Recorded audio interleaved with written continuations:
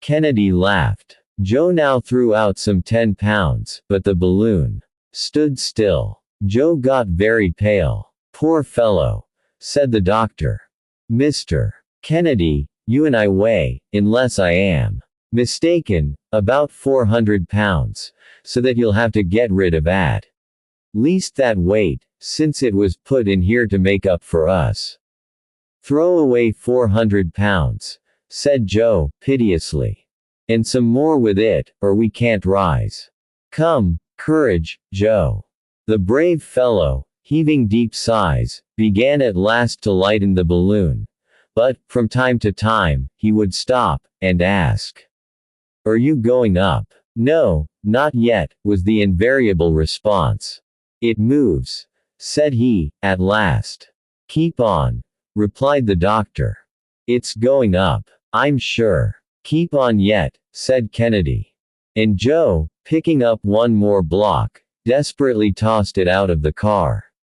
The balloon rose 100 feet or so, and, aided by the cylinder, soon passed above the surrounding summits. "Now, Joe," resumed the doctor, "there still remains a handsome fortune for you, and, if we can only keep the rest of this with us until the end of our trip, there you are, rich for the balance of your days."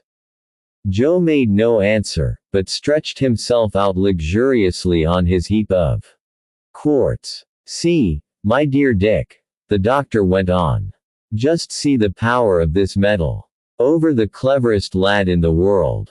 What passions, what greed, what crime." By evening the balloon had made 90 miles to the westward, and was, in a direct line, 1,400 miles from Zanzibar. Chapter 24. The wind dies away. The vicinity of the desert. The mistake in the water supply. The nights of the equator. Dr. Ferguson's anxieties. The situation flatly stated. Energetic replies of Kennedy and Joe. 1 night more. The balloon, having been made fast to a solitary tree, almost completely dried up by the aridity of the region in which it stood, passed the night in perfect quietness, and the travelers were enabled to enjoy a little of the repose which they so greatly needed. The emotions of the day had left sad impressions on their minds. Toward morning, the sky had resumed its brilliant purity and its heat. The balloon ascended, and, after several ineffectual attempts, fell into a current that, although not rapid, bore them toward the northwest. "We are not making progress," said the doctor. "If I am not mistaken, we have accomplished nearly half of our journey in 10 days, but, at the rate at which we are going, it would take months to end it, and that is all the more vexatious, that we are threatened with a lack of water." "But we'll find some," said Joe. "It is not to be thought of that we shouldn't discover some river, some stream, or pond, in all this vast extent of country." "I hope so. Now don't you think that it is Joe's cargo of stone that is keeping us back?" Kennedy asked this question only to tease Joe, and he did so the more willingly because he had, for a moment, shared the poor lad's hallucinations, but, not finding anything in them, he had fallen back into the attitude of a strong-minded looker-on, and turned the affair off with a laugh. Joe cast a mournful glance at him, but the doctor made no reply. For their whole weeks sometimes pass without the caravans meeting with a single spring of water. Occupied with these thoughts, he scrutinized every depression of the soil with the closest attention. These anxieties, and the incidents recently occurring, had not been without their effect upon the spirits of our 3 travelers. They conversed less, and were more wrapped in their own thoughts. Joe, clever lad as he was, seemed no longer the same person since his gaze had plunged into that ocean of gold. He kept entirely silent, and gazed incessantly upon the stony fragments heaped up in the car, worthless today, but of inestimable value tomorrow. The appearance of this part of Africa was, moreover, quite calculated to inspire alarm. The desert was gradually expanding around them. Not another village was to be seen, not even a collection of a few huts, and vegetation also was disappearing. Barely a few dwarf plants could now be noticed, like those on the wild heaths of Scotland. Then came the first tract of greyish sand and flint, with here and there a lentisk tree and brambles. In the midst of this sterility, the rudimental carcass of the globe appeared in ridges of sharply jutting rock. These symptoms of a totally dry and barren region greatly disquieted Drive Ferguson. It seemed as though no caravan had ever braved this desert expanse, or it would have left visible traces of its encampments, or the whitened bones of men and animals. But nothing of the kind was to be seen, and the aeronauts felt that, ere long, an immensity of sand would cover the whole of this desolate region. However, there was no going back. They must go forward. And, indeed, the doctor asked for nothing better. He would even have welcomed a tempest to carry him beyond this country. But there was not a cloud in the sky. At the close of the day, the balloon had not made 30 miles. If there had been no lack of water. But there remained only 3 gallons in all. The doctor put aside 1 gallon, destined 480 cubic feet of gas, yet the cylinder consumed about 9 cubic feet per hour. Consequently, they could not keep on longer than 54 hours. And all this was a mathematical calculation. 54 hours, said the doctor to his companions. Therefore, as I am determined not to travel by night, for fear of passing some stream or pool, we have but 3 days and a half of journeying during which we must find water, at all hazards. I have thought it my duty to make you aware of the real state of the case, as I have retained only 1 gallon for drinking, and we shall have to put ourselves on the shortest allowance. Put us on short allowance, then, doctor, responded Kennedy, but we must not despair. We have 3 days left, you say.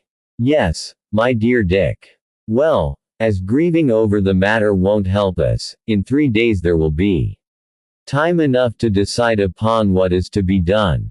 In the meanwhile, let us redouble our vigilance. At their evening meal, the water was strictly measured out, and the brandy was increased in quantity in the punch they drank.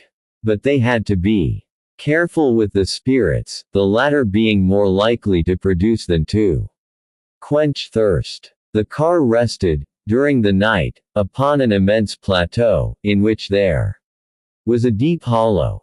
Its height was scarcely 800 feet above the level of the sea. This circumstance gave the doctor some hope, since it recalled to his mind the conjectures of geographers concerning the existence of a vast stretch of water in the center of Africa.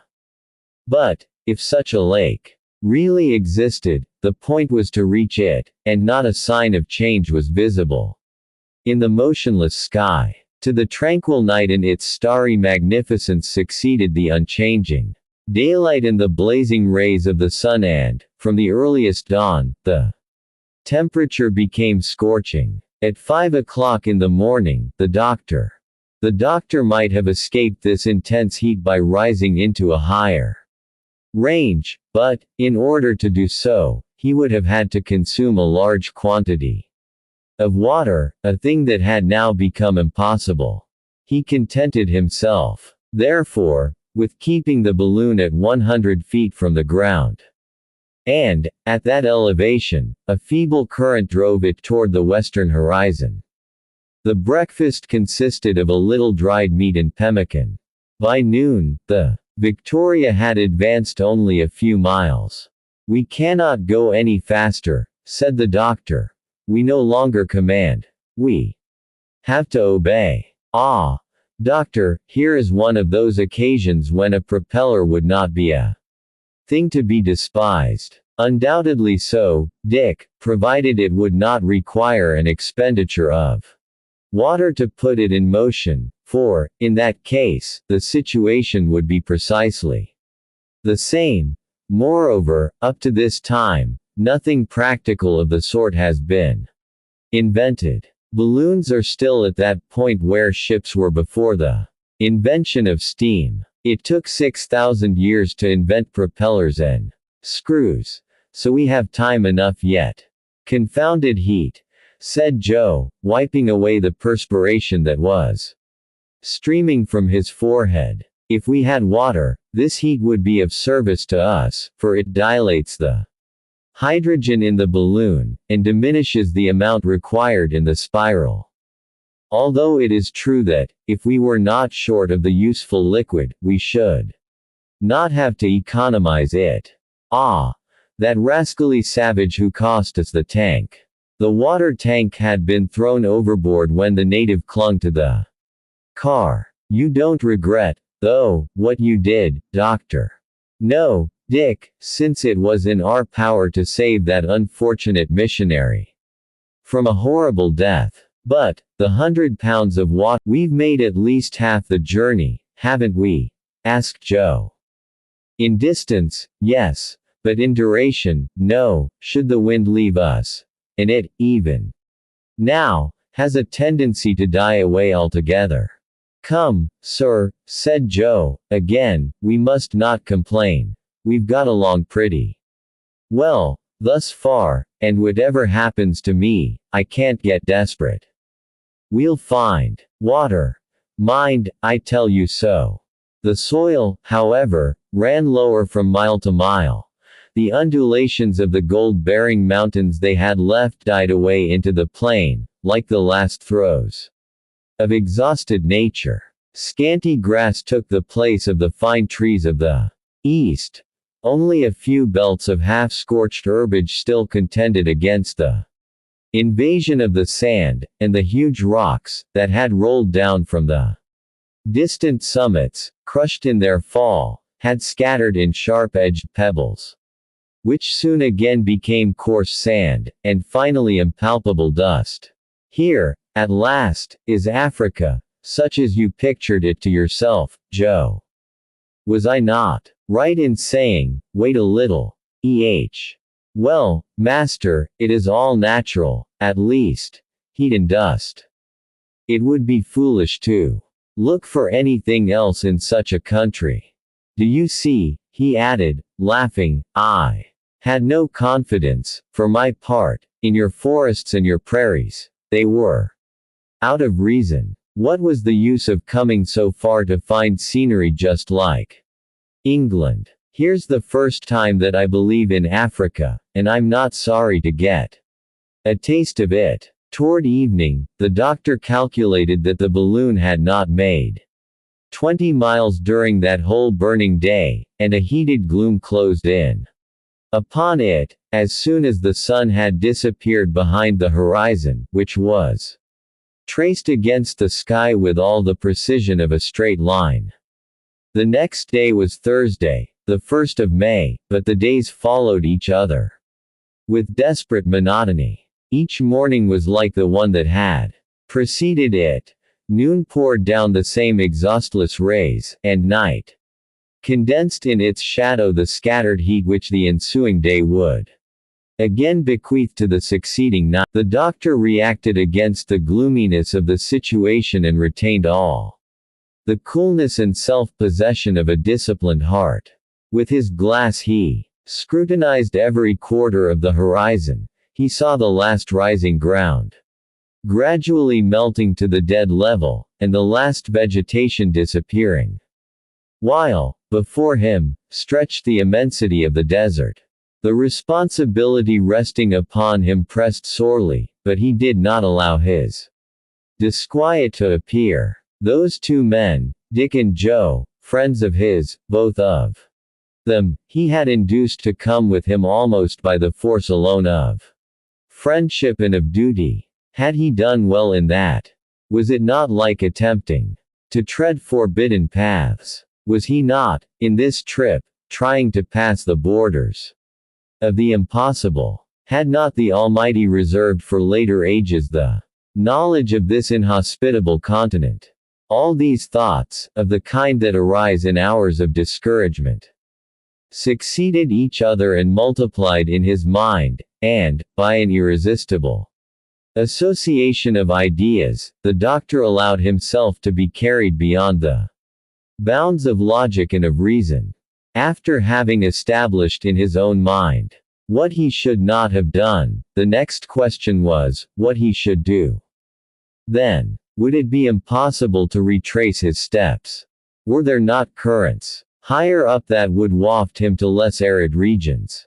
Well informed with regard to the countries over which he had passed, he was utterly ignorant of those to come, and thus his conscience speaking aloud to him, he resolved, in his turn, to speak frankly to his two companions. He thereupon laid the whole state of the case plainly before them. He showed them what had been done, and what there was yet to do. At the worst, they could return, or attempt it, at least. What did they think about it? I have no other opinion than that of my excellent master, said Joe. What he may have to suffer, I can suffer, and that better than he can, perhaps. Where he goes, there I'll go. And you, Kennedy? Doctor, I'm not the man to despair. No one was less ignorant than I of the perils of the enterprise, but I did not want. Return looks to me quite as perilous as the other course. So onward, then. You may count upon us. Thanks, my gallant friends, replied the doctor, with much real feeling. I expected such devotion as this, but I needed these encouraging words. Yet, once again, thank you, from the bottom of my heart. And, with this, the three friends warmly grasped each other by the hand. Now, hear me, said the doctor. According to my solar observations, we are not more than 300 miles from the Gulf of Guinea, the desert. Therefore, cannot extend indefinitely, since the coast is inhabited, and the country has been explored for some distance back into the interior. If needs be, we can direct our course to that quarter, and it seems out of the question that we should not come across some oasis, or some well, where we could replenish our stock of water. But, what we want now, is the wind. For without it we are held here suspended in the air at a dead calm. Let us wait with resignation, said the hunter. But, each of the party, in his turn, vainly scanned the space around him. During that long wearisome day, nothing could be seen to form the basis of a hope. The very last inequalities of the soil disappeared with the setting sun, whose horizontal rays stretched in long lines of fire over the flat immensity. It was the desert. Our aeronauts had scarcely gone a distance of 15 miles, having expended, as on the preceding day, 135 cubic feet of gas to feed the cylinder, and 2 pints of water out of the remaining 8. Chapter 25. A Little Philosophy. A cloud on the horizon. In the midst of a fog. The strange balloon. An exact view of the Victoria. The palm trees. Traces of a caravan. The well in the midst of the desert. On the morrow, there was the same purity of sky, the same stillness of the atmosphere. The balloon rose to an elevation of 500 feet, but it had scarcely changed its position to the westward in any perceptible degree. We are right in the open desert, said the doctor. Look at that vast reach of sand. What a strange spectacle. What a singular arrangement of nature. Why should there be, in one place, such extreme luxuriance of vegetation? Yonder, and here, this extreme aridity, and that in the same latitude, and under the same rays of the sun. The why concerns me but little, answered Kennedy, the reason interests me less than the fact.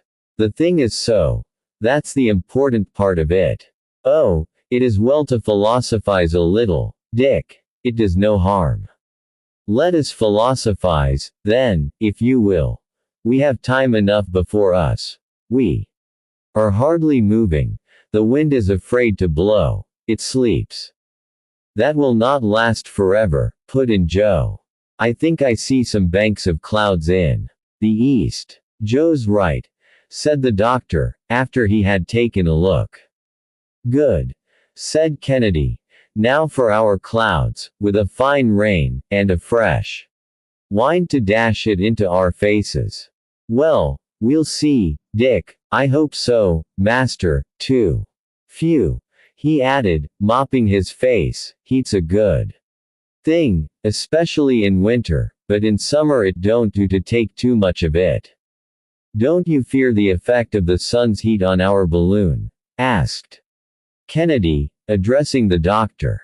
No, the gutta percha coating resists much higher temperatures than even this. With my spiral I have subjected it inside to as much as 158 degrees sometimes, and the covering does not appear to have suffered. A cloud.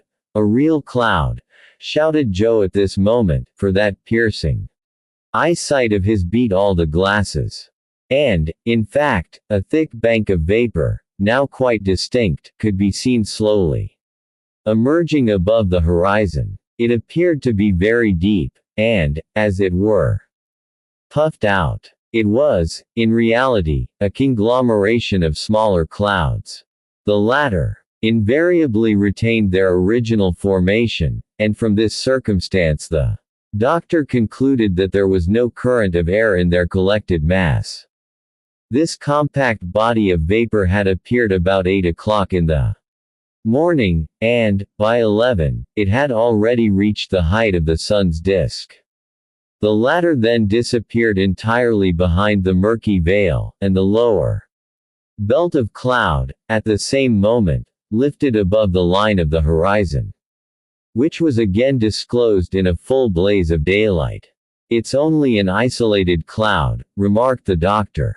It won't do to count much upon that. Look, Dick, its shape is just the same as when we saw it this morning.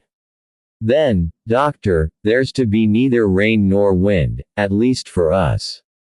I fear so. The cloud keeps at a great height.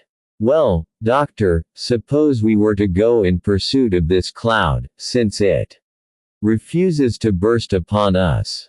I fancy that to do so wouldn't help us much. It would be a consumption of gas, and, consequently, of water, to little purpose. But, in our situation, we must not leave anything untried. Therefore, let us ascend. And with this, the doctor put on a full head of flame from the cylinder, and the dilation of the hydrogen, occasioned by such sudden and intense heat, sent the balloon rapidly aloft. About 1,500 feet from the ground, it encountered an opaque mass of cloud, and entered a dense fog, suspended at that elevation, but it did not meet with the least breath of wind. This fog seemed even destitute of humidity, and the articles brought in contact with it were scarcely dampened in the slightest degree. The balloon, completely enveloped in the vapor, gained a little increase of speed, perhaps, and that was all. The doctor gloomily recognized what trifling success he had obtained from his maneuver, and was relapsing into deep meditation, when he heard Joe exclaim, in tones of most intense astonishment. Ah! By all that's beautiful! What's the matter, Joe? Doctor. Mr. Kennedy. Here's something curious. What is it, then? We are not alone, up here. There are rogues about. They've stolen our invention. Has he gone crazy? Asked Kennedy. Joe stood there, perfectly motionless, the very picture of amazement. Can the hot sun have really affected the poor fellow's brain? Said the doctor, turning toward him.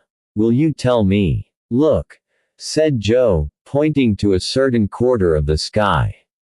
By St. James! Exclaimed Kennedy, in turn. Why, who would have believed it? Look, look, doctor. And, sure enough, there was another balloon about 200 paces from them, floating in the air with its car and its aeronauts. It was following exactly the same route as the Victoria. Well, said the doctor, nothing remains for us but to make signals. Take the flag, Kennedy, and show them our colors. It seemed that the travelers by the other balloon had just the same idea, at the same moment, for the same kind of flag repeated precisely the same salute with a hand that moved in just the same manner. What does that mean? Asked Kennedy. They are apes, said Joe, imitating us. It means, said the doctor, laughing, that it is you, Dick, yourself, making that signal to yourself. Or, in other words, that we see ourselves in the second balloon, which is no other than the Victoria. As to that, master, with all respect to you, said Joe, you'll never make me believe it. Climb up on the edge of the car, Joe. Wave your arms, and then you'll see. Joe obeyed, and all his gestures were instantaneously and exactly repeated. It is merely the effect of the mirage, said the doctor, and nothing else, a simple optical phenomenon due to the unequal refraction of light by different layers of the atmosphere, and that is all. It's wonderful, said Joe, who could not make up his mind to surrender, but went on repeating his gesticulations. What a curious sight. Do you know, said Kennedy, that it is a real pleasure to have a view of our noble balloon in that style. She's a beauty, isn't she? And how stately her movements as she sweeps along. But ere long this picture began to fade away. The clouds rose higher, leaving the balloon, which made no further attempt to follow them, and in about an hour they disappeared in the open sky. The wind, which had been scarcely perceptible, seemed still to diminish, and the doctor in perfect desperation descended toward the ground, and all three of the travelers, whom the incident just recorded had, for a few moments, diverted from their anxieties, relapsed into gloomy meditation, sweltering the while beneath the scorching heat. About 4 o'clock, Joe descried some object standing out against the vast background of sand, and soon was able to declare positively that there were 2 palm trees at no great distance. Palm trees! Exclaimed Ferguson. Why, then there's a spring, a well. He took up his glass and satisfied himself that Joe's eyes had not been mistaken. At length, he said, over and over again, water, water, and we are saved. For if we do move slowly, still we move, and we shall arrive at last. Good, master, but suppose we were to drink a mouthful in the meantime. For this air is stifling. Let us drink then, my boy. No one waited to be coaxed. A whole pint was swallowed then and there, reducing the total remaining supply to 3 pints and a half. Ah! That does one good, said Joe. Wasn't it fine? Barclay and Perkins never turned out ale equal to that. See the advantage of being put on short allowance, moralized the doctor. It is not great, after all, retorted Kennedy, and if I were never again to have the pleasure of drinking water, I should agree on condition that I should never be deprived of it. At 6 o'clock the balloon was floating over the palm trees.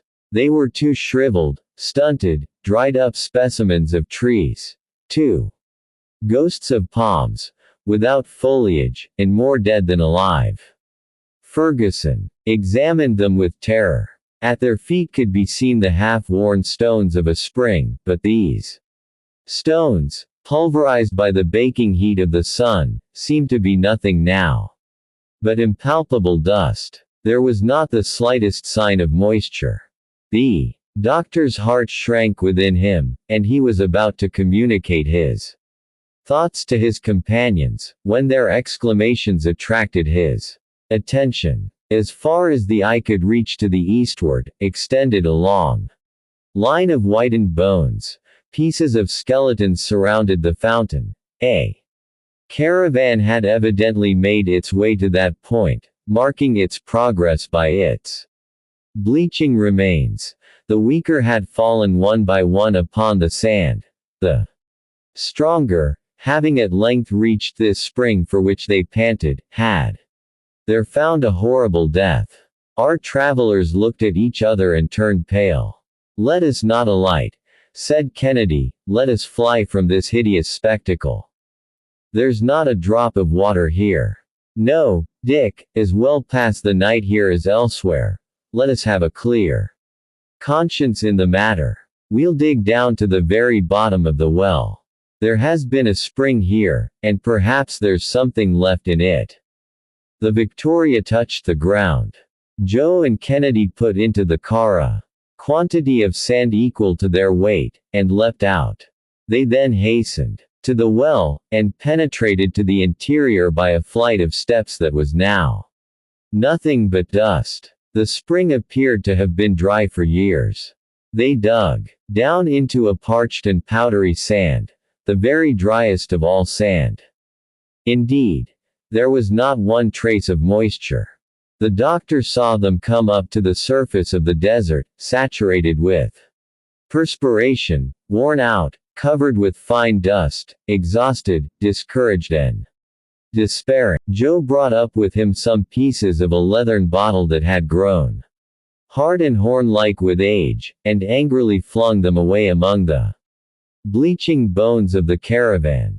At supper, not a word was spoken by our travelers, and they even ate without appetite. Yet they had not, up to this moment, endured the real agonies of thirst, and were in no desponding mood. Chapter 26. 113 degrees.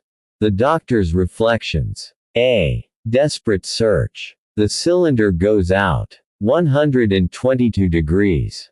Contemplation of the desert. A night walk. Solitude. Debility. Joe's prospects. He gives himself 1 day more. The distance made by the balloon during the preceding day did not exceed 10 miles, and, to keep it afloat, 162 cubic feet of gas had been consumed. On Saturday morning the doctor again gave the signal for departure. The cylinder can work only 6 hours longer, and, if in that time we shall not have found either a well or a spring of water, God alone knows what will become of us. "Not much wind this morning, master," said Joe, "but it will come up.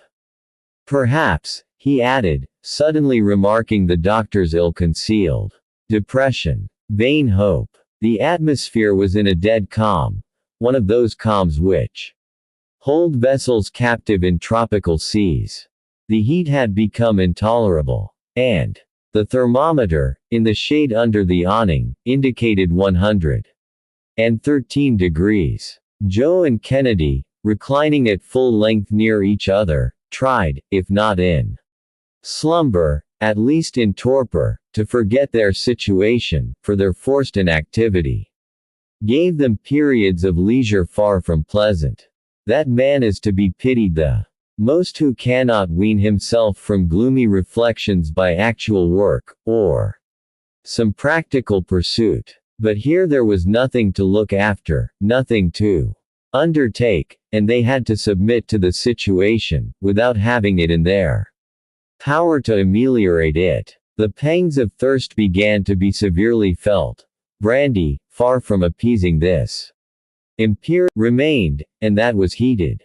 Each of the party devoured the few precious drops with his gaze, yet neither of them dared to moisten his lips with them. 2 pints of water in the midst of the desert.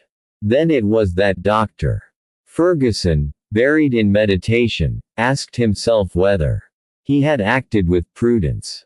Would he not have done better to have kept the water that he had decomposed in pure loss, in order to sustain him in the air? He had gained a little distance, to be sure, but was he any nearer to his journey's end? What difference did 60 miles to the rear make in this region, when there was no water to be had where they were? The wind, should it rise, would blow there as it did here, only less strongly at this point. If it came from the east. But hope urged him onward. And yet those 2 gallons of water, expended in vain, would have sufficed for 9 days' halt in the desert. And what changes might not have occurred in 9 days? Perhaps, too, while retaining the water, he might have ascended by throwing out ballast, at the cost merely of discharging some gas, when he had again to descend. But the gas in his balloon was his blood, his very life. 1,001 such reflections whirled in succession through his brain, and, resting his head between his hands, he sat there for hours without raising it. "We must make one final effort," he said, at last, about 10 o'clock in the morning. "We must endeavor, just once more, to find an atmospheric current to bear us away from here, and, to that end, must risk our last resources." Therefore, while his companions slept, the doctor raised the hydrogen in the balloon to an elevated temperature, and the huge globe, filling out by the dilation of the gas, rose straight up in the perpendicular rays of the sun. The doctor searched vainly for a breath of wind, from the height of 100 feet to that of 5 miles. His starting point remained fatally right below him. And absolute calm seemed to reign, up to the extreme limits of the breathing atmosphere. Balloon, shrinking together, gently descended to the sand, in the very place that the car had hollowed out there. It was noon, and solar observations gave 19 degrees 35 minutes east longitude, and 6 degrees 51 minutes north latitude, or nearly 500 miles from Lake Chad, and more than 400 miles from the western coast of Africa. On the balloon taking ground, Kennedy and Joe awoke from their stupor. "We have halted," said the Scot. "We had to do so," replied the doctor, gravely. His companions understood him. The level of the soil at that point corresponded with the level of the sea, and, consequently, the balloon remained in perfect equilibrium, and absolutely motionless. The weight of the 3 travelers was replaced with an equivalent quantity of sand, and they got out of the car. Each was absorbed in his own thoughts, and for many hours neither of them spoke. Joe prepared their evening meal, which consisted of biscuit and pemmican, and was hardly tasted by either of the party. A mouthful of scalding water from their little store completed this gloomy repast. During the night none of them kept awake, yet none could be precisely said to have slept. On the morrow there remained only half a pint of water, and this the doctor put away, all 3 having resolved not to touch it until the last extremity. It was not long, however, before Joe exclaimed, "I'm choking, and the heat is getting worse. I'm not surprised at that. Though," he added, consulting the thermometer, 140 degrees. "The sand scorches me," said the hunter, as though it had just come out of a furnace, and not a cloud in this sky of fire. "It's enough to drive one mad." "Let us not despair," responded the doctor. "In this latitude these intense heats are invariably followed by storms, and the latter come with the suddenness of lightning. Notwithstanding this disheartening clearness of the sky, great atmospheric changes may take place in less than an hour." "But," asked Kennedy, "is there any sign whatever of that?" "Well," replied the doctor, "I think that there is some slight symptom of a fall in the barometer. May heaven hearken to you, Samuel, for here we are pinned to the ground, like a bird with broken wings. With this difference, however, my dear Dick, that our wings are unhurt, and I hope that we shall be able to use them again. Ah! Wind, wind, exclaimed Joe. Enough to carry us to a stream or a well. And we'll be all right. We have provisions enough, and, with water, we could wait a month without suffering. But thirst is a cruel thing. It was not thirst alone, but the unchanging sight of the desert, that fatigued the mind. There was not a variation in the surface of the soil, not a hillock of sand, not a pebble, to relieve the gaze. This unbroken level discouraged the beholder, and gave him that kind of malady called the desert sickness. The impassable monotony of the arid blue sky, and the vast yellow expanse of the desert sand, at length produced a sensation of terror. In this inflamed atmosphere the heat appeared to vibrate as it does above a blazing hearth. While the mind grew desperate in contemplating the limitless calm, and could see no reason why the thing should ever end, since immensity is a species of eternity. Thus, at last, our hapless travelers, deprived of water in this torrid heat, began to feel symptoms of mental disorder. Their eyes swelled in their sockets, and their gaze became confused. When night came on, the doctor determined to combat this alarming tendency by rapid walking. His idea was to pace the sandy plain for a few hours, and I, said Joe, would rather sleep. But sleep, or even rest, would be dangerous to you, my friends. You must react against this tendency to stupor. Come with me. But the doctor could do nothing with them, and, therefore, set off alone. Amid the starry clearness of the night. The first few steps he took were painful, for they were the steps of an enfeebled man quite out of practice in walking.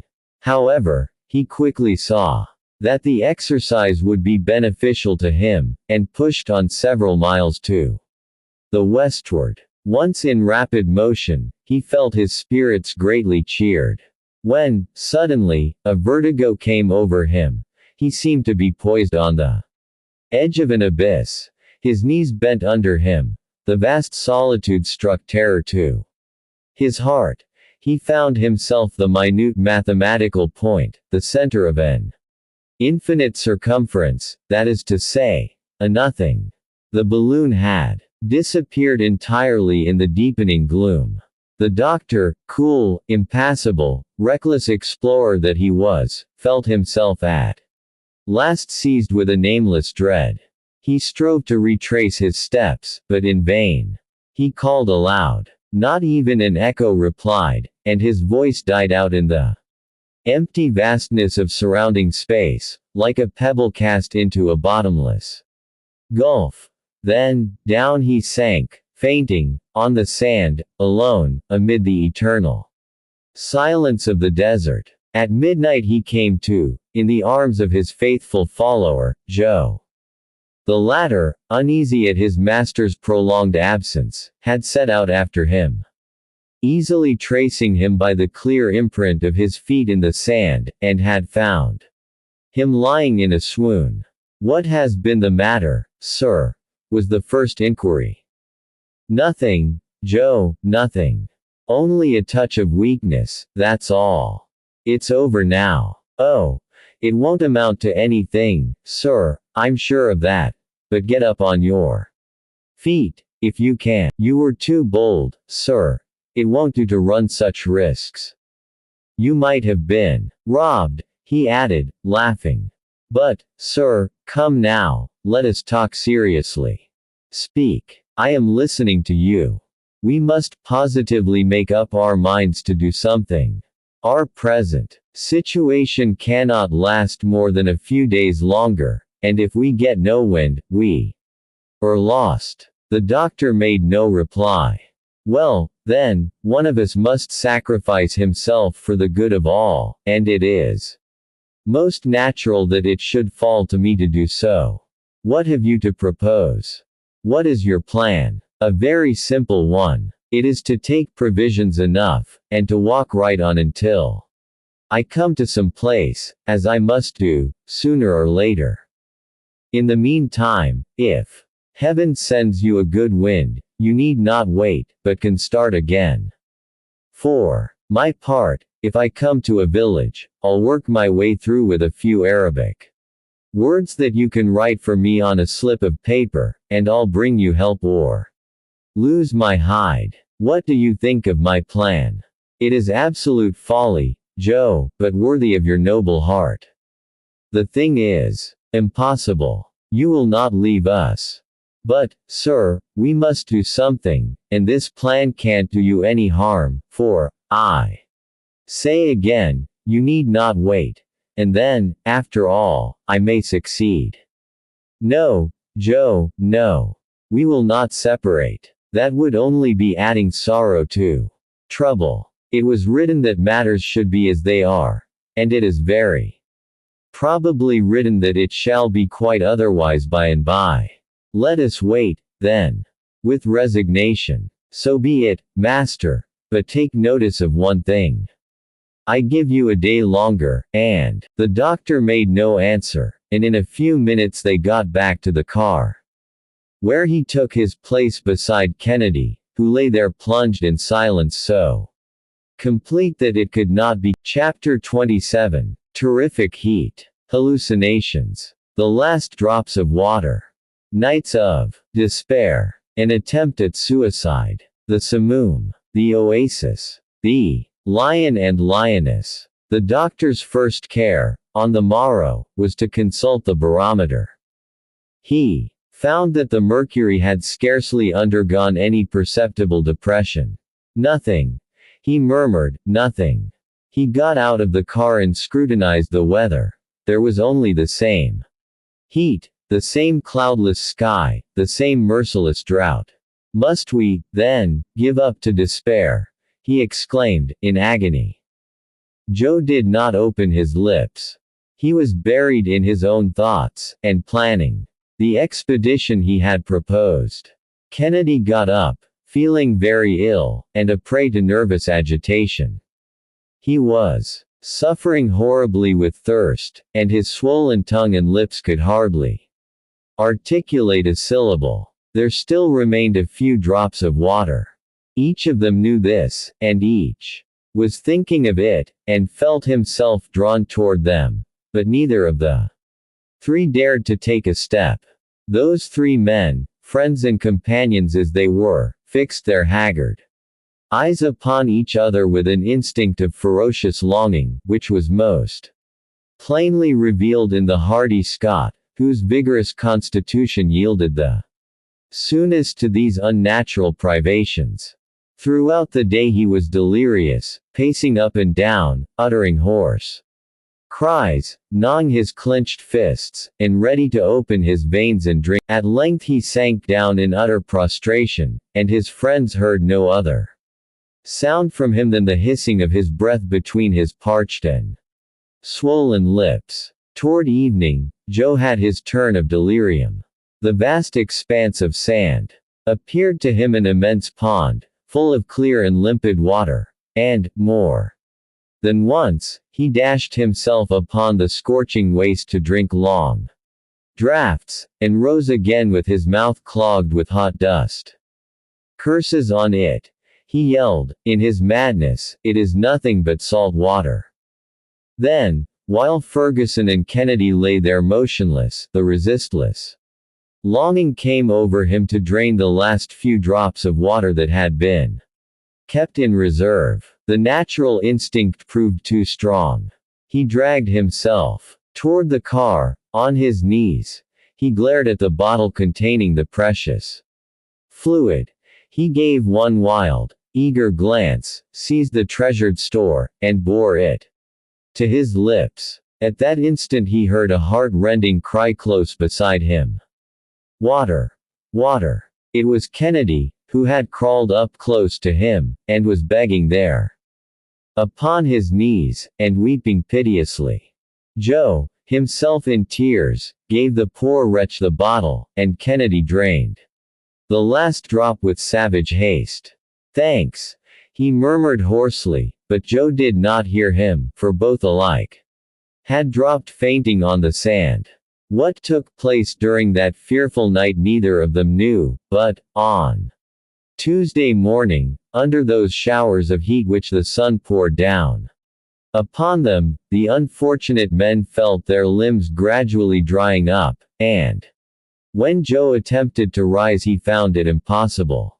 He looked around him. In the car, the doctor, completely overwhelmed, sat with his arms folded on his breast, gazing with idiotic fixedness upon some imaginary. All at once, his eyes rested on the butt of his rifle, which jutted above the rim of the car. "Ah!" he screamed, raising himself with a superhuman effort. Desperate, mad, he snatched at the weapon, and turned the barrel toward his mouth. "Kennedy!" shouted Joe, throwing himself upon his friend. "Let go! Hands off!" moaned the Scot, in a hoarse, grating voice. And then the two struggled desperately for the rifle. "Let go, or I'll kill you," repeated Kennedy. But Joe clung to him only the more fiercely, and they had been contending thus without the doctor seeing them for many seconds, when, suddenly the rifle went off. At the sound of its discharge, the doctor rose up erect, like a specter, and glared around him. But all at once his glance grew more animated. He extended his hand toward the horizon, and in a voice no longer human shrieked, "There! There! Off there!"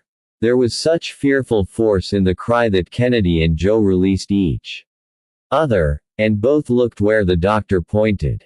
The plain was agitated like the sea shaken by the fury of a tempest. Billows of sand went tossing over each other amid blinding clouds of dust. An immense pillar was seen whirling toward them through the air from the southeast, with terrific velocity.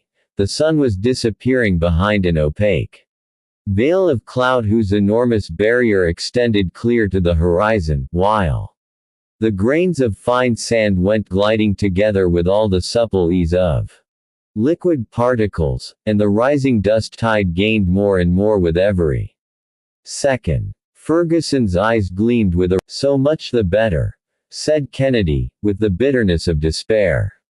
"So much the better. We shall die. So much the better," echoed the doctor, "for we shall live." And, so saying, he began rapidly to throw out the sand that encumbered the car.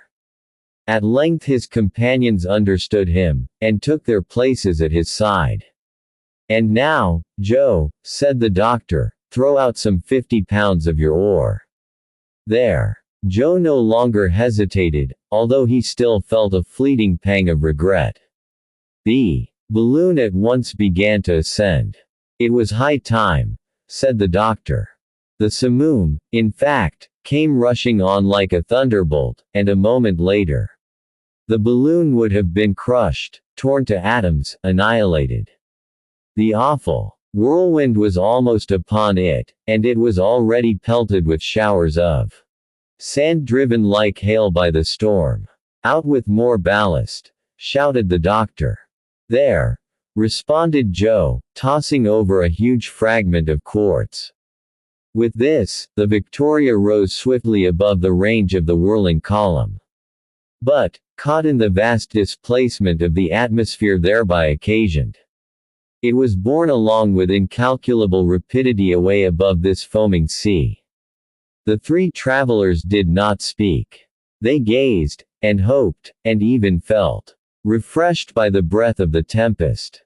About 3 o'clock, the whirlwind ceased.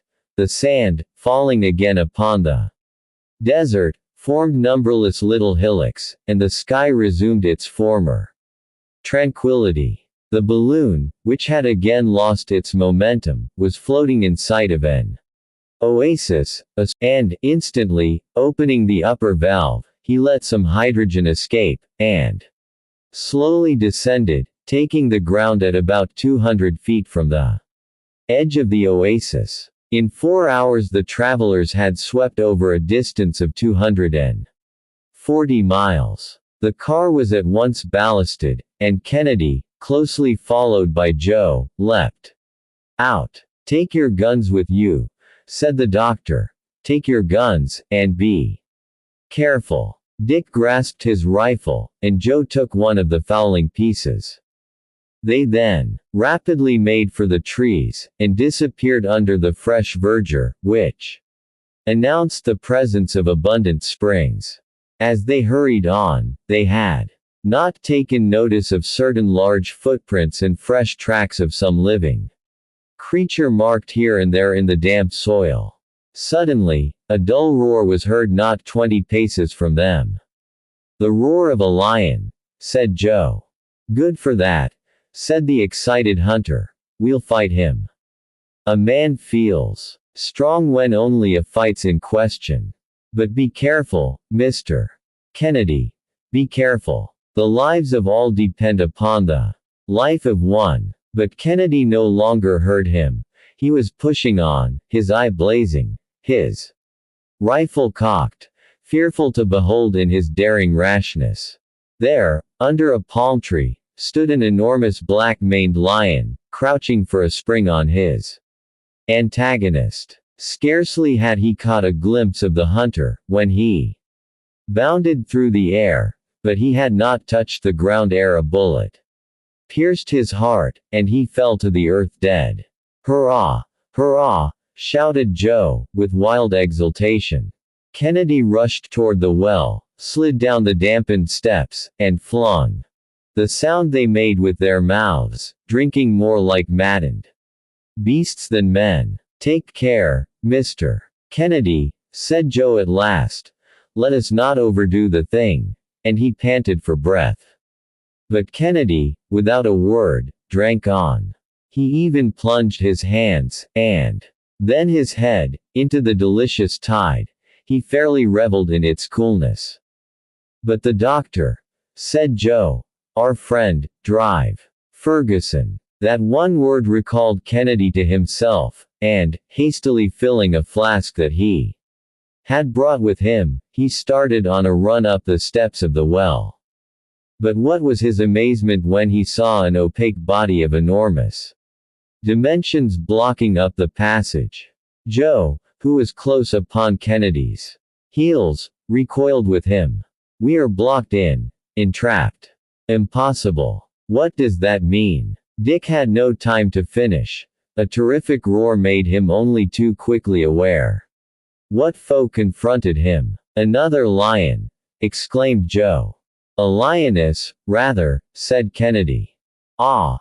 Ferocious brute," he added. "I'll settle you in a moment more," and swiftly reloaded his rifle. In another instant he fired, but the animal had disappeared. "Onward!" shouted Kennedy. "No," interposed the other, "that shot did not kill her. Her body would have rolled down the steps. She's up there, ready to spring upon the first of us." What is your plan?" "You'll see." And Joe, taking off his linen jacket, hung it on the end of the rifle, and thrust it above the top of the steps.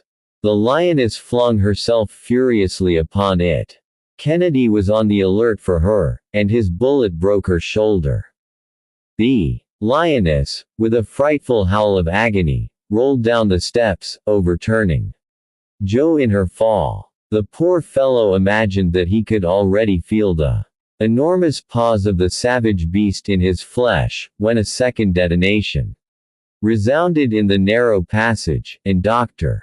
Ferguson appeared at the opening above with his gun in hand, and still smoking from the discharge. Joe leapt to his feet, clambered over the body of the dead lioness, and handed up the flask full of sparkling water to his master. To carry it to his lips, and to half empty it at a draught, was the work of an instant, and the three travelers offered up thanks from the depths of their heart. Chapter 28. An Evening of Delight. Joe's Culinary Performance. A Dissertation on Raw Meat. The Narrative of James Bruce. Camping Out. Joe's Dreams. The barometer begins to fall. The barometer rises again. Preparations for departure.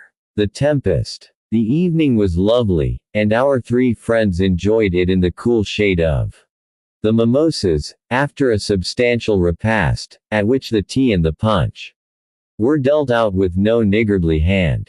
Kennedy had traversed the little domain in all directions.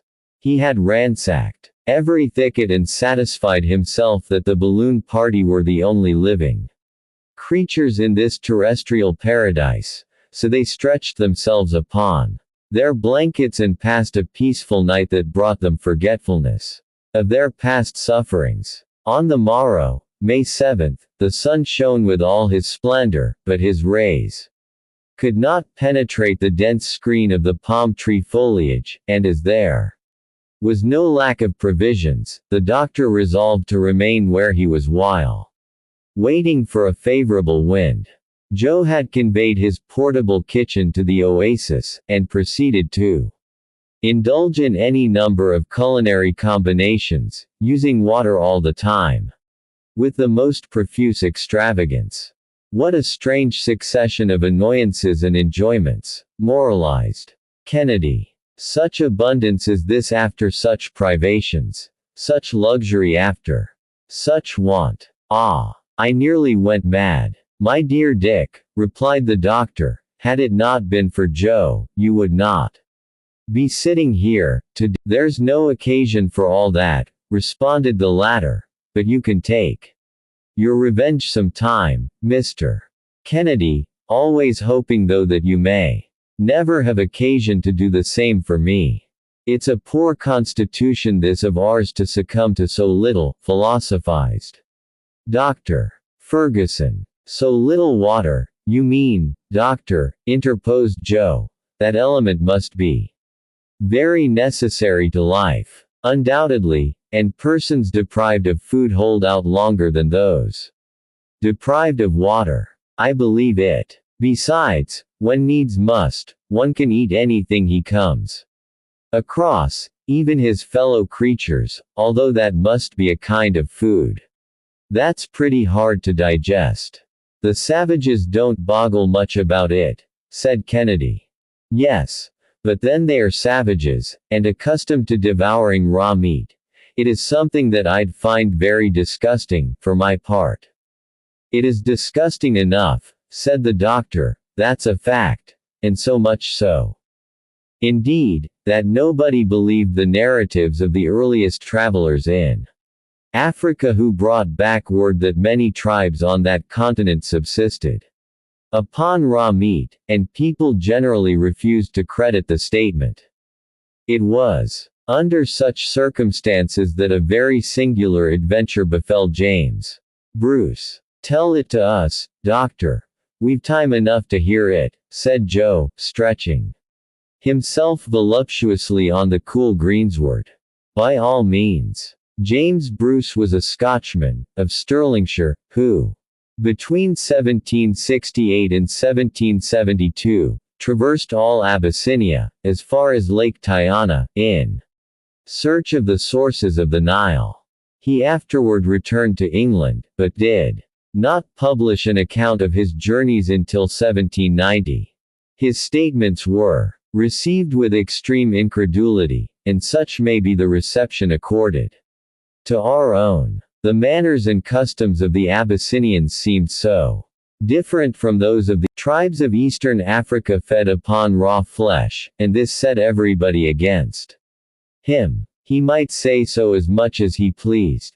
There was no one likely to go and see. One day, in a parlour at Edinburgh, a Scotch gentleman took up the subject in his presence, as it had become the topic of daily pleasantry, and, in reference to the eating of raw flesh, said that the thing was neither possible nor true. Bruce made no reply, but went out and returned a few minutes later with a raw steak, seasoned with pepper and salt, in the African style. Sir, said he to the Scotchman, in doubting my statements, you have grossly affronted me. In believing the thing to be impossible, you have been egregiously mistaken. And, in proof thereof, you will now eat this beefsteak raw, or you will give me instant satisfaction. The Scotchman had a wholesome dread of the brawny traveler, and did eat the steak, although not without a good many wry faces. Thereupon, with the utmost coolness, James Bruce added, even admitting, sir, that the thing were untrue, you will, at least, no longer maintain that it is impossible. Single quote. Well put in, said Joe, and if the Scotchman found it lie heavy on his stomach, he got no more than he deserved. If, on our return to England, they dare to doubt what we say about our travels, well, Joe, what would you do? Why, I'll make the doubters swallow the pieces of the balloon, without either salt or pepper. All burst out laughing at Joe's queer notions, and thus the day slipped by in pleasant chat. With returning strength, hope had revived, and with hope came the courage to do and to dare. The past was obliterated in the presence of the future with providential rapidity.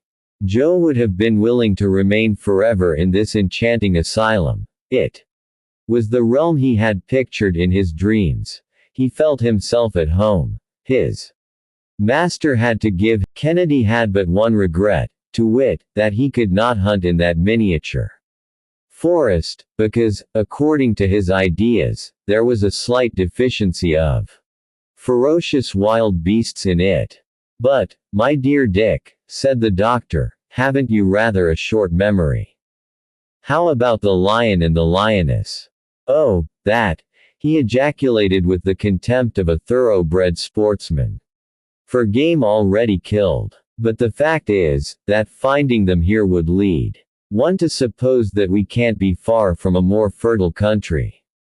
It don't prove much, Dick, for those animals, when goaded by hunger or thirst, will travel long distances, and I think that, tonight, we had better keep a more vigilant lookout, and light fires, besides. What, in such heat as this? Said Joe. Well, if it is necessary, we'll have to do it, but I do think it a real pity to burn this pretty grove that has been such a comfort to us. Oh, above all things, we must take the utmost care not to set it on fire, replied the doctor, so that others in the same strait as ourselves may some day find shelter here in the middle of the desert. I'll be very careful, indeed, doctor, but do you think that this oasis is known? Undoubtedly. It is a halting place for the caravans that frequent the center of Africa, and a visit from one of them might be anything but pleasant to you, Joe. Why, are there any more of those rascally Nyams around here? Certainly. That is the general name of all the neighboring tribes, and, under the same climates, the same races are likely to have similar manners and customs. Pa, said Joe, but, after all, it is natural enough. If savages had the ways of gentlemen, where would be the difference? By George, these fine. With this very sensible observation, Joe began to get ready his firewood for the night, making just as little of it as possible. Fortunately, these precautions were superfluous, and each of the party, in his turn, dropped off into the soundest slumber. On the next day the weather still showed no sign of change, but kept provokingly and obstinately fair. The balloon remained motionless, without any oscillation to betray a breath of wind. The doctor began to get uneasy again. If their stay in the desert were to be prolonged like this, their provisions would give out. After nearly perishing for want of water, they would, at last, have to starve to death. But he took fresh courage as he saw the mercury fall considerably in the barometer, and noticed evident signs of an early change in the atmosphere. He therefore resolved to make all his preparations for a start, so as to avail himself of the first opportunity. The feeding tank and the water tank were both completely filled. Then he had to re-establish the equilibrium of the balloon, and Joe was obliged to part with another considerable portion of his precious quartz. With restored health, his ambitious notions had come back to him, and he made more than one wry face before obeying his master, but the latter convinced him that he could not carry so considerable a weight with him through the air, and gave him his choice between the water and the gold. Joe hesitated no longer, but flung out the requisite quantity of his much prized ore upon the sand. The next people who come this way, he remarked, will be rather surprised to find a fortune in such a place. And suppose some learned traveler should come across these specimens. Suggested Kennedy. You may be certain, Dick, that they would take him by surprise, and that he would publish his astonishment, and Joe there will be the cause of it all. This idea of mystifying some learned sage tickled Joe hugely, and made him laugh. During the rest of the day the doctor vainly kept on the watch for a change of weather. The temperature rose, and, had it not been for the shade of the oasis, would have been insupportable. The thermometer marked 149 degrees in the sun, and a veritable rain of fire filled the air. This was the most intense heat that they had yet noted. Joe arranged their bivouac for that evening, as he had done for the previous night, and during the watches kept by the doctor and Kennedy there was no fresh incident. But, toward 3 o'clock in the morning, while Joe was on guard, the temperature suddenly fell, the sky became overcast with clouds, and the darkness increased. "Turn out!" cried Joe, arousing his companions. "Turn out! Here's the wind!" "At last!" exclaimed the doctor, eyeing the heavens. "But it is a storm." "The balloon! Let us hasten to the balloon." It was high time for them to reach it. The Victoria was bending to the force of the hurricane, and dragging along the car, the latter grazing the sand. Had any portion of the ballast been accidentally thrown out, the balloon would have been swept away, and all hope of recovering it have been forever lost. But fleet-footed Joe put forth his utmost speed, and checked the car, while the balloon beat upon the sand, at the risk of being torn to pieces. The doctor, followed by Kennedy, leapt in, and lit his cylinder, while his companions threw out the superfluous ballast. The travelers took one last look at the trees of the oasis bowing to the force of the hurricane, and soon, catching the wind at 200 feet above the Chapter 29, Signs of Vegetation. The fantastic notion of a French author. A magnificent country. The kingdom of Adamuva. The explorations of Speke and Burden connected with those of Dr. Barth. The Atlantika Mountains. The River Bena. The city of Yola. The Bagel. Mount Mendif. From the moment of their departure, the travelers moved with great velocity. They longed to leave behind them the desert, which had so nearly been fatal to them. About 9:15 in the morning, they caught a glimpse of some signs of vegetation, herbage floating on that sea of sand, and announcing, as the weeds upon the ocean did to Christopher Columbus, the nearness of the shore. Green shoots peeping up timidly between pebbles that were, in their turn, to be the rocks of that vast expanse. Hills, but of trifling height, were seen in wavy lines upon the horizon. Their profile, muffled by the heavy mist, was defined but vaguely. The monotony, however, was beginning to disappear. The doctor hailed with joy the new country thus disclosed, and, like a seaman on lookout at the masthead, he was ready to shout aloud. "Land, ho! Land!" An hour later the continent spread broadly before their gaze, still wild in aspect, but less flat, less denuded, and with a few trees standing out against the gray sky. We are in a civilized country at last. Are we still in the Negro country, Doctor? Yes, and on our way to the country of the Arabs. What? Real Arabs, sir, with their camels? No, not many camels. They are scarce, if not altogether unknown, in these regions. We must go a few degrees farther north to see them. What a pity. And why, Joe? Because, if the wind fell contrary, they might be of use to us. How so? Well, sir, it is just a notion that's got into my head. We might hitch them to the car, and make them tow us along. What do you say to that, Doctor? Poor Joe. Another person had that idea in advance of you. It was used by a very gifted French author. M. Mary. In a romance, it is true. He has his travelers drawn along in a balloon by a team of camels. Then a lion comes up, devours the camels, swallows the tow rope, and hauls the balloon in their stead. And so on through the story.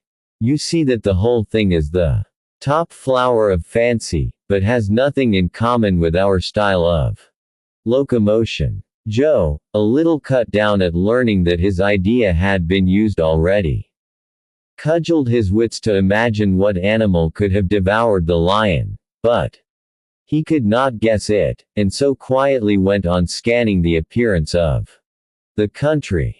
A lake of medium extent stretched away before him, surrounded by an amphitheater of hills, which yet could not be dignified with the name of mountains. There were winding valleys, numerous and fertile, with their tangled thickets of the most various trees. The African oil tree rose above the mass, with leaves 15 feet in length upon its stalk, the latter studded with sharp thorns. Where the Victoria was sailing, the pawpaw tree, with its palm-shaped leaves, the sterculier, which produces the soden nut, the baobab, and the banana tree, completed the luxuriant flora of these intertropical regions. The country is superb, said the doctor. Here are some animals, added Joe.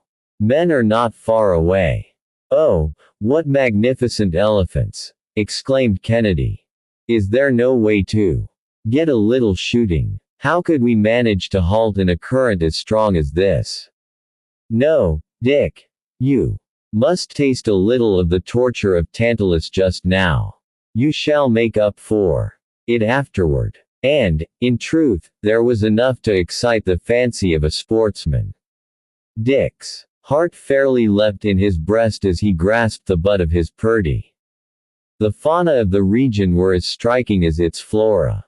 The wild ox reveled in dense herbage that often concealed his whole body, gray, black, and yellow. Elephants of the most gigantic size burst headlong, like a living hurricane, through the forests, breaking, rending, tearing down, devastating every thing in their path. Upon the woody slopes of the hills trickled cascades and springs flowing northward. There, too, the hippopotami bathed their huge forms, splashing and snorting as they frolicked in the water, and lamantines, 12 feet long, with bodies like seals, stretched themselves along the banks, turning up toward the sun, their rounded teats swollen with milk. It was a whole menagerie of rare and curious beasts in a wondrous hothouse, where numberless birds with plumage of 1,000 hues gleamed and fluttered in the sunshine. By this prodigality of nature, the doctor recognized the splendid kingdom of Adamuva. We are now beginning to trench upon the realm of modern discovery. I have taken up the lost scent of preceding travelers.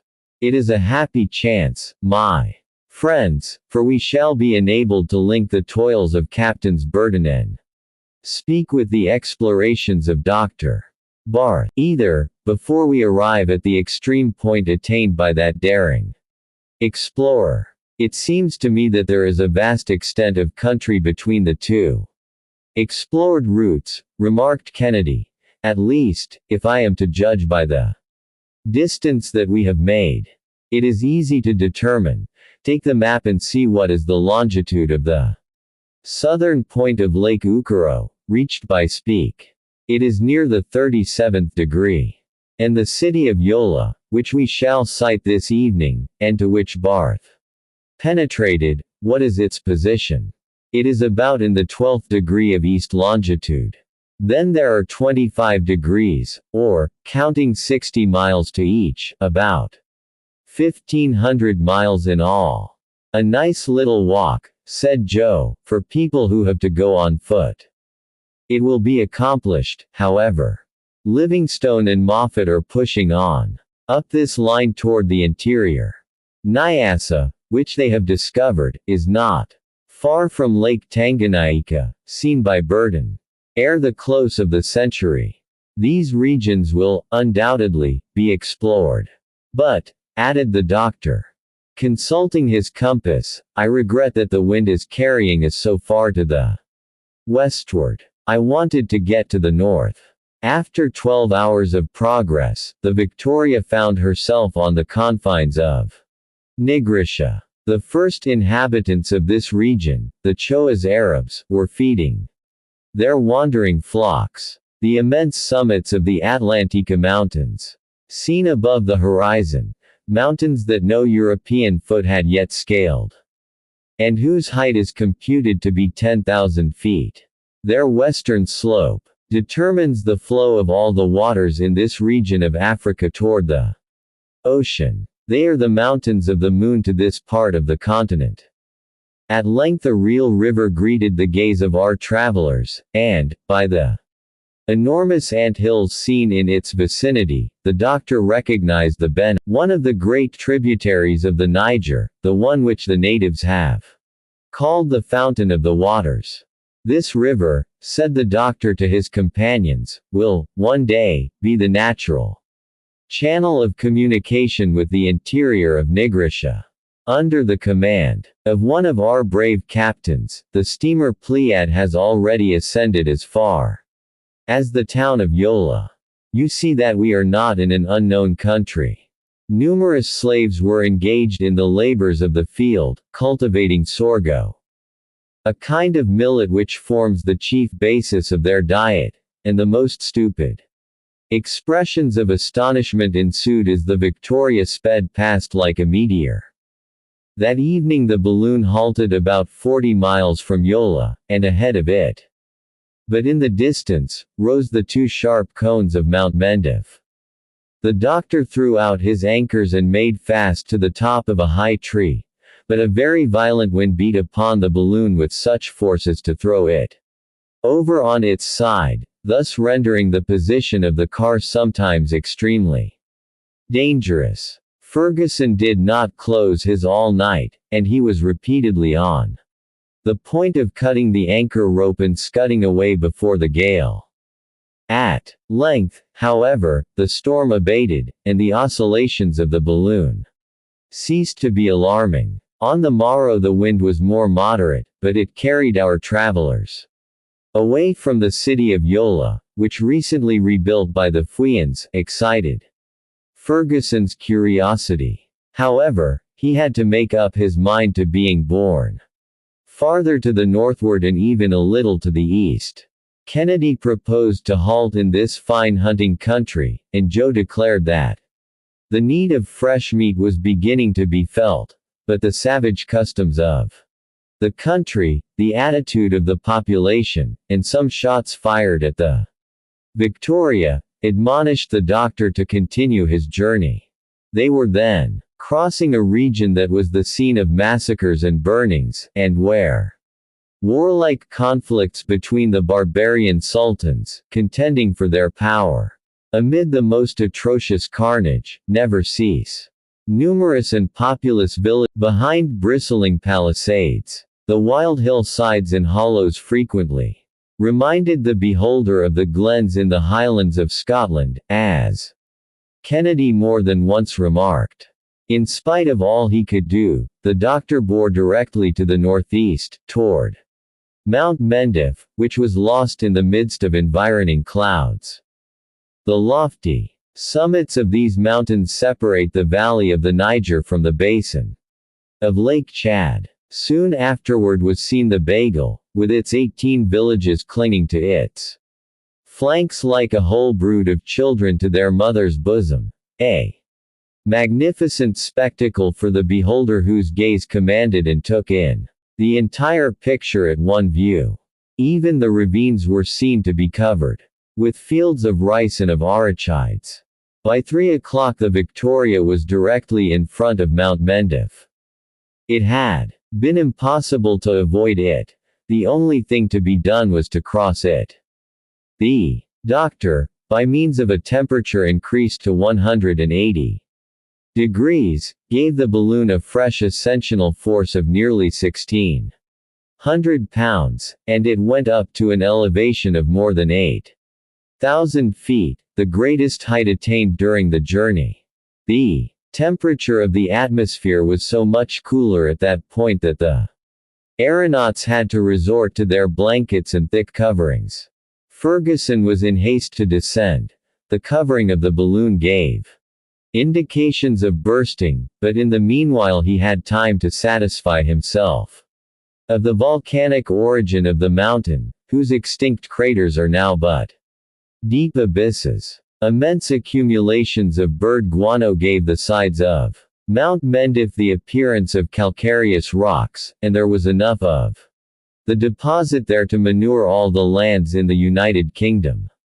At 5 o'clock the Victoria, sheltered from the south winds, went gently gliding along the slopes of the mountain, and stopped in a wide clearing, remote from any habitation. The instant it touched the soil, all needful precautions were taken to hold it there firmly, and Kennedy, fowling peace. The meal was heartily relished, and the night was passed in undisturbed and refreshing slumber. Chapter 30. Mosfia. The Sheik. Denham, Clapperton, and Oudney. Vogel. The capital of Logome. Toul. Becalmed above Kernick. The governor and his court. The attack. The incendiary pigeons. On the next day, May 11th, the Victoria resumed her adventurous journey. Her passengers had the same confidence in her that a good seaman has in his ship. In terrific hurricanes, in tropical heats, when making dangerous departures, and descents still more dangerous, it had, at all times and in all places, come out safely. It might almost have been said that Ferguson managed it with a wave of the hand, and hence, without knowing in advance, where the point of arrival would be, the doctor had no fears concerning the successful issue of his journey. However, in this country of barbarians and fanatics, prudence obliged him to take the strictest precautions. He therefore counseled his companions to have their eyes wide open for everything and at all hours. The wind drifted a little more to the northward, and, toward 9 o'clock, they sighted the larger city of Mosfia, built upon an eminence which was itself enclosed between two lofty mountains. Its position was impregnable, a narrow road running between a marsh and a thick wood being the only channel of approach to it. At the moment of which we write, a sheik, accompanied by a mounted escort, and clad in a garb of brilliant colors, preceded by couriers and trumpeters, who put aside the boughs of the trees as he rode up, was making his grand entry into the place. The doctor lowered the balloon in order to get a better look at this cavalcade of natives, but, as the balloon grew larger to their eyes, they began to show symptoms of intense affright, and at length made off. The sheik alone did not budge an inch. He merely grasped his long musket, cocked it, and proudly waited in silence. The doctor came on to within 150 feet of him, and then, with his roundest and fullest voice, saluted him courteously in the Arabic tongue. But, upon hearing these words falling, as it seemed, from the sky, the sheik dismounted and prostrated himself in the dust of the highway, where the doctor had to leave him, finding it impossible to divert him from his adoration. Unquestionably, Ferguson remarked, those people take us for supernatural beings. When Europeans came among them for the first time, they were mistaken for creatures of a higher race. When this sheik comes to speak of today's meeting, he will not fail to embellish the circumstance with all the resources of an Arab imagination. You may, therefore, judge what an account their legends will give of us some day. Not such a desirable thing, after all, said the Scot, in the point of view that affects civilization. It would be better to pass for mere men. That would give these Negro races a superior idea of European power. Very good, my dear Dick, but what can we do about it? You might sit all day explaining the mechanism of a balloon to the savants of this country, and yet they would not comprehend you, but would persist in ascribing it to supernatural aid. Doctor, you spoke of the first time Europeans visited these regions. Who were the visitors? Inquired Joe. My dear fellow, we are now upon the very track of Major Denham. It was at this very city of Mosfia that he was received by the Sultan of Mandara. He had quitted the Borno country. He accompanied the sheik in an expedition against the Felatas.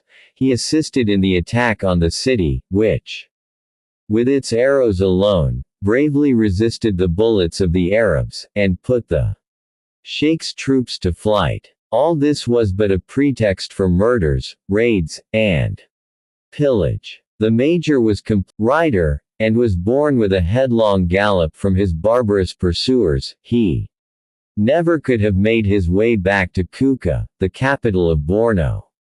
Who was this Major Denham? A fearless Englishman, who, between 1822 and 1824, commanded an expedition into the Borno country, in company with Captain Clapperton and Dr. Oudney. They set out from Tripoli in the month of March, reached Merzouk, the capital of Fez, and, following the route which at a later drive, Barth was to pursue on his way back to Europe, they arrived, on the 16th of February, 1823, at Kuka, near Lake Chad. Denham made several explorations in Borno, in Mandara, and to the eastern shores of the lake. In the meantime, on the 15th of December, 1823, Captain Clapperton and Dr. Oudney had pushed their way through the Sodan country as far as Saketu, and Oudney died of fatigue and exhaustion in the town of Murmur. This part of Africa has, therefore, paid a heavy tribute of victims to the cause of science, said Kennedy. Yes, this country is fatal to travelers. We are moving directly toward the kingdom of Baghermi, which Vogel traversed in 1856, so as to reach the Wadai country, where he disappeared. This young man, at the age of 23, had been sent to cooperate with Dr. Barth. They met on the 1st of December, 1854, and thereupon commenced his explorations of the country. Toward 1856, he announced, in the last letters received from him, his intention to reconnoiter the kingdom of Wadai, which no European had yet penetrated. It appears that he got as far as Wara, the capital, where, according to some accounts, he was made prisoner, and, according to others, was put to death for having attempted to ascend a sacred mountain in the environs. But, we must not too lightly admit the death of travelers, since that does away with the necessity of going in search of them. For instance, how often was the death of Dr. Barth reported, to his own great annoyance. It is, therefore, very possible that Vogel may still be held as a prisoner by the Sultan of Wadai, in the hope of obtaining a good ransom for him. Baron de Nemans was about starting for the Wadai country when he died at Cairo, in 1855, and we now know that de Heuglin has set out on Vogel's track with the expedition sent from Leipzig, so that we shall soon be accurately informed as to the fate of that young and interesting explorer. Since the doctor's departure, letters written from Allahabad by Mr. Munsinger, the newly appointed head of the expedition, unfortunately place the death of Vogel beyond a doubt. Mosfia had disappeared from the horizon long ere this, and the Mandara country was developing to the gaze of our aeronauts its astonishing fertility. With its forests of acacias, its locust trees covered with red flowers, and the herbaceous plants of its fields of cotton and indigo trees. The river Sherry, which 80 miles farther on rolled its impetuous waters into Lake Chad, was quite distinctly seen. The doctor got his companions to trace its course upon the maps drawn by Dr. Barth. "You perceive," said he, "that the labors of this savant have been conducted with great precision. We are moving directly toward the Lagom region, and perhaps toward Kernik, its capital. It was there that poor Toole died, at the age of scarcely 22. He was a young Englishman, an ensign in the 80th Regiment, who, a few weeks before, had joined Major Denham in Africa, and it was not long ere he there met his death. Ah! This vast country might well be called the graveyard of European travelers. Some boats, 50 feet long, were descending the current of the Sherry. The Victoria, then 1,000 feet above the soil, hardly attracted the attention of the natives, but the wind, which until then had been blowing with a certain degree of strength, was falling off. "No, but there are races here still more to be dreaded." "Why?" said Joe, again, "there's something like a town. That is Kernik. The last puffs of the breeze are wafting us to it, and, if we choose, we can take an exact plan of the place." "Shall we not go nearer to it?" asked Kennedy. "Nothing easier, Dick. We are right over it. Allow me to turn the stopcock of the cylinder, and we'll not be long in descending." Half an hour later the balloon hung motionless about 200 feet from the ground. "Here we are," said the doctor, "nearer to Kernik than a man would be to London, if he were perched in the cupola of St. Paul's. So we can take a survey at our ease. What is that tick-tacking sound that we hear on all sides?" Joe looked attentively, and at length discovered that the noise they heard was produced by a number of weavers beating cloth stretched in the open air, on large trunks of trees. The capital of Lagom could then be seen in its entire extent, like an unrolled chart. It is really a city with straight rows of houses and quite wide streets. In the midst of a large open space there was a slave market, attended by a great crowd of customers, for the Mandara women, who have extremely small hands and feet, are in excellent request, and can be sold at lucrative rates. At the sight of the Victoria, the scene so often produced occurred again. At first there were outcries, and then followed general stupefaction. Business was abandoned, work was flung aside, and all noise ceased. The aeronauts remained as they were, completely motionless, and lost not a detail of the populous city. They even went down to within 60 else, excepting their own lungs. The crowd at once gathered around him. In the meanwhile Ferguson tried to make himself heard, but in vain. This population looked like proud and intelligent people, with their high foreheads, their almost aquiline noses, and their curling hair, but the presence of the Victoria troubled them greatly. Horsemen could be seen, galloping in all directions, and it soon became evident that the governor's troops were assembling to oppose so extraordinary a foe. Joe wore himself out waving handkerchiefs of every color and shape to them, but his exertions were all to no purpose.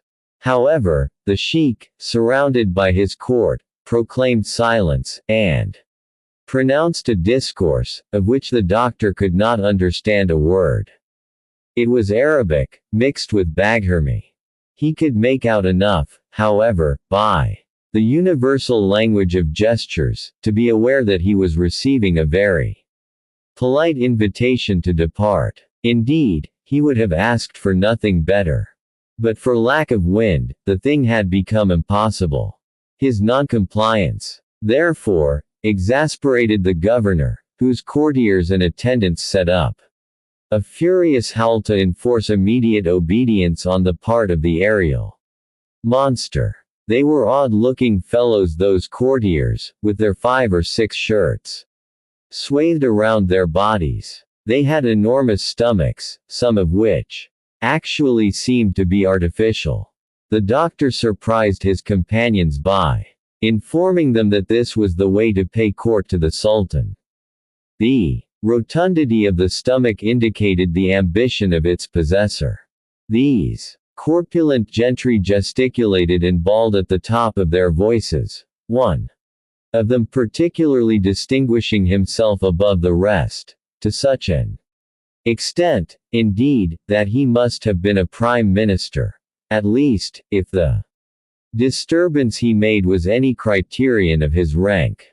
The common rabble of dusky denizens united their howlings with the uproar of the court, repeating their gesticulations like so many monkeys, and thereby producing a single and instantaneous movement of 10,000 arms at one time. To these means of intimidation, which were presently deemed insufficient, were added others still more formidable. Soldiers, expanding, and rising quietly beyond their reach. Upon this the governor seized a musket and aimed it at the balloon, but Kennedy, who was watching him, shattered the uplifted weapon in the sheik's grasp. At this unexpected blow there was a general rout. Every mother's son of them scampered for his dwelling with the utmost celerity, and stayed there, so that the streets of the town were absolutely deserted for the remainder of that day. Night came, and not a breath of wind was stirring. The aeronauts had to make up their minds to remain motionless at the distance of but 300 feet above the ground.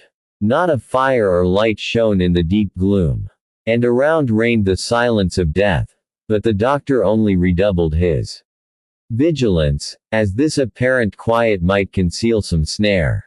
And he had reason to be watchful. About midnight, the whole city seemed to be in a blaze. Hundreds of streaks of flame crossed each other, and shot to and fro in the air like rockets, forming a regular network of fire. "That's really curious," said the doctor, somewhat puzzled to make out what it meant. "By all that's glorious," shouted Kennedy, "it looks as if the fire were ascending and coming up toward us." And, sure enough, with an accompaniment of musket shots, yelling, and din of every description, the mass of fire was, indeed, mounting toward the Victoria. Joe got ready to throw out ballast, and Ferguson was not long at guessing the truth. Thousands of pigeons, their tails garnished with combustibles, had been set loose and driven toward the Victoria, and now, in their terror, they were flying high up, zigzagging the atmosphere with lines of fire. Kennedy was preparing to discharge all his batteries into the middle of the ascending multitude, but what could he have done against such a numberless army? The pigeons were already whisking around the car.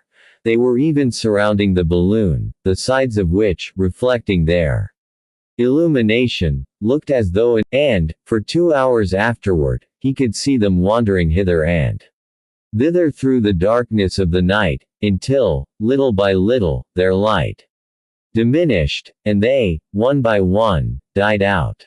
Now we may sleep in quiet, said the doctor. Not badly got up for barbarians, mused friend Joe, speaking his thoughts aloud. Oh, they employ these pigeons frequently, to set fire to the thatch of hostile villages, but this time the village mounted higher than they could go. Why, positively, a balloon need fear no enemies. Yes, indeed, it may, objected Ferguson. What are they, then, doctor? They are the careless people in the car. So, my friends, let us have Chapter 31. Departure in the nighttime. All three. Kennedy's instincts. Precautions. The course of the Sherry River. Lake Chad. The water of the lake. The hippopotamus. One bullet thrown away. About 3 o'clock in the morning, Joe, who was then on watch, at length saw the city move away from beneath his feet. The Victoria was once again in motion, and both the doctor and Kennedy awoke. The former consulted his compass, and saw, with satisfaction, that the wind was carrying them toward the north-northeast. We are in luck, said he. Everything works in our favor. We shall discover Lake Chad this very day. Is it a broad sheet of water? Asked Kennedy.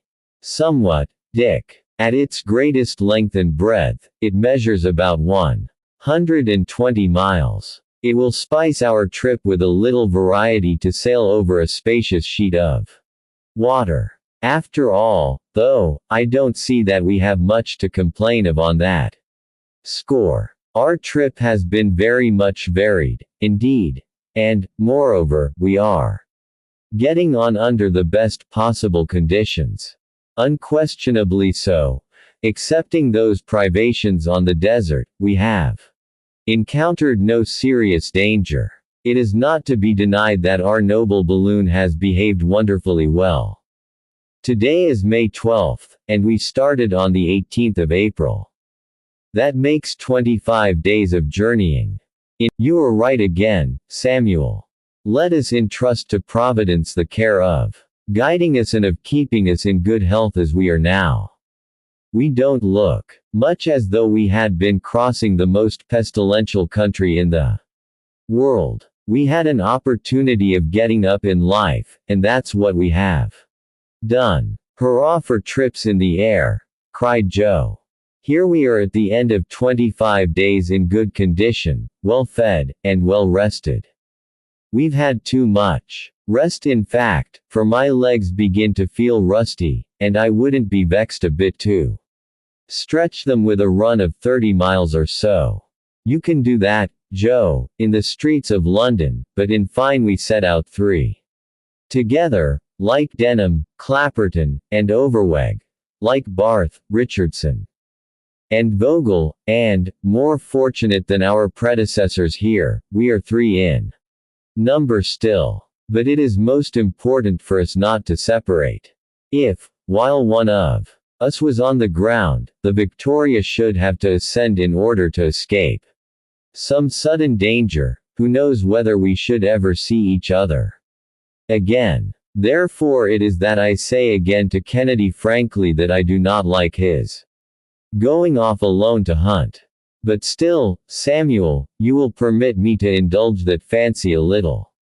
There is no harm in renewing our stock of provisions.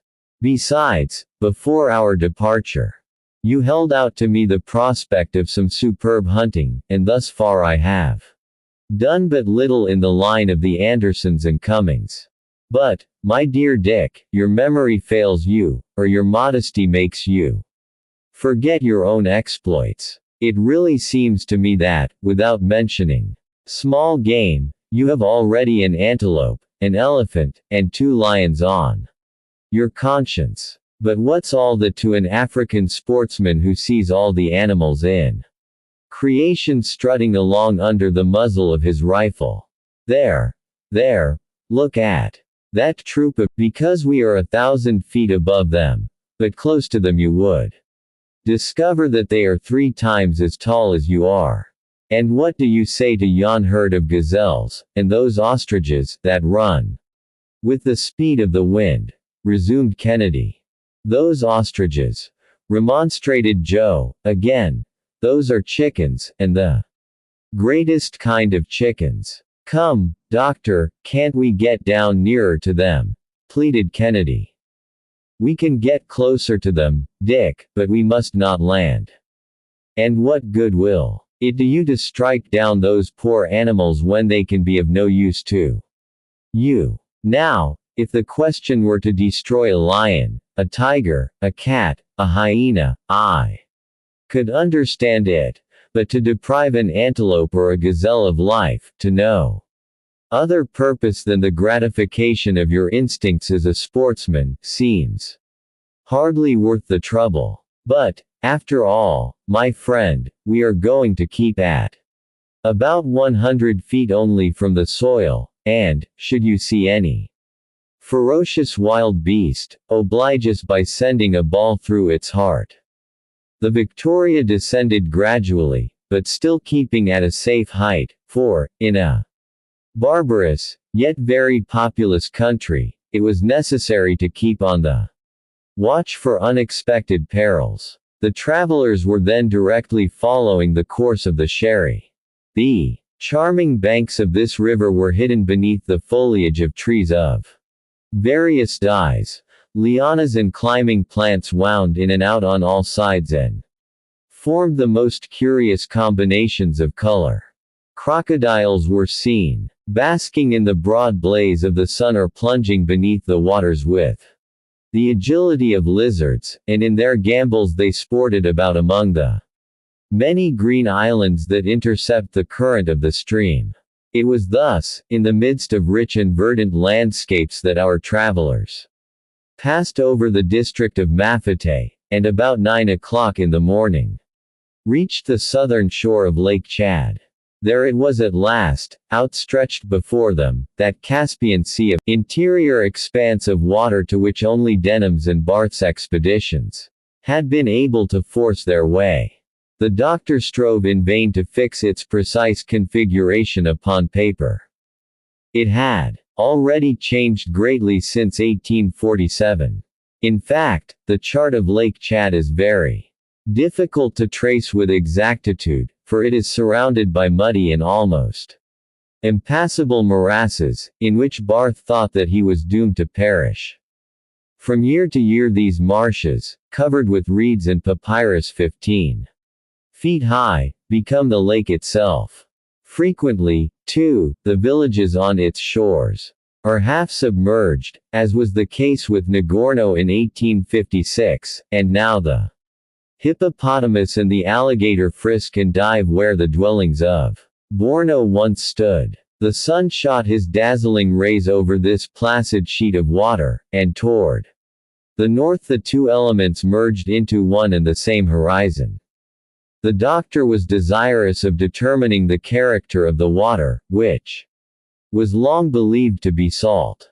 There was no danger in descending close to the lake, and the car was soon skimming its surface like a bird at the distance of only 5 feet. Joe plunged a bottle into the lake and drew it up half filled. The water was then tasted and found to be but little fit for drinking, with a certain carbonate of soda flavor. While the doctor was jotting down the result of this experiment, the loud report of a gun was heard close beside him. Kennedy had not been able to resist the temptation of firing at a huge hippopotamus. The latter, who had been basking quietly, disappeared at the sound of the explosion, but did not seem to be otherwise incommoded by Kennedy's conical bullet. "You'd have done better if you had harpooned him," said Joe. "But how? With one of our anchors. It would have been a hook just big enough for such a rousing beast as that." "Humph! Which I beg of you not to put into execution," interposed the doctor. "The animal would very quickly have dragged us where we could not have done much to help ourselves, and where we have no business to be. Especially now since we've settled the question as to what kind of water There is in Lake Chad. Is that sort of fish good to eat? Drive. Ferguson. That fish, as you call it, Joe, is really a mammiferous animal of the pachydermal species. Its flesh is said to be excellent and is an article of important trade between the tribes living along the borders of the lake. Then I'm sorry that Mr. Kennedy's shot didn't do more damage. The animal is vulnerable only in the stomach and between the thighs. Dick's ball hasn't even marked him, but should the ground strike me as favorable, we shall halt at the northern end of the lake, where Kennedy will find himself in the midst of a whole menagerie, and can make up for lost time. Well, said Joe, I hope then that Mr. Kennedy will hunt the hippopotamus. A little. I'd like to taste the meat of that queer-looking beast. It doesn't look exact. Chapter 32. The capital of Borno. The islands of the Bidiomas. The condors. The doctor's anxieties. His precautions. An attack in midair. The balloon covering torn. The fall. Sublime self-sacrifice. The northern coast of the lake. Since its arrival at Lake Chad, the balloon had struck a current that edged it farther to the westward. A few clouds tempered the heat of the day, and, besides, a little air could be felt over this vast expanse of water. But about 1 o'clock, the Victoria, having slanted across this part of the lake, again advanced over the land for a space of 7 or 8 miles. The doctor, who was somewhat vexed at first at this turn of his course, no longer thought of complaining when he caught sight of the city of Kuka, the capital of Borno. He saw it for a moment, encircled by its walls of white clay, and a few rudely constructed mosques rising clumsily above that conglomeration of houses that look like playing dice, which form most Arab towns. In the courtyards of the private dwellings, and on the public squares, grew palms and caoutchouc trees topped with a dome of foliage more than 100 feet in breadth.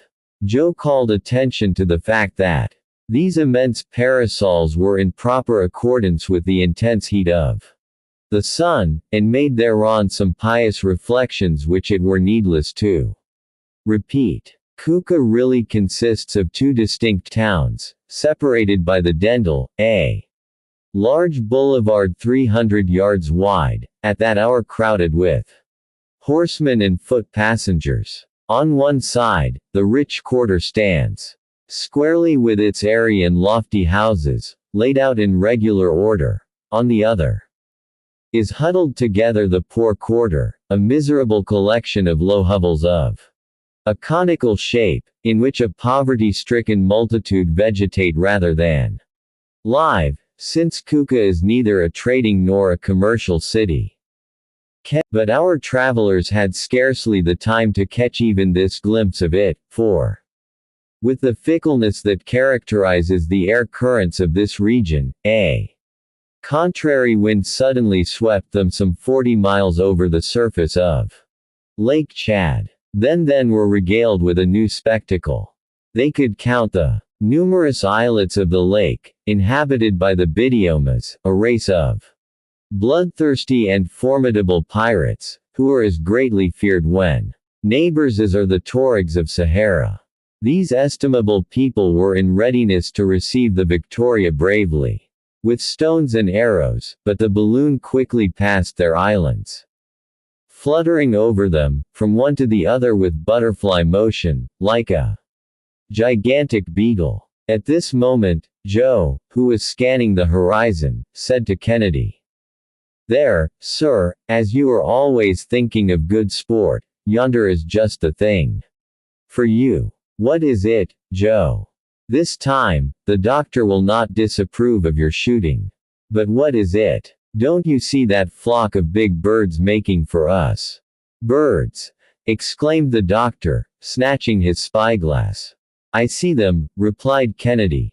"There are at least a dozen of them." 14, exactly, said Joe. Heaven grant that they may be of a kind sufficiently noxious for the doctor to let me peg away at them. I should not object, but I would much rather see those birds at a distance. Well, if they do, we'll defend ourselves. We have a whole arsenal at our disposal. I don't think those birds are so very formidable. Who can tell? Was the doctor's only remark. 10 minutes later, the flock had come within gunshot, and were making the air ring with their hoarse cries. They came right toward the Victoria, more irritated than frightened by her presence. How they scream. What a noise, said Joe. Perhaps they don't like to see anybody poaching in their country up in the air, or daring to fly like themselves. Well, now, to tell the truth, when I take a good look at them, they are an ugly, ferocious set, and I should think them dangerous enough if they were armed with Purdy Moore rifles, admitted Kennedy. They have no need of such weapons, said Ferguson, looking very grave. The condors flew around them in wide circles, their flight growing gradually closer and closer to the balloon. They swept through the air in rapid, fantastic curves, occasionally precipitating themselves headlong with the speed of a bullet, and then breaking their line of projection by an abrupt and daring angle. The doctor, much disquieted, resolved to ascend so as to escape this dangerous proximity. He therefore dilated the hydrogen in his balloon, and it rapidly rose. But the condors mounted with him, apparently determined not to part company. They seem to mean mischief, said the hunter, cocking his rifle. And, in fact, they were swooping nearer, and more than one came within 50 feet of them, as if defying the firearms. By George, I'm itching to let them have it, exclaimed Kennedy. No, Dick, not now. Don't exasperate them needlessly. That would only be, but I could soon settle those fellows.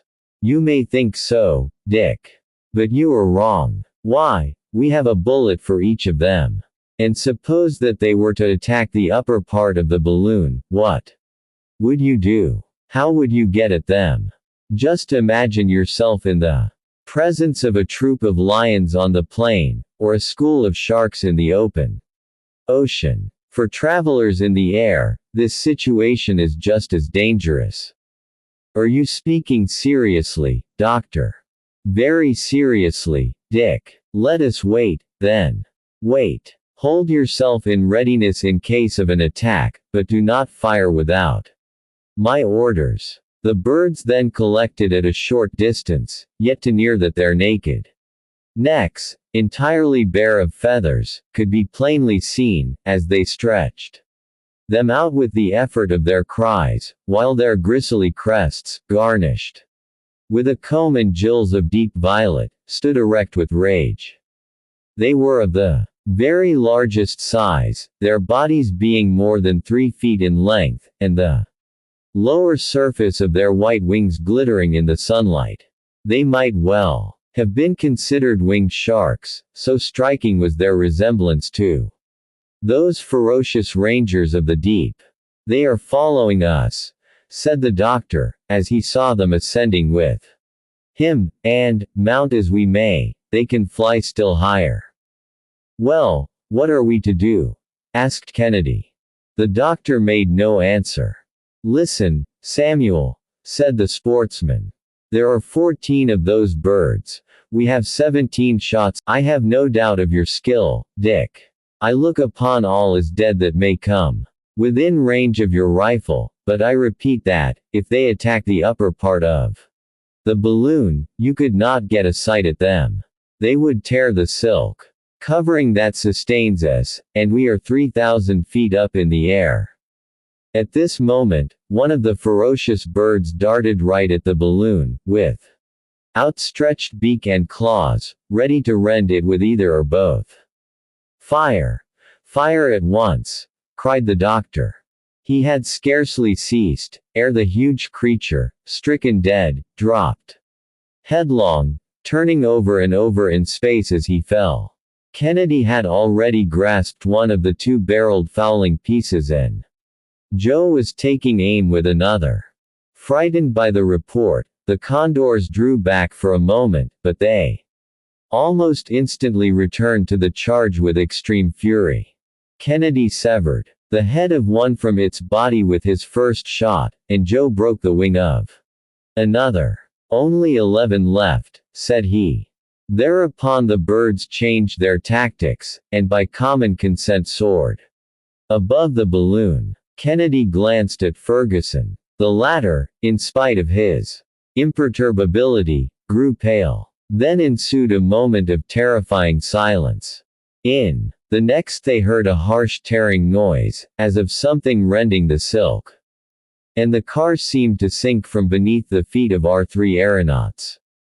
"We are lost," exclaimed Ferguson, glancing at the barometer, which was now swiftly rising. "Over with the ballast," he shouted, "over with it." And in a few seconds the last lumps of quartz had disappeared. "We are still falling. Empty the water tanks. Do you hear me, Joe? We are pitching into the lake." Sighs while they were looking at it. The car was not 200 feet from the surface of Lake Chad. The provisions, cried the doctor. And the box containing them was launched into space. Their descent became less rapid, but the luckless aeronauts were still falling.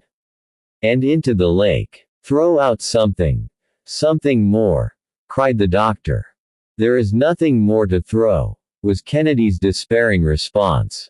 "Yes, there is," called Joe, and with a wave of the hand he disappeared like a flash, over the edge of the car. "Joe! Joe!" exclaimed the doctor, horror-stricken. The Victoria thus relieved resumed her ascending motion, mounted 1,000 feet into the air, and the wind, burying itself in the disinflated covering, bore them away toward the northern part of the lake. "Lost!" exclaimed the sportsman, with a gesture of despair. "Lost to save us," responded Ferguson. And these men, intrepid as they were, felt the large tears streaming down their cheeks. They leaned over with the vain hope of seeing some trace of their heroic companion, but they were already far away from him. "What course shall we pursue?" asked Kennedy. "Alight as soon as possible, Dick, and then wait." After a sweep of some 60 miles the Victoria halted on a desert shore, on the north of the lake. The anchors caught in a low tree and the sportsman fastened it securely. Night came, but neither Chapter 33. Conjectures. Re-establishment of the Victoria's equilibrium. Dr. Ferguson's new calculations. Kennedy's hunt. A complete exploration of Lake Chad. Tangalia. The return. Laurie. On the morrow, the 13th of May, our travelers, for the first time, reconnoitered the part of the coast on which they had landed. It was a sort of island of solid ground in the midst of an immense marsh. Around this fragment of terra firma grew reeds as lofty as trees are in Europe, and stretching away out of sight. These impenetrable swamps gave security to the position of the balloon. It was necessary to watch only the borders of the lake. The vast stretch of water broadened away from the spot, especially toward the east, and nothing could be seen on the horizon, neither mainland nor islands. The two friends had not yet ventured to speak of their recent companion. Kennedy first imparted his conjectures to the doctor. "Perhaps Joe is not lost after all," he said. "He was a skillful lad, and had few equals as a swimmer. He would find no difficulty in swimming across the Firth of Forth at Edinburgh. We shall see him again, but how and where I know not. Let us omit nothing on our part to give him the chance of rejoining us." "May God grant it as you say, Dick," replied the doctor, with much emotion. "We shall do everything in the world to find our lost friend again." Let us, in the first place, see where we are. But, above all things, let us rid the Victoria of this outside covering, which is of no further use. That will relieve us of £650, a weight not to be despised, and the end is worth the trouble. The doctor and Kennedy went to work at once, but they encountered tear made by the beaks of the condors was found to be several feet in length. This operation took at least 4 hours, but at length the inner balloon once completely extricated did not appear to have suffered in the least degree. The Victoria was thus diminished in size by 1/5, and this difference was sufficiently noticeable to excite Kennedy's surprise. "Will it be large enough?" he asked. "Have no fears on that score. I will re-establish the equilibrium, and should our poor Joe return we shall find a way to start off with him again on our old route. At the moment of our fall, unless I am mistaken, we were not far from an island." "Yes, I recollect it," said the doctor, "but that island, like all the islands on Lake Chad, is, no doubt, inhabited by a gang of pirates and murderers. They certainly witnessed our misfortune, and should Joe fall into their hands, what will become of him unless protected by their superstitions? Oh, he's just the lad to get safely out of the scrape, I repeat. I have great confidence in his shrewdness and skill. I hope so. Now, Dick, you may go and hunt in the neighborhood, but don't get far away whatever you do. It has become a pressing necessity for us to renew our stock of provisions, since we had to sacrifice nearly all the old lot." "Very good, Doctor, I shall not be long absent." Hereupon, Kennedy took a double-barreled fowling piece, and strode through the long grass toward a thicket not far off, where the frequent sound of shooting soon let the doctor know that the sportsman was making a good use of his time. Meanwhile Ferguson was engaged in calculating the relative weight of the articles still left in the car, and in establishing the equipoise of the second. A supply of tea and coffee, about 1.5 gallons of brandy, and 1 empty water tank. All the dried meat had disappeared. The doctor was aware that, by the loss of the hydrogen in the first balloon, the ascensional force at his disposal was now reduced to about 900 pounds. He therefore had to count upon this difference in order to rearrange his equilibrium. The new balloon measured 67,000 cubic feet, and contained 33,480 feet of gas. The dilating apparatus appeared to be in good condition, and neither the battery nor the spiral had been injured.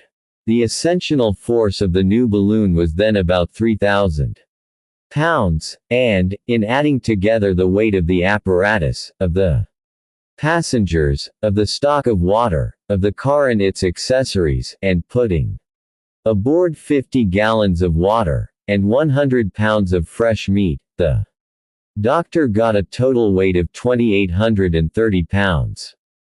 He could then take with him 170 pounds of ballast, for unforeseen emergencies, and the balloon would be in exact balance with the surrounding atmosphere. His arrangements were completed accordingly, and he made up for Joe's weight with a surplus of ballast. He spent the whole day in these preparations, and the latter were finished when Kennedy returned. The hunter had been successful, and brought back a regular cargo of geese, wild duck, snipe, teal, and plover. He went to work at once to draw and smoke the game. Each piece, suspended on a small, thin skewer, was hung over a fire of green wood. When they seemed in good order, Kennedy, who was perfectly at home in the business, packed them away in the car. On the morrow, the hunter was to complete his supplies. Evening surprised our travelers in the midst of this work. Their supper consisted of pemmican, biscuit, and tea, and fatigue, after having given them appetite, brought them sleep. Each of them strained eyes and ears into the gloom during his watch, sometimes fancying that they heard the voice of poor Joe. But, alas, the voice that they so longed to hear was far. At the first streak of day, the doctor aroused Kennedy. "I have been long and carefully considering what should be done," said he, "to find our companion. Whatever your plan may be, doctor, it will suit me. Speak. Above all things, it is important that Joe should hear from us in some way." "Undoubtedly. Suppose the brave fellow should take it into his head that we have abandoned him. He knows us too well for that. Such a thought would never come into his mind. But he must be informed as to where we are." "How can that be managed?" "We shall get into our car and be off again through the air." "But, should the wind bear us away?" "Happily, it will not. See, Dick, it is carrying us back to the lake, and this circumstance, which would have been vexatious yesterday, is fortunate. Now, our efforts, then, will be limited to keeping ourselves above that vast sheet of water throughout the day. Joe cannot fail to see us, and his eyes will be constantly on the lookout in that direction. Perhaps he will even manage to let us know the place of his retreat. If he be alone and at liberty, he certainly will. And if a prisoner," resumed the doctor, "it not being the practice of the natives to confine their captives, he will see us, and comprehend the object of our researches." "But, at last," put in Kennedy, "for we must anticipate everything, should we find no trace, if he should have left no mark to follow him by, what are we to do?" "We shall endeavor to regain the northern part of the lake, keeping ourselves as much in shore, and we will not leave the country without having done everything to find him." "Let us set out, then," said the hunter. The doctor hereupon took the exact bearings of the patch of solid land they were about to leave, and arrived at the conclusion that it lay on the north shore of Lake Chad, between the village of Laurie and the village of Ingemini, both visited by Major Denham. During this time Kennedy was completing his stock of fresh meat. Although the neighboring marshes showed traces of the rhinoceros, the lamantine or manatee, and the hippopotamus, he had no opportunity to see a single specimen of those animals.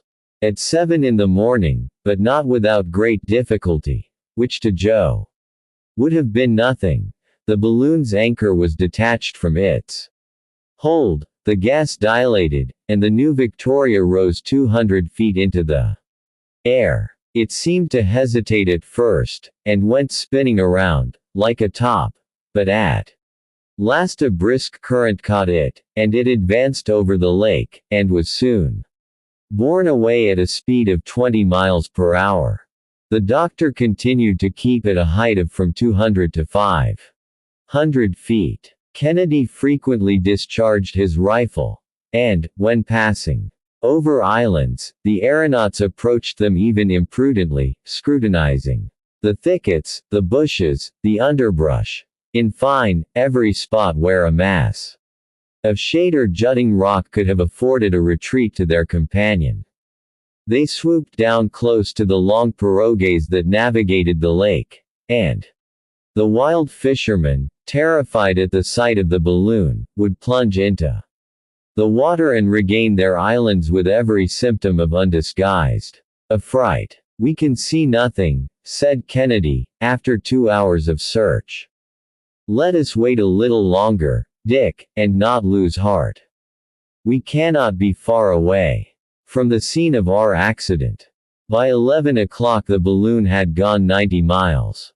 It then fell in with a new current, which, blowing almost at right angles to the other, drove them eastward about 60 miles. It next floated over a very large and populous island, which the doctor took to be Ferrum, on which the capital, Bidiomas, is situated. Ferguson expected at every moment to see Joe spring up out of some thicket, flying for his life, and calling for help. Were he free, they could pick him up without trouble. Were he a prisoner, they could rescue him by repeating the maneuver they had practiced to save the missionary, and he would soon be with his friends again. But nothing was seen, not a sound was heard. The case seemed desperate. About 2:30, the Victoria hove in sight of Tangalia, a village situated on the eastern shore of Lake Chad, where it marks the extreme point attained by Denham at the period of his exploration. The doctor became uneasy at this persistent setting of the wind in that direction, for he felt that he was being thrown back to the eastward, toward the center of Africa, and the interminable deserts of that region. "We must absolutely come to a halt," said he, "and even alight. For Joe's sake, particularly, we ought to go back to the lake. But, to begin with, let us endeavor to find an opposite current." During more than an hour he searched at different altitudes. The balloon always came back toward the mainland. But at length, at the height of 1,000 feet, a very violent breeze swept to the northwestward. It was out of the question that Joe should have been detained on one of the islands of the lake, for, in such case he would certainly have found means to make his presence there known. Perhaps he had been dragged to the mainland. The doctor was reasoning thus to himself, when he again came in sight of the northern shore of Lake Chad. As for supposing that Joe had been drowned, that was not to be believed. For a moment, one horrible thought glanced across the minds of both Kennedy and the doctor. Came in swarm in these waters. But neither one, nor the other had the courage to distinctly communicate this impression.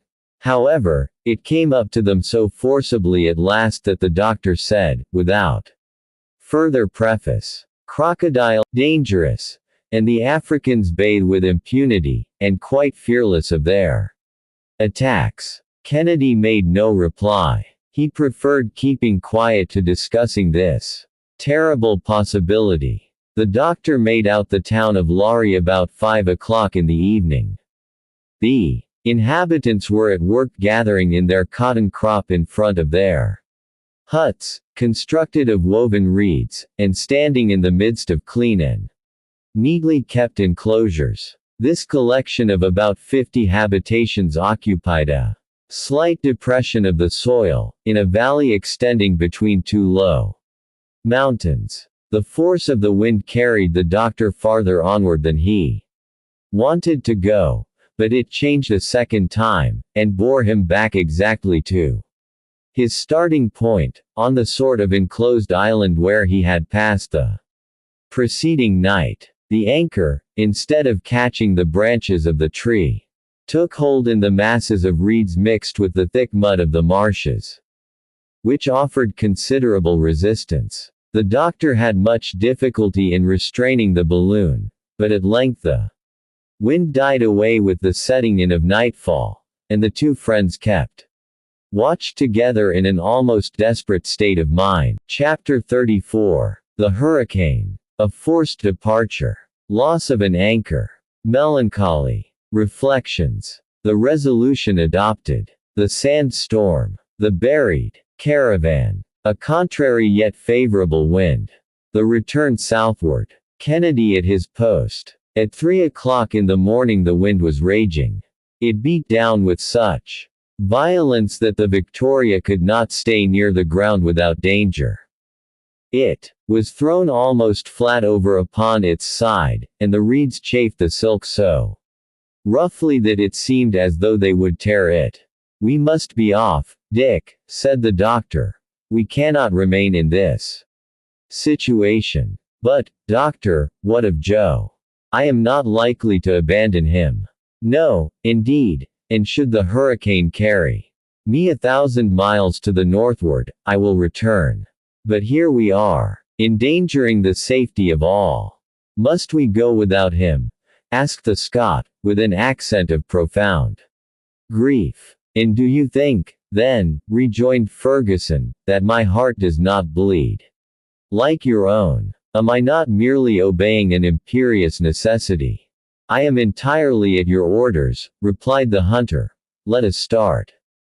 But their departure was surrounded with unusual difficulty. The anchor, which had caught very deeply, resisted all their efforts to disengage it, while the balloon, drawing in the opposite direction, increased its tension. Kennedy could not get it free. Besides, in his present position, the maneuver had become a very perilous one, for the Victoria threatened to break away before he should be able to get into the car again. The doctor, Victoria made one bound of 300 feet into the air, and took her route directly northward. Fergusson had no other choice than to scud before the storm. He folded his arms, and soon became absorbed in his own melancholy reflections. After a few moments of profound silence, he turned to Kennedy, who sat there no less taciturn. We have, perhaps, been tempting Providence, said he. It does not belong to man to undertake such a journey, and a sigh of grief escaped him as he spoke. It is but a few days, replied the sportsman, since we were congratulating ourselves upon having escaped so many dangers. All three of us were shaking hands. Poor Joe. Kindly and excellent disposition. Brave and candid heart. Dazzled for a moment by his sudden discovery of wealth, he willingly sacrificed his treasures. And now, he is far from us, and the wind is carrying us still farther away with resistless speed. Come, doctor, admitting that he may have found refuge among the lake tribes, can he not do as the travelers who visited them before us did? Like Denham, like Barth. Both of those men got back to their own country. Ah, my dear Dick.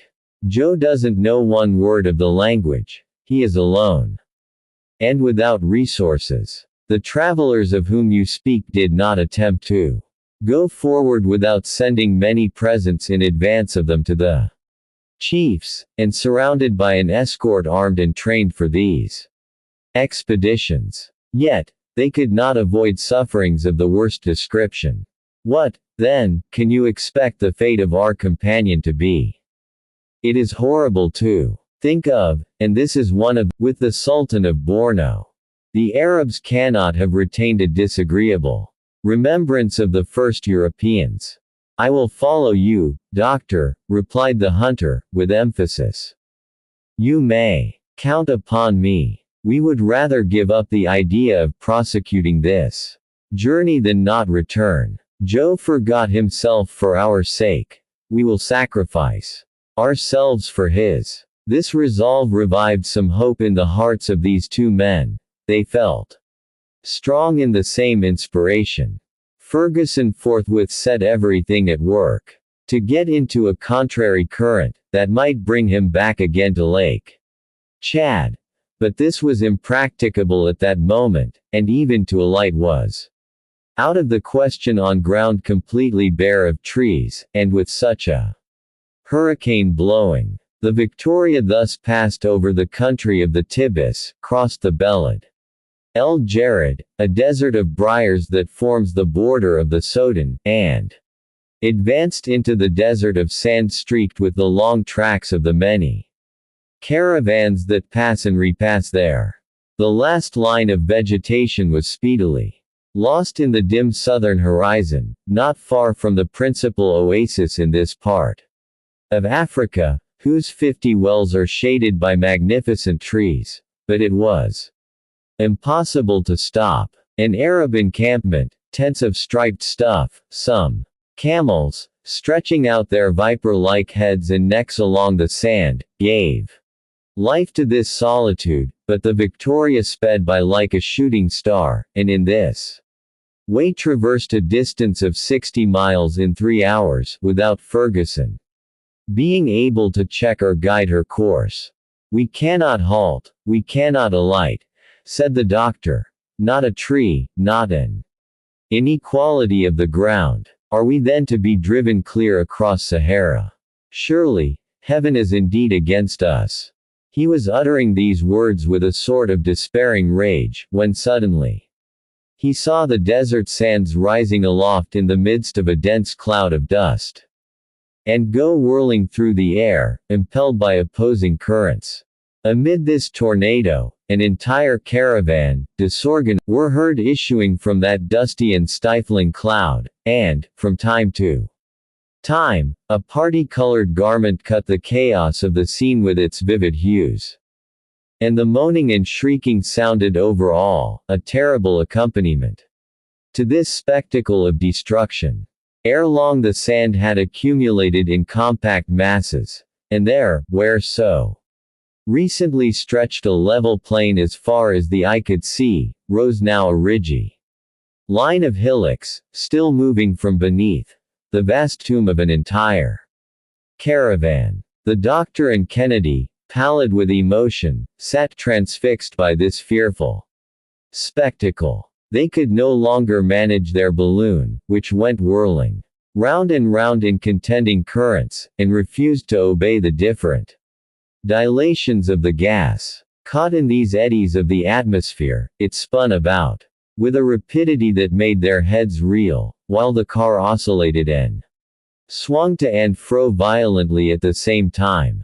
The instruments suspended under the awning clattered together as though they would be dashed to pieces. The pipes of the spiral bent to and fro, threatening to break at every instant, and the water tanks jostled and jarred with tremendous din.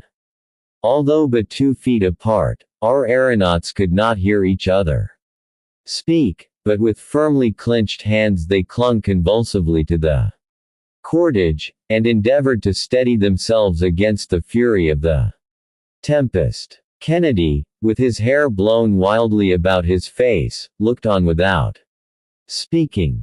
But the doctor had regained all his daring in the midst of this deadly peril, and not a sign of his emotion was betrayed in his countenance. Even when, after a last violent twirl, the Victoria stopped suddenly in the midst of a most unlooked-for calm, the north wind had abruptly got the upper hand, and now drove her back with equal rapidity over the route she had traversed in the morning. "Whither are we going now?" cried Kennedy. "Let us leave that to Providence, my dear Dick. I was wrong in doubting it. It knows better than we, and here we are." The surface of the country, which had looked so flat and level when they were coming, now seemed tossed and uneven, like the ocean billows after a storm. A long succession of hillocks, that had scarcely settled to their places, yet indented the desert. The wind blew furiously, and the balloon fairly flew through the atmosphere. The direction taken by our aeronauts differed somewhat from that of the morning, and thus about 9 o'clock, instead of finding themselves again near the borders of Lake Chad, they saw the desert still stretching away before them. Kennedy remarked the circumstance. "It matters little," replied the doctor, "the important point is to return southward. We shall come across the towns of Borno, Woody, or Kuka, and I should not hesitate to halt there. If you are satisfied, I am content," replied the Scot, "but heaven grant that we may not be reduced to cross the desert, as those unfortunate Arabs had to do. What we saw was frightful. It often happens, Dick. These trips across the desert are far more perilous than those across the ocean. The desert has all the dangers of the sea, including the risk of being swallowed up, and added thereto are unendurable fatigues and privations. I think the wind shows some symptoms of moderating. The sand dust is less dense. The undulations of the surface are diminishing, and the sky is growing clearer. So much the better. We must now reconnoiter attentively with our glasses, and take care not to omit a single point. I will look out for that, doctor, and not a tree shall be seen without my informing you. Chapter 35. What happened to Joe? The island of the Bidiomas. The adoration shown him. The island that sank. The shores of the lake. The tree of the serpents. The foot tramp. Terrible suffering. Mosquitoes. And ants. Hunger. The victorious scene. She disappears. The swamp. One last despairing cry. What had become of Joe, while his master was thus vainly seeking for him?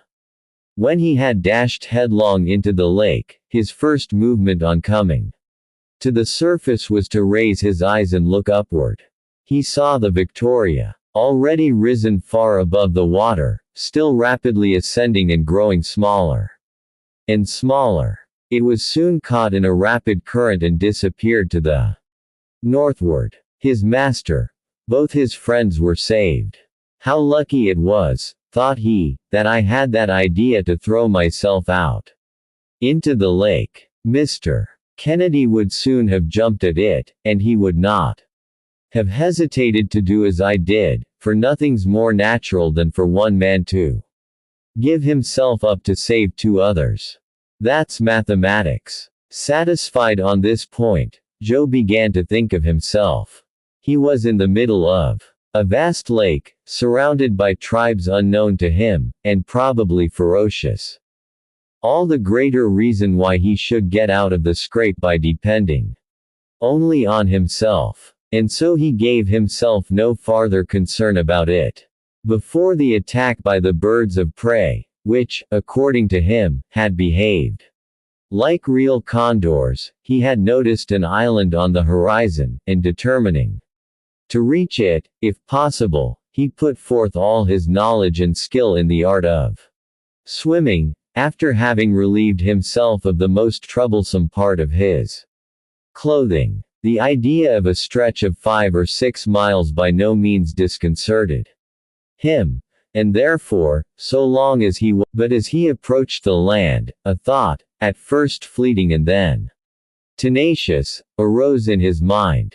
He knew that the shores of the lake were frequented by huge alligators, and was well aware of the voracity of those monsters. Now, no matter how much he was inclined to find everything in this world quite natural, the worthy fellow was no little disturbed by this reflection.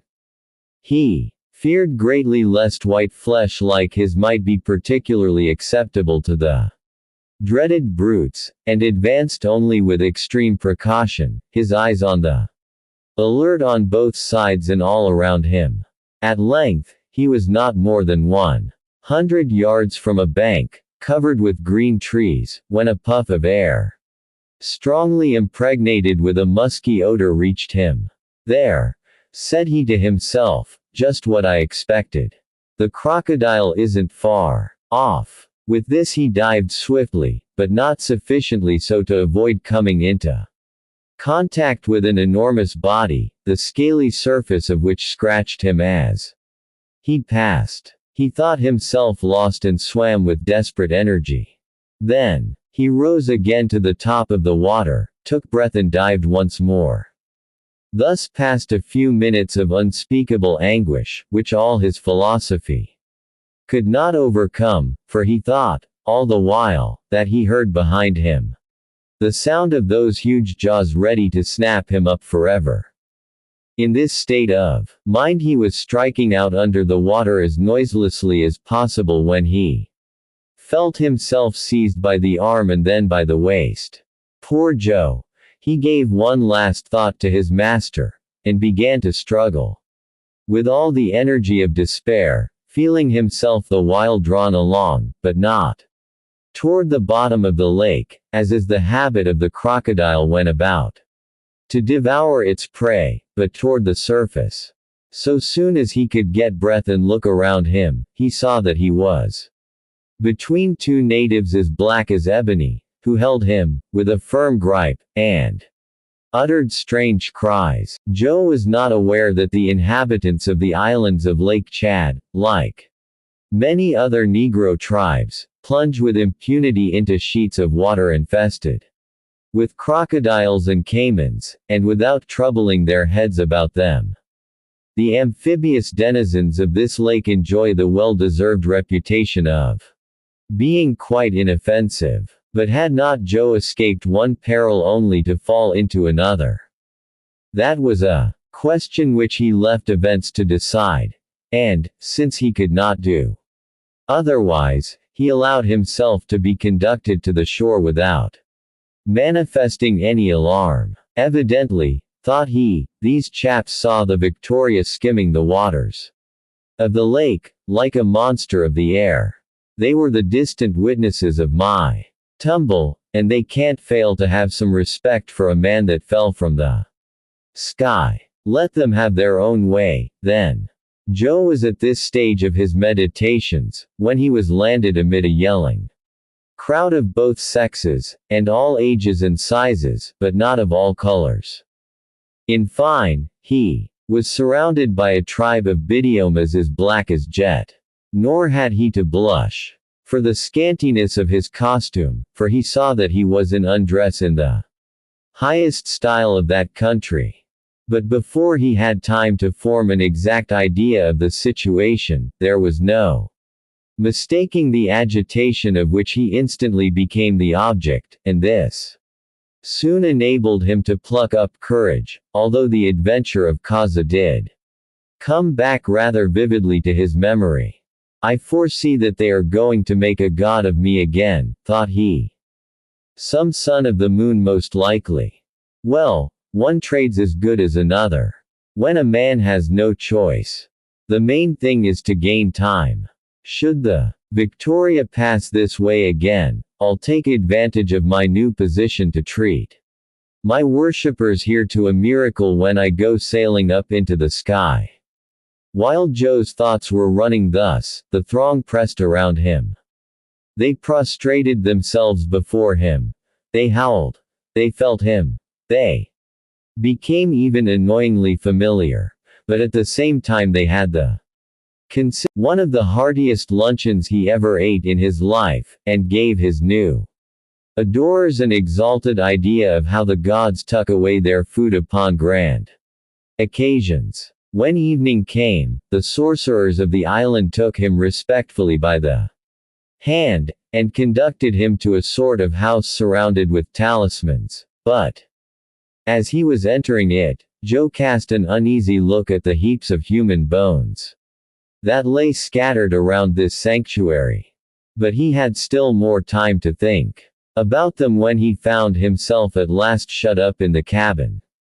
During the evening and through a part of the night, he heard festive chantings, the reverberations of a kind of drum, and a clatter of old iron, which were very sweet, no doubt, to African ears. Then there were howling choruses, accompanied by endless dances by gangs of natives who circled round and round the sacred hut with contortions and grimaces.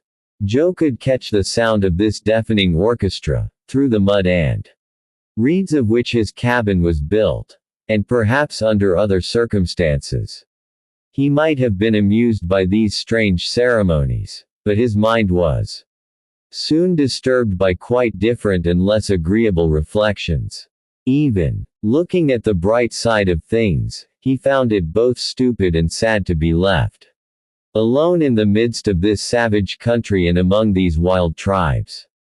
Few travelers who had penetrated to these regions had ever again seen their native land. Moreover, could he trust to the worship of which he saw himself the object? He had good reason to believe in the vanity of human greatness, and he asked himself whether, in this country, adoration did not sometimes go to the length of eating the object adored. But, notwithstanding this rather perplexing prospect, after some hours of meditation, fatigue got the better of his gloomy thoughts, and Joe fell into a profound slumber, which would have lasted no doubt until sunrise, had not a very unexpected sensation of dampness awakened the sleeper. Ere long, this dampness became water, and that water gained so rapidly that it had soon mounted to Joe's waist. "What can this be?" said he. "A flood, a water spout, or a new torture invented," and, so saying, he burst through the frail wall with a jog of his powerful shoulder, and found himself where? In the open lake. Island there was none. It had sunk during the night. In its place, the watery immensity of Lake Chad. "A poor country for the landowners," said Joe, once more vigorously, resorting to his skill in the art of natation. One of those phenomena, which are by no means unusual on Lake Chad, had liberated our brave Joe. More than one island, that previously seemed to have the solidity of rock, has been submerged in this way, and the people living along the shores of the mainland have had to pick up the unfortunate survivors of these terrible catastrophes. Joe knew nothing about this peculiarity of the region, but he was none the less ready to profit by it. He caught sight of a boat drifting about, without occupants, and was soon aboard of it. He found it to be but the trunk of a tree rudely hollowed out, but there were a couple of paddles in it, and Joe, availing himself of a rapid current, allowed his craft to float along. "But let us see where we are," he said. "The polar star there, that does its work honorably in pointing out the direction due north to everybody else, will, most likely, do me that service." He discovered, with satisfaction, that the current was taking him toward the northern shore of the lake, and he allowed himself to glide with it. About 2 o'clock in the morning he disembarked upon a promontory covered with prickly reeds, that proved very provoking and inconvenient even to a philosopher like him, but a tree grew there expressly to offer him a bed among its branches, and Joe climbed up into it for greater security, and there, without sleeping much, however, awaited the dawn of day. When morning had come with that suddenness which is peculiar to the equatorial regions, Joe cast a glance at the tree which had sheltered him during the last few hours, and beheld a sight that chilled the marrow in his bones. The branches of the tree were literally covered, bore reptiles for its leaves and fruit. And all this horrible living mass writhed and twisted in the first rays of the morning sun. Joe experienced a keen sensation or terror mingled with disgust, as he looked at it, and he leapt precipitately from the tree amid the hissings of these new and unwelcome bedfellows. "Now, there's something that I would never have believed," said he. He was not aware that Dr. Vogel's last letters had made known this singular feature of the shores of Lake Chad, where reptiles are more numerous than in any other part of the world. But after what he had just seen, Joe determined to be more circumspect for the future, and, taking his bearings by the sun, he set off afoot toward the northeast, avoiding with the utmost care cabins, huts, hovels, and dens of every description, that might serve in any manner as a shelter for human beings. How often his gaze was turned upward to the sky. He hoped to catch a glimpse, each time, of the Victoria, and, although he looked vainly during all that long, fatiguing day of sore foot travel, his confident reliance on his master remained undiminished. Great energy of character was needed to enable him thus to sustain the situation with philosophy. Hunger conspired with fatigue to crush him, for a man's system is not greatly restored and fortified by a diet of roots, the pith of plants, such as the mealy, or the fruit of the dome palm tree. And yet, according to his own calculations, Joe was enabled to push on about 20 miles to the westward. His body bore in scores of places the marks of the thorns with which the lake reeds, the acacias, the mimosas, and other wild shrubbery through which he had to force his way, are thickly studded, and his torn and bleeding feet rendered walking both painful and difficult. But at length he managed to react against all these sufferings, and when evening came again, he resolved to pass the night on the shores of Lake Chad. There he had to endure the bite and native buffaloes, reinforced by the ajobe, a very dangerous species of lamantine, carried on their ferocious revels in the bushes and under the waters of the lake, filling the night with a hideous concert. Joe dared scarcely breathe. Even his courage and coolness had hard work to bear up against so terrible a situation. At length, day came again, and Joe sprang to his feet precipitately, but judge of the loathing he felt when he saw what species of creature had shared his couch. A toad, but a toad 5 inches in length, a monstrous, repulsive specimen of vermin that sat there staring at him with huge round eyes. Joe felt his stomach revolt at the sight, and, regaining a little strength from the intensity of his repugnance, he rushed at the top of his speed and plunged into the lake. This sudden bath somewhat allayed the pangs of the itching that tortured his whole body, and, chewing a few leaves, he set forth resolutely, again feeling an obstinate resolution in the act, for which he could hardly account even to his own mind. He no longer seemed to have entire control of his own acts, and, nevertheless, he felt within him a strength superior to despair. However, he began now to suffer terribly from hunger. His stomach, less resigned than he was, rebelled, and he was obliged to fasten a tendril of wild vine tightly about his waist. Fortunately, he could quench his thirst at any moment, and, in recalling the sufferings he had undergone in the desert, he experienced comparative relief in his exemption from that other distressing want. What can have become of the Victoria? He wondered. The wind blows from the north, and she should be carried back by it toward the lake. No doubt the doctor has gone to work to right her balance, but yesterday would have given him time enough for that, so that may be today, but I must act just as if I was never to see him again.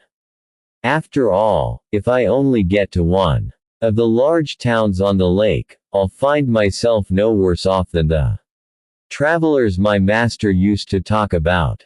Why shouldn't I work? Thus talking to himself and walking on rapidly, Joe came right upon a horde of natives in the very depths of the forest, but he halted in time and was not seen by them. The Negroes were busy poisoning arrows with the juice of the euphorbium, a piece of work deemed a great affair among these savage tribes, and carried on with a sort of ceremonial solemnity.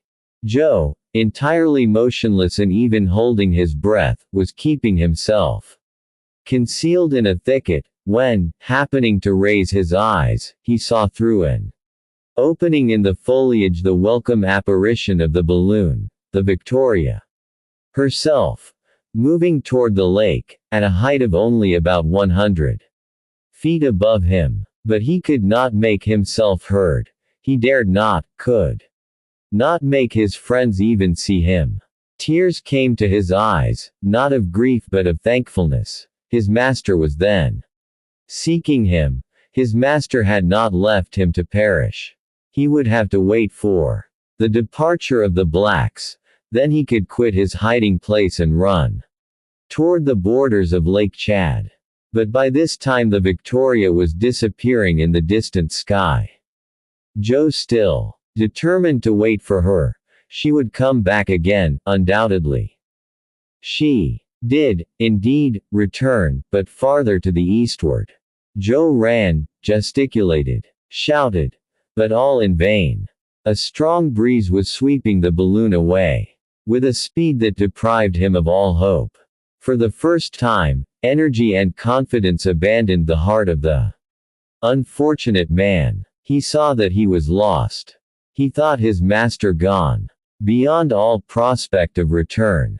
He dared no longer think. He would no longer reflect. Like a crazy man, his feet bleeding, his body cut and torn, he walked on. During all that day and a part of the next night. He even dragged himself along, sometimes on his knees, sometimes with his hands. He saw the moment nigh when all his strength would fail, and nothing would be left to him but to sink upon all his efforts. In spite of his desperate struggles, he felt himself sinking gradually in the swampy ooze, and in a few minutes he was buried to his waist. Here, then, at last, is death, he thought, in agony, and what a death.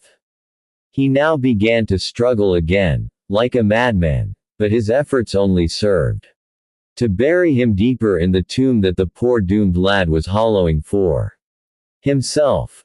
Not a log of wood or a branch to buoy him up, not a reed to which he might cling. He felt that all was over. His eyes convulsively closed. Master! Master! Help! Were his last words, but his voice, despairing, unaided, half-stifled already by Chapter 36. A throng of people on the horizon. A troop of Arabs. The pursuit. It is he. Fall from horseback. The strangled Arab. A ball from Kennedy. Adroit maneuvers. Caught up flying. Joe saved at last. From the moment when Kennedy resumed his post of observation in the front of the car, he had not ceased to watch the horizon with his utmost attention. After the lapse of some time he turned toward the doctor and said, "If I am not greatly mistaken, I can see, off yonder in the distance, a throng of men or animals moving. It is impossible to make them out yet, but I observe that they are in violent motion, for they are raising a great cloud of dust. May it not be another contrary breeze," said the doctor, "another whirlwind coming to drive us back northward again," and while speaking he stood up to examine the horizon. "I think not, Samuel. It is a troop of gazelles or of wild oxen." "Perhaps so, Dick, but yon throng is some 9 or 10 miles from us at least. And on my part, even with the glass, I can make nothing of it. At all events I shall not lose sight of it. There is something remarkable about it that excites my curiosity. Sometimes it looks like a body of cavalry maneuvering. Ah, I was not mistaken. It is, indeed, a squadron of horsemen. Look! Look there!" The doctor eyed the group with great attention, and, after a moment's pause, remarked, "I believe that you are right. It is a detachment of Arabs or Tibis, and they are galloping in the same direction with us, as though in." Kennedy had again lifted his glass and was attentively scrutinizing them. Meanwhile the crowd of horsemen was becoming more distinctly visible, and a few were seen to detach themselves from the main body. "It is some hunting maneuver, evidently," said Kennedy. "Those fellows seem to be in pursuit of something. I would like to know what they are about. Patience, Dick. In a little while we shall overtake them, if they continue on the same route. We are going at the rate of 20 miles per hour, and no horse can keep up with that."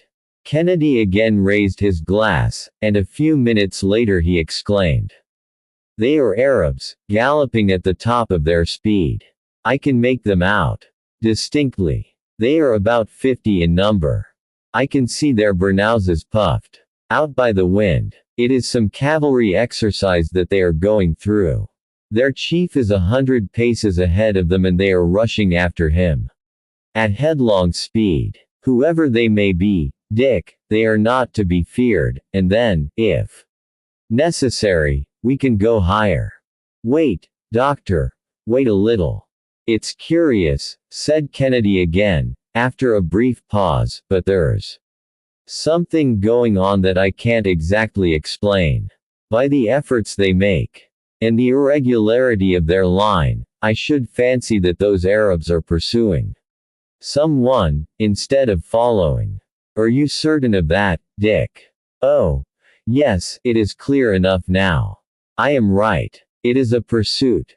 A hunt. But a manhunt. That is not their chief riding ahead of them, but a fugitive. A fugitive. 3 or 4 miles more were quickly gained upon these horsemen, who, nevertheless, were dashing onward with incredible speed. Doctor! Doctor! Shouted Kennedy in an agitated voice. What is the matter, Dick? Is it an illusion? Can it be possible? What do you mean? Wait! And so saying, the Scot wiped the sights of his spy glass carefully, and looked through it again intently. Well? Questioned the doctor. It is he, doctor. He! Exclaimed Ferguson with emotion. It is he. No other. And it was needless to pronounce the name. Yes. It is he. On horseback, and only 100 paces in advance of his enemies. He is pursued. It is Joe. Joe himself, cried the doctor, turning pale. He cannot see us in his flight. He will see us, though, said the doctor, lowering the flame of his blowpipe. But how? In 5 minutes we shall be within 50 feet of the ground, and in 15 we shall be right over him. We must let him know it by firing a gun. No, he can't turn back to come this way. He's headed off. What shall we do? Wait. And these Arabs? We shall overtake them. We'll pass them. We are not more than 2 miles from them, and provided that Joe's horse holds out. Great God! Exclaimed Kennedy, suddenly. What is the matter? Kennedy had uttered a cry of despair as he saw Joe fling himself to the ground. His horse, evidently exhausted, had just fallen headlong. He sees us, cried the doctor, and he motions to us, as he gets upon his feet. But the Arabs will overtake him. What is he waiting for? Ah! The brave lad! Huzzah! Shouted the sportsman, who could no longer restrain his feelings. Joe, who had immediately sprung up after his fall, just as one of the swiftest horsemen rushed upon him, bounded like a panther, avoided his assailant by leaping to one side, jumped up behind him on the crupper, seized the Arab by the throat, and, strangling him with his sinewy hands and fingers of steel, flung him on the sand, and continued his headlong flight. A tremendous howl was heard from the Arabs, but, completely engrossed by the pursuit, they had not taken notice of the balloon, which was now but 500 paces behind them, and only about 30 feet from the ground. On their part, they were not 20 lengths of their horses from the fugitive. One of them was very perceptibly gaining on Joe, and was about to pierce him with his lance, when Kennedy, with fixed eye and steady hand, stopped him short with a ball, that hurled him to the earth. Joe did not even turn his head at the report. Some of the horsemen reined in their barbs, and fell on their faces in the dust as they caught sight of the Victoria. The rest continued their pursuit. But what is Joe about? He's doing better than that, Dick. I understand him. He's keeping on in the same direction as the balloon. He relies upon our intelligence. Ah! The noble fellow. We'll carry him off in the very teeth of those Arab rascals. We are not more than 200 paces from him. What are we to do? Asked Kennedy. Lay aside your rifle, Dick. And the Scot obeyed the request at once. Do you think that you can hold 150 pounds of ballast in your arms? Aye, more than that.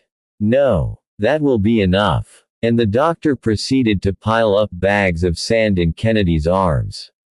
Hold yourself in readiness in the back part of the car, and be prepared to throw out that ballast at a single effort.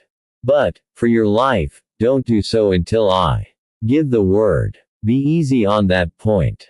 Otherwise, we should miss Joe, and he would be lost. Count upon me. The Victoria at that moment almost commanded the troop of horsemen, who were still desperately urging their steeds at Joe's heels. The doctor, standing in the front of the car, held the ladder clear, ready to throw it at any moment. Meanwhile, Joe had still maintained the distance between himself and his pursuers. "Joe, look out for yourself," shouted the doctor in his sonorous, ringing voice, as he flung out the ladder, the lowest ratlines of which tossed up the dust of the road. As the doctor shouted, Joe had turned his head, but without checking his horse. The ladder dropped close to him, and at the instant he grasped it, the doctor again shouted to Kennedy, "Throw ballast. It's done." And the Victoria, lightened by a weight greater than Joe's, shot up 150 feet into the air. Joe clung with all his strength to the ladder during the wide oscillations that it had to describe, and then making an indescribable gesture to the Arabs. And climbing with the agility of a monkey, he sprang up to his companions, who received him with open arms. The Arabs uttered a scream of astonishment and rage. The fugitive had been snatched from them on the wing, and the Victoria was rapidly speeding far beyond their reach. "Master Kennedy!" ejaculated Joe, and overwhelmed, at last, with fatigue and emotion, the poor fellow fainted away, while Kennedy, almost beside himself, kept exclaiming, "Saved! Saved! Saved indeed!" murmured the doctor, who had recovered all his phlegmatic coolness. Joe was almost naked. His bleeding arms, his body covered with cuts and bruises, told what his sufferings had been.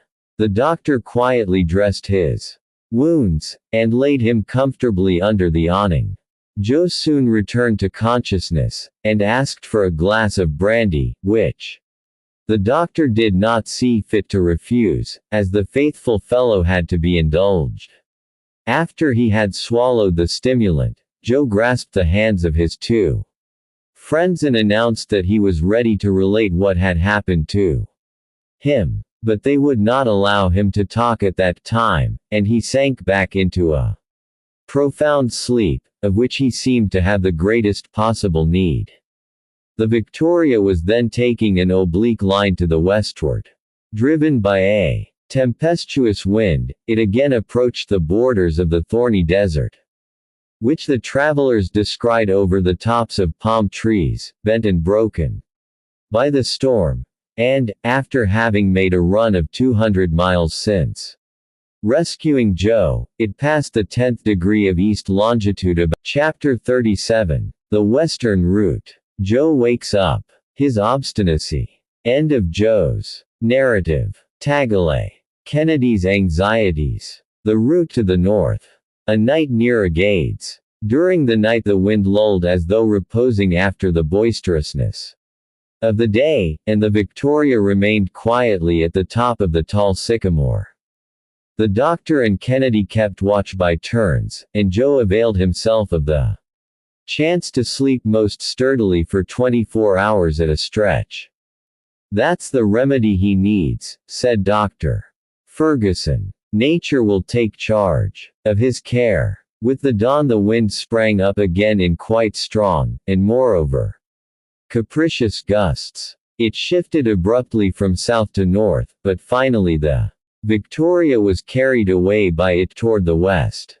The doctor, map in hand, recognized the kingdom of Damergo, an undulating region of great fertility, in which the huts that compose the villages are constructed of long reeds interwoven with branches of the Asclepia. The grain mills were seen raised in the cultivated fields, upon small scaffoldings or platforms, to keep them out of the reach of the mice and the huge ants of that country. They soon passed the town of Zinder, recognized by its spacious place of execution, in the center of which stands the tree of death. At its foot the executioner stands waiting, and whoever passes beneath its shadow is immediately hung. Upon consulting his compass, Kennedy could not refrain from saying, "Look, We are again moving northward. No matter. If it only takes us to Timbuktu, nor in better health, said Joe, at that instant thrusting his jolly countenance from between the curtains of the awning. There he is. There's our gallant friend. Our preserver, exclaimed Kennedy, cordially. How goes it, Joe? Oh. Why, naturally enough, Mr. Kennedy, very naturally. I never felt better. In my life. Nothing sets a man up like a little pleasure trip with a bath in Lake Chad to start on. Doctor. Brave fellow, said Ferguson, pressing Joe's hand. What terrible anxiety you caused us. Humph. And you, sir. Do you think that I felt easy in my mind about you? Gentlemen, you gave me a fine fright, let me tell you. We shall never agree in the world, Joe, if you take things in that style. I see that his tumble hasn't changed him a bit, added Kennedy. Your devotion and self-forgetfulness were sublime, my brave lad, and they saved us, for the Victoria was falling into the lake, and, once there, nobody could have extricated her. But, if my devotion, as you are pleased to call my Somerset, saved you, did it not save me too, for here we are, all three of us, in first-rate health. Consequently we have nothing to squabble about in the whole affair.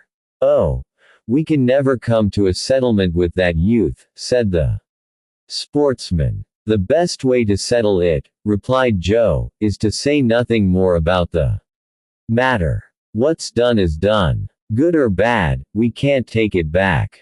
You obstinate fellow, said the doctor, laughing. You can't refuse, though, to tell us your adventures, at all events. Not if you think it worthwhile. But, in the first place, I'm going to cook this fat goose to a well, let us see then how this African game will sit on a European stomach. The goose was soon roasted by the flame of the blowpipe, and not long afterward was comfortably stowed away. Joe took his own good share, like a man who had eaten nothing for several days. After the tea and the punch, he acquainted his friends with his recent adventures. He spoke with some emotion, even while looking at things with his usual philosophy. The doctor could not refrain from frequently pressing his hand when he saw his worthy servant more considerate of his master's safety than of his own, and, in relation to the sinking of the island of the Bidiomas, he explained to him the frequency of this phenomenon upon Lake Chad. At length Joe, continuing his recital, arrived at the point where, sinking in the swamp, he had uttered a last cry of despair. I thought I was gone, said he, and as you came right into my mind, I made a hard fight for it. How? I couldn't tell you, but I'd made up my mind that I wouldn't go under without knowing why. Just then, I saw, 2 or 3 feet from me, what do you think? The end of a rope that had been fresh cut. So I took leave to make another jerk, and, by hook or by crook, I got to the rope. When I pulled, it didn't give, so I pulled again and hauled away, and there I was on dry ground. At the end of the rope, I found an anchor. Ah, master, I've a right to call that the anchor of safety, anyhow, if you have no objection. I knew it again. It was the anchor of the Victoria. You had grounded there. So I followed the direction of the rope, and that gave me your direction, and, after trying hard a few times more, I got out of the swamp. I had got my strength back with my spunk, and I walked on part of the night away from the lake, until I got to the edge of a very big wood. There I saw a fenced-in place, where some horses were grazing, without thinking of any harm. Now, there are times when everybody knows how to ride a horse, are there not, doctor? So I didn't spend much time thinking. about it, but jumped right on the back of one of those innocent animals and away we went galloping north as fast as our legs could carry us. I needn't tell you about the towns that I didn't see nor the villages that I took good care to go around. No. I crossed the plowed fields. I leapt the hedges. I scrambled over the fences. I dug my heels into my nag. I thrashed him. I fairly lifted the poor fellow off his feet. At last I got to the end of the tilled land. Good. There was the desert. That suits me, said I, for I can see better ahead of me and farther too. I was hoping all the time to see the balloon tacking about and waiting for me. But not a bit of it. And so, in about 3 hours, I go plump, like a fool, into a camp of Arabs. Phew! What a hunt that was. You see, Mr. Kennedy, a hunter don't know what a real hunt is until he's been hunted himself. Still I advise him not to try it if he can keep out of it. My horse was so tired, he was ready to drop off his legs. They were close on me. I threw myself to the ground. Then I jumped up again behind an Arab. I didn't mean the fellow any harm, and I hope he has no grudge against me for choking him, but I saw you, and you know the rest. The Victoria came on at my heels, and you caught me up flying, as a circus rider does a ring. Wasn't I right in counting on you? Now, Doctor, you see how simple all that was. Nothing more natural in the world. I'm ready to begin over again, if it would be of any service to you. And besides, Master, as I said a while ago, it is not worth mentioning. My noble, gallant Joe, said the doctor, with great feeling. Heart of gold, we were not astray in trusting to your intelligence and skill. Poe, Doctor, one has only just to follow things along as they happen, and he can always work his way out of a scrape. The safest plan, you see, is to take matters as they come. While Joe was telling his experience, the balloon had rapidly passed over a long reach of country, and Kennedy soon pointed out on the horizon a collection of structures that looked like a town. The doctor glanced at his map and recognized the place as the large village of Tagale, in the Damergo country. Here, said he, we come upon Drive Barth's route. It was at this place that he parted from his companions, Richardson and Overweg. The first was to follow the Zinder route, and the second that of Maradi, and you may remember that, of these 3 travelers, Barth was the only one who ever returned to Europe. Then, said Kennedy, due north, Dick. And don't that give you a little uneasiness? Why should it? Because that line leads to Tripoli, and over the Great Desert. Oh, we shall not go so far as that, my friend. At least, I hope not. But where do you expect to halt? Come, Dick, don't you feel some curiosity to see Timbuktu? Timbuktu. Certainly, said Joe. Nobody nowadays can think of making the trip to Africa without going to see Timbuktu. You will be only the 5th or 6th European who has ever set eyes on that mysterious city. Ho, then, for Timbuktu. Well, then, let us try to get as far as between the 17th and 18th degrees of north latitude, and there we will seek a favorable wind to carry us westward. Good, said the hunter. But have we still far to go to the northward? 150 miles at least. In that case, said Kennedy, I'll turn in and sleep a bit. Sleep, sir, sleep, urged Joe. And you, doctor, do the same yourself. You must have need of rest, for I made you keep watch a little out of time. The sportsman stretched himself under the awning, but Ferguson, who was not easily conquered by fatigue, remained at his post. In about 3 hours the Victoria was crossing with extreme rapidity an expanse of stony country, with ranges of lofty, naked mountains of granitic formation at the base. A few isolated peaks at 10,000 feet. Giraffes, antelopes, and ostriches were seen running and bounding with marvelous agility in the midst of forests of acacias, mimosas, suas, and date trees. After the barrenness of the desert, vegetation was now resuming its empire. This was the country of the Kiowas, who veil their faces with a bandage of cotton, like their dangerous neighbors, the Tuaregs. At 10 o'clock in the evening, after a splendid trip of 250 miles, the Victoria halted over an important town. The moonlight revealed glimpses of one district half in ruins, and some pinnacles of mosques and minarets shot up here and there, glistening in the silvery rays. The doctor took a stellar observation, and discovered that he was in the latitude of Agades. This city, once the seat of an immense trade, was already falling into ruin. When Dr. Barth visited it, the Victoria, not being seen in the obscurity of night, descended about 2 miles above Agades, in a field of millet. The night was calm, and began to break into dawn about 3 o'clock a.m. while a light wind coaxed the balloon westward, and even a little toward the south.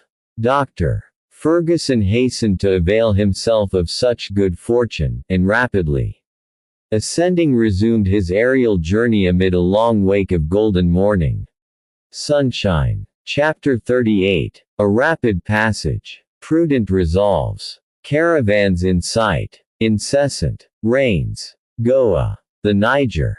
Goulberry, Geoffroy, and Gray. Mungo, Park, Laing. Renee Cayley. Clapperton. John and Richard Lander.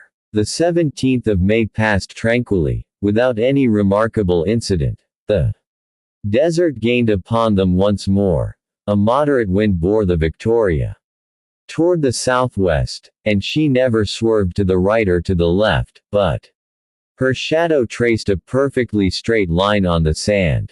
Before starting, the doctor had prudently renewed his stock of water, having feared that he should not be able to touch ground in these regions, infested as they are by the Awilaminian Tuaregs.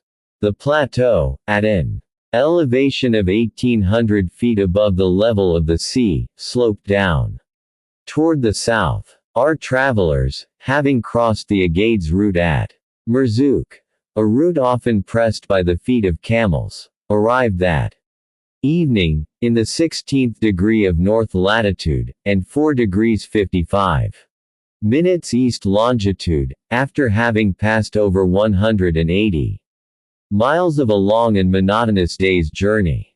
During the day Joe dressed the last pieces of game, which had been only hastily prepared, and he served up for supper a mess of snipe, that were greatly relished. The wind continuing good, the doctor resolved to keep on. During the night, the moon, still nearly at the full, illumining it with her radiance. The Victoria ascended to a height of 500 feet, and, during her nocturnal trip of about 60 miles, the gentle slumbers of an infant would not have been disturbed by her motion. On Sunday morning, the direction of the wind again changed, and it bore to the northwestward. A few crows were seen sweeping through the air, and off on the horizon, "Where would we be," said he, "with only one balloon? The second balloon is like the lifeboat to a ship. In case of wreck we could always take to it and escape." "You are right, friend Joe," said the doctor, "only that my lifeboat gives me some uneasiness. It is not so good as the main craft." "What do you mean by that, doctor?" asked Kennedy. "I mean to say that the new Victoria is not so good as the old one. Whether it be that the stuff it is made of is too much worn, or that the heat of the spiral has melted the gutta percha, I can observe a certain loss of gas." It don't amount to much thus far, but still it is noticeable. We have a tendency to sink, and, in order to keep our elevation, I am compelled to give greater dilation to the hydrogen. The deuce! Exclaimed Kennedy with concern. I see no remedy for that. There is none, Dick, and that is why we must hasten our progress, and even avoid night halts. Are we still far from the coast? Asked Joe. Which coast, my boy? How are we to know whither chance will carry us? All that I can say is, that Timbuktu is still about 400 miles to the westward. And how long will it take us to get there? Should the wind not carry us too far out of the way, I hope to reach that city by Tuesday evening. Then, remarked Joe, pointing to a long file of animals and men winding across the open desert, we shall arrive there sooner than that caravan. Ferguson and Kennedy leaned over and saw an immense cavalcade. There were at least 150 camels of the kind that, for 12 mutkals of gold, or about $25, go from Timbuktu to Tifilot, with a load of 500 pounds upon their backs. Each animal had, dangling to its tail, a bag to receive its excrement, the only fuel on which these Touareg camels are of the very best race. They can go from 3 to 7 days without drinking, and for 2 without eating. Their speed surpasses that of the horse, and they obey with intelligence the voice of the Kabir, or guide of the caravan. They are known in the country under the name of Mahari. Such were the details given by the doctor while his companions continued to gaze upon that multitude of men, women, and children, advancing on foot and with difficulty over a waste of sand half in motion, and scarcely kept in its place by scanty nettles, withered grass, and stunted bushes that grew upon it. The wind obliterated the marks of their feet almost instantly. Joe inquired how the Arabs managed to guide themselves across the desert and come to the few wells scattered far between throughout this vast solitude. The Arabs, replied Drive Ferguson, are endowed by nature with a wonderful instinct in finding their way. Where a European would be at a loss, they never hesitate for a moment. An insignificant fragment of rock, a pebble, a tuft of grass, a different shade of color in the sand, suffice to guide them with accuracy. During the night they go by the polar star. They never travel more than 2 miles per hour, and always rest during the noonday heat. You may judge from that how long it takes them to cross Sahara, a desert more than 900 miles in breadth. But the Victoria had already disappeared from the astonished gaze of the Arabs, who must have envied her rapidity. That evening she passed 2 degrees 20 minutes east longitude, and during the night left another degree behind her. On Monday the weather changed completely. Rain began to fall with extreme violence, and not only had the balloon to resist the power of this deluge, but also the increase of weight which it caused by wetting. Such was the Sonray country, with its villages topped with roofs turned over like Armenian caps. There were few mountains, and only such hills as were enough to form the ravines and pools where the pintados and snipes went sailing and diving through. Here and there, an impetuous torrent cut the roads, and had to be crossed by the natives on long vines stretched from tree to tree. The forests gave place to jungles, which alligators, hippopotami, and the rhinoceros made their haunts. It will not be long before we see the Niger, said the doctor. The face of the country always changes in the vicinity of large rivers.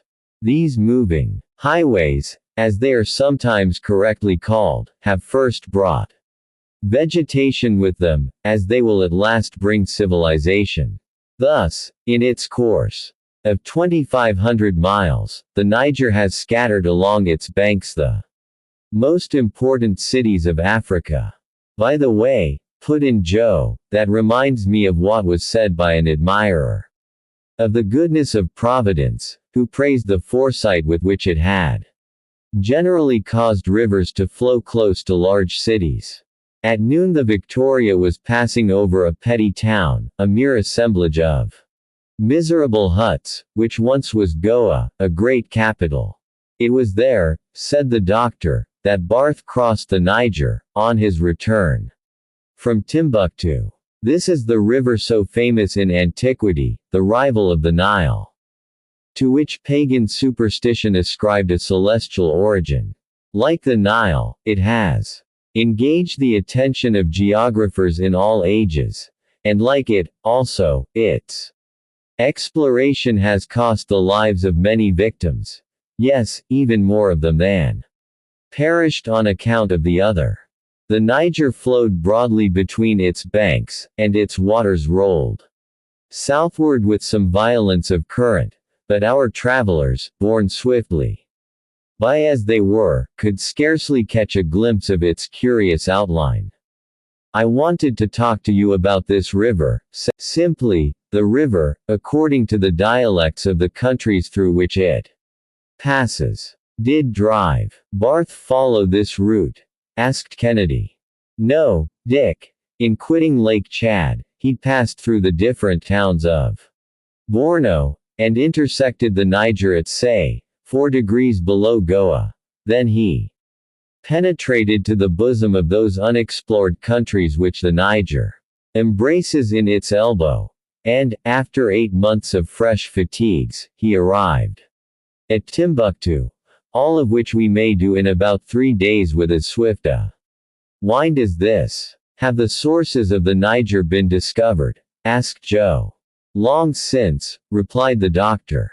The exploration of the Niger and its tributaries was the object of several expeditions, the principal of which I shall mention. Between 1749 and 1758, Adamson made a reconnaissance of the river, and visited Guria. From 1785 to 1788, Golbery and Geoffroy traveled across the deserts of Senegambia, and ascended as far as the country of the Moors, who assassinated Sagne, Brisson, Adam, Riley, Cochelet, and so many other unfortunate men. Then came the illustrious Mungo Park, the friend of Sir Walter Scott, and, like him, a Scotchman by birth. Sent out in 1795 by the African Society of London, he got as far as Bambara, saw the Niger, traveled 500 miles with a slave merchant, reconnoitered the Gambia River, and returned to England in 1797. He again set out, on the 30th of January, 1805, with his brother-in-law, Anderson, Scott, the designer, and a gang of workmen. He reached Guria. There added a detachment of 35 soldiers to his party, and saw the Niger again on the 19th of August. But, by that time, in consequence of fatigue, privations, ill usage, the inclemencies of the weather, and the unhealthiness of the country, only 11 persons remained alive of the 40 Europeans in the party. On the 16th of November, the last letters from Mungo Park reached his wife, and, a year later a trader from that country gave information that, having got as far as Busa, on the Niger, on the 23d of December, the unfortunate traveler's boat was upset by the cataracts in that part of the river, and he was murdered by the natives. And his dreadful fate did not check the efforts of others to explore that river. On the contrary, Dick. Since then, there were 2 objects in view, namely, to recover the lost man's papers, as well as to pursue the exploration. In 1816, an expedition was organized, in which Major Gray took part. It arrived in Senegal, penetrated to the Fanta Jalan, visited the Fula and Mandingo. populations, and returned to England without further results. In 1822, Major Long explored all the western part of Africa near to the British possessions, and it was who got so far as the sources of the Niger, and, according to his documents, the spring in which that immense river takes its rise is not 2 feet broad. Easy to jump over, said Joe. How's that? Easy you think, retorted the doctor. If we are to believe tradition, whoever attempts to pass that spring, by leaping over it, is immediately swallowed up, and whoever tries to draw water from it, feels himself repulsed by an invisible hand. I suppose a man has a right not to believe a word of that, persisted Joe. Oh, by all means. 5 years later, it was Major Lang's destiny to force his way across the desert of Sahara, penetrate to Timbuktu, and perish a few miles above it, by strangling, at the hands of the Walid Shaiman, who wanted to compel him to turn Mussulman. Still another victim, said the sportsman. It was then that a brave young man, with his own feeble resources, undertook and accomplished the most astonishing of modern journeys. I mean the Frenchman René Cayley, who, after sundry attempts in 1819 and 1824, set out again on the 19th of April, 1827, from Rio Núñez. On the 3d of August he arrived at time, so thoroughly exhausted and ill that he could not resume his journey until 6 months later, in January, 1828. He then joined a caravan, and, protected by his oriental dress, reached the Niger on the 10th of March, penetrated to the city of Jen, embarked on the river, and descended it, as far as Timbuktu, where he arrived on the 30th of April. Robert Adams had seen this curious place, but René Cayley was to be the first European who could bring back any authentic data concerning it. On the 4th of May he quitted this Queen of the Desert. On the 9th, he surveyed the very spot where Major Long had been murdered. On the 19th, he arrived at El Arouan, and left that commercial town to brave 1,000 dangers in crossing the vast solitudes comprised between the Soudan and the northern regions of Africa. At length he entered Tangiers, and on the 28th of September sailed for Toulon. In 19 months, notwithstanding 180 days' sickness, he had traversed Africa from west to north. Had Cayley been born in England, he would have been honored as the most intrepid traveler of modern times, as was the case with Mungo Park. But in France he was not appreciated according to his worth. He was a sturdy fellow, said Kennedy, but what became of him?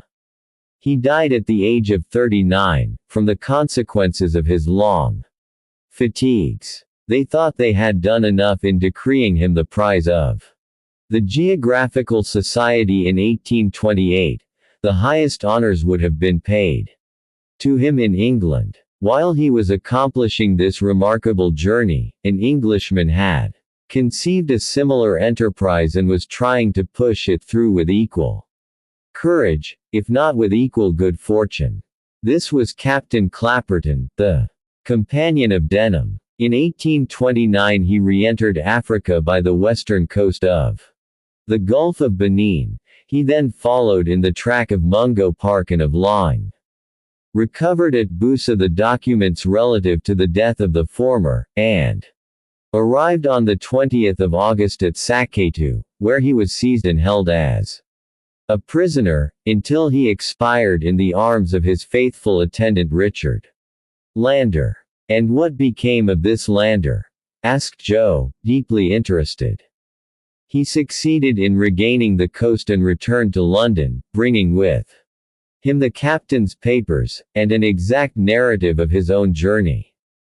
He then offered his services to the government to complete the reconnaissance, redescended the river from Busa to its mouth, describing it village by village, mile by mile.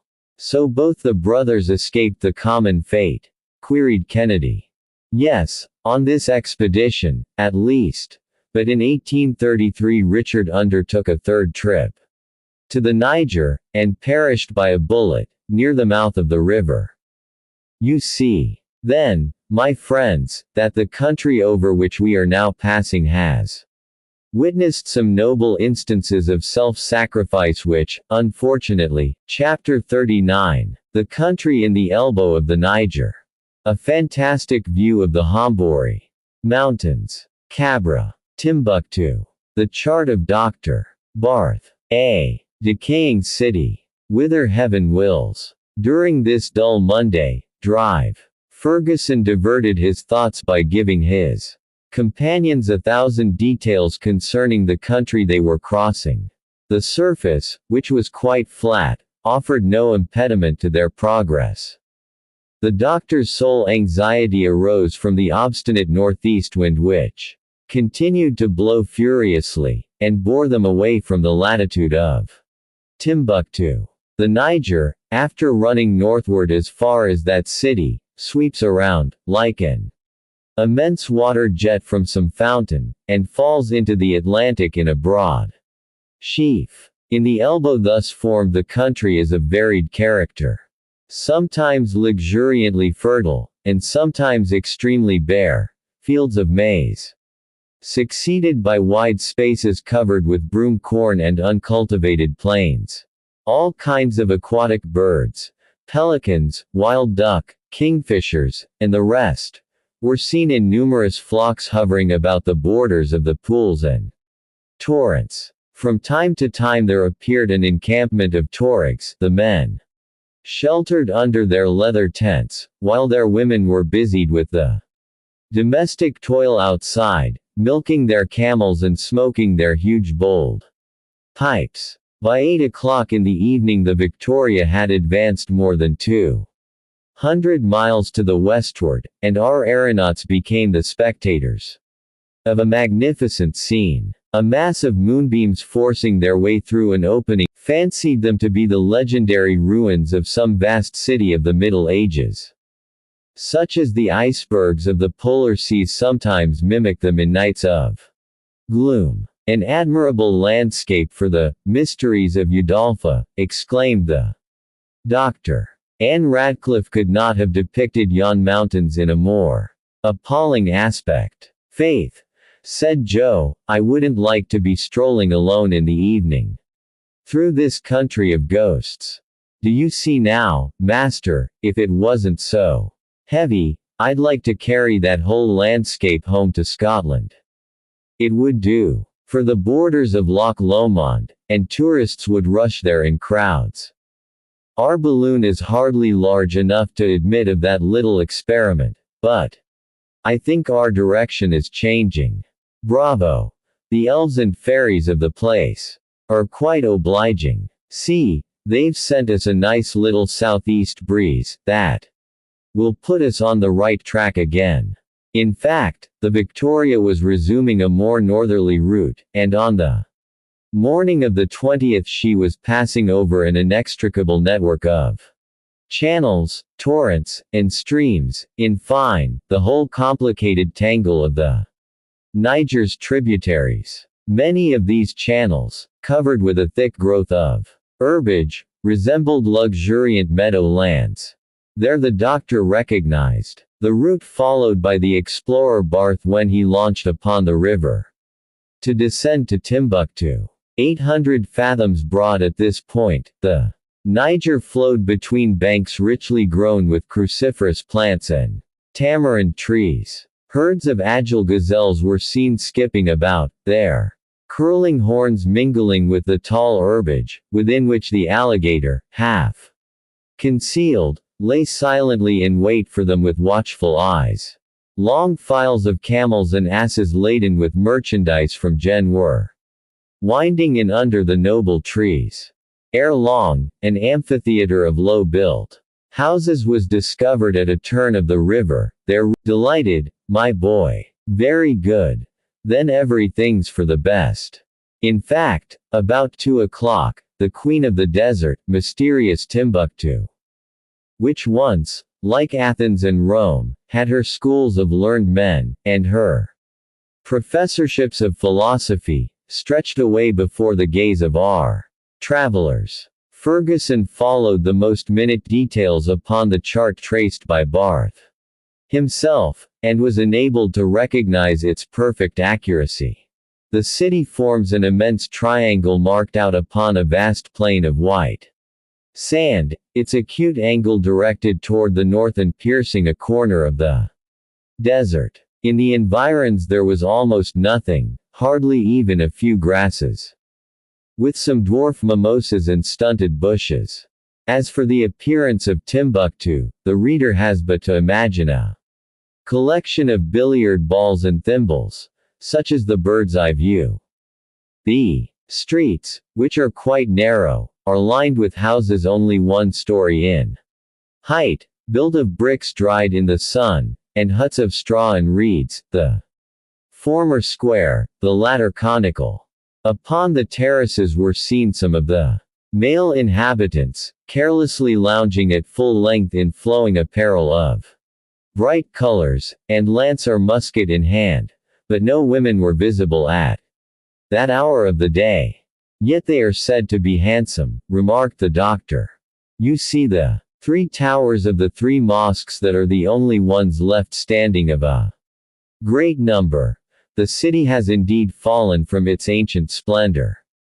At the top of the triangle rises the Mosque of Sankor, with its ranges of galleries, resting on arcades of sufficiently pure design. Farther on, and near to the Sain Gungu quarter, is the Mosque of Sidi Yahya and some 2-story houses. But do not look for either palaces or monuments. The sheikh is a mere son of traffic, and his royal palace is a counting house. It seems to me that I can see half-ruined ramparts, said Kennedy.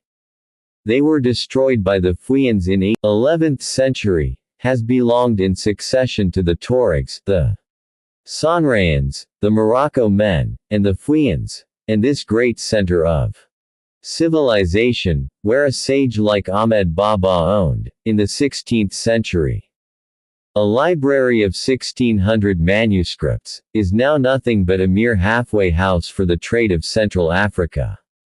The city, indeed, seemed abandoned to supreme neglect. It betrayed that indifference which seems epidemic to cities that are passing away. Huge heaps of rubbish encumbered the suburbs, and, with the hill on which the market-place stood, formed the only inequalities of the ground. When the Victoria passed, there was some slight show of movement. Drums were beaten, but the last learned man still lingering in the place had hardly time to notice the new phenomenon, for our travelers, driven onward by the wind of the desert, resumed the winding course of the river, and, ere long, Timbuktu was nothing more than one of the fleeting reminiscences of their journey. And now, said the doctor, heaven may waft us whither it pleases. Provided only that we go westward, added Kennedy. Bah, said Joe. I wouldn't be afraid if it was to go back to Zanzibar by the same road, or to cross the ocean to America. We would first have to be able to do that, Joe. And what's wanting, Doctor? Gas, my boy. The ascending force of the balloon is evidently growing weaker, and we shall need all our management to make it carry us to the sea coast. I shall even have to throw over some ballast. We are too heavy. That's what comes of doing nothing, Doctor, when a man lies stretched out all day long in, just like Joe, said Kennedy. Just the ideas for him. But wait a bit. Can you tell what we may have to go through yet? We are still far from the end of our trip. Where do you expect to strike the African coast, Doctor? I should find it hard to answer you, Kennedy. We are at the mercy of very variable winds, but I should think myself fortunate were we to strike it between Sierra Leone and Portendick. There is a stretch of country in that quarter where we should meet with friends, and it would be a pleasure to press their hands. But, are we going in the desirable direction? Not any too well, Dick. Not any too well. Look at the needle of the compass. We are bearing southward, and ascending the Niger toward its sources. A fine chance to discover them, said Joe, if they were not known already. Now, couldn't we just find others for it, on a pinch? Not exactly, Joe, but don't be alarmed. I hardly expect to go so far as that. At nightfall the doctor threw out the last bags of sand. The Victoria rose higher, and the blowpipe, although working at full blast, could scarcely keep her up. At that time, Chapter 40. Dr. Ferguson's anxieties. Persistent movement southward. A cloud of grasshoppers. A view of Jen. A view of Seago. Change of the wind. Joe's regrets. The flow of the river was, at that point, divided by large islands into narrow branches, with a very rapid current. Upon one among them stood some shepherds' huts, but it had become impossible to take an exact observation of them, because the speed of the balloon was constantly increasing. Unfortunately, it turned still more toward the south, and in a few moments crossed Lake Debo. Dr. Ferguson, forcing the dilation of his aerial craft to the utmost, sought for other currents of air at different heights, but in vain, and he soon gave up the attempt, which was only augmenting the waste of gas by pressing it against the well-worn tissue of the balloon. He made no remark, but he began to feel very anxious. This persistence of the wind to head him off toward the southern part of Africa was defeating his calculations, and he no longer knew upon whom or upon what to depend. Should he not reach the English or French territories, what was to become of him in the midst of the barbarous tribes that infest the coasts of Guinea? How should he there get to a ship to take him back to England? And the actual direction of the wind was driving him along to the kingdom of Dahomey, among the most savage races, and into the power of a ruler who was in the habit of sacrificing thousands of human victims at his public orgies. There he would be lost. On the other hand, the balloon was visibly wearing out, and the doctor felt it failing him. However, as the weather was clearing up a little, he hoped that the cessation of the rain would bring about a change in the atmospheric currents. It was therefore a disagreeable reminder of the actual situation when Joe said aloud, "There, the rain's going to pour down harder than ever, and this time it will be the deluge itself, if we're to judge by yon cloud that's coming up." "What? Another cloud?" asked Ferguson. "Yes, and a famous one," replied Kennedy. "I never saw the like of it," added Joe. "I breathe freely again," said the doctor, laying down his spy-glass. "That's not a cloud." "Not a cloud?" queried Joe, with surprise. "No, it is a swarm. A swarm of grasshoppers. That. Grasshoppers. Myriads of grasshoppers, that are going to sweep over this country like a waterspout. And woe to it. For, should these insects alight, it will be laid waste. That would be a sight worth beholding. Wait a little, Joe. In 10 minutes that cloud will have arrived where we are. And you can then judge by the aid of your own eyes." The doctor was right. The cloud, thick, opaque, and several miles in extent, came on with a deafening noise, casting its immense shadow over the fields. It was composed of numberless legions of that species of grasshopper, called crickets. About 100 paces from the balloon, they settled down. upon a tract full of foliage and verdure. 15 minutes later, the mass resumed its flight, and our travelers could, even at a distance, see the trees and the bushes entirely stripped, and the fields as bare as though they had been swept with the scythe. One would have thought that a sudden winter had just descended upon the earth and struck the region with the most. Well, Joe, what do you think of that? Well, doctor, it is very curious, but quite natural. What one grasshopper does on a small scale, thousands do on a grand scale. It's a terrible shower, said the hunter, more so than hail itself in the devastation it causes. It is impossible to prevent it, replied Ferguson. Sometimes the inhabitants have had the idea to burn the forests, and even the standing crops, in order to arrest the progress of these insects, but the first ranks plunging into the flames would extinguish them beneath their mass, and the rest of the swarm would then pass irresistibly onward. Fortunately, in these regions, there is some sort of compensation for their ravages, since the natives gather these insects in great numbers and greedily eat them. They are the prawns of the air, said Joe, who added that he was sorry that he had never had the chance to taste them. Just for information's sake. The country became more marshy toward evening. The forests dwindled to isolated clumps of trees, and on the borders of the river could be seen plantations of tobacco, and swampy meadowlands fat with forage.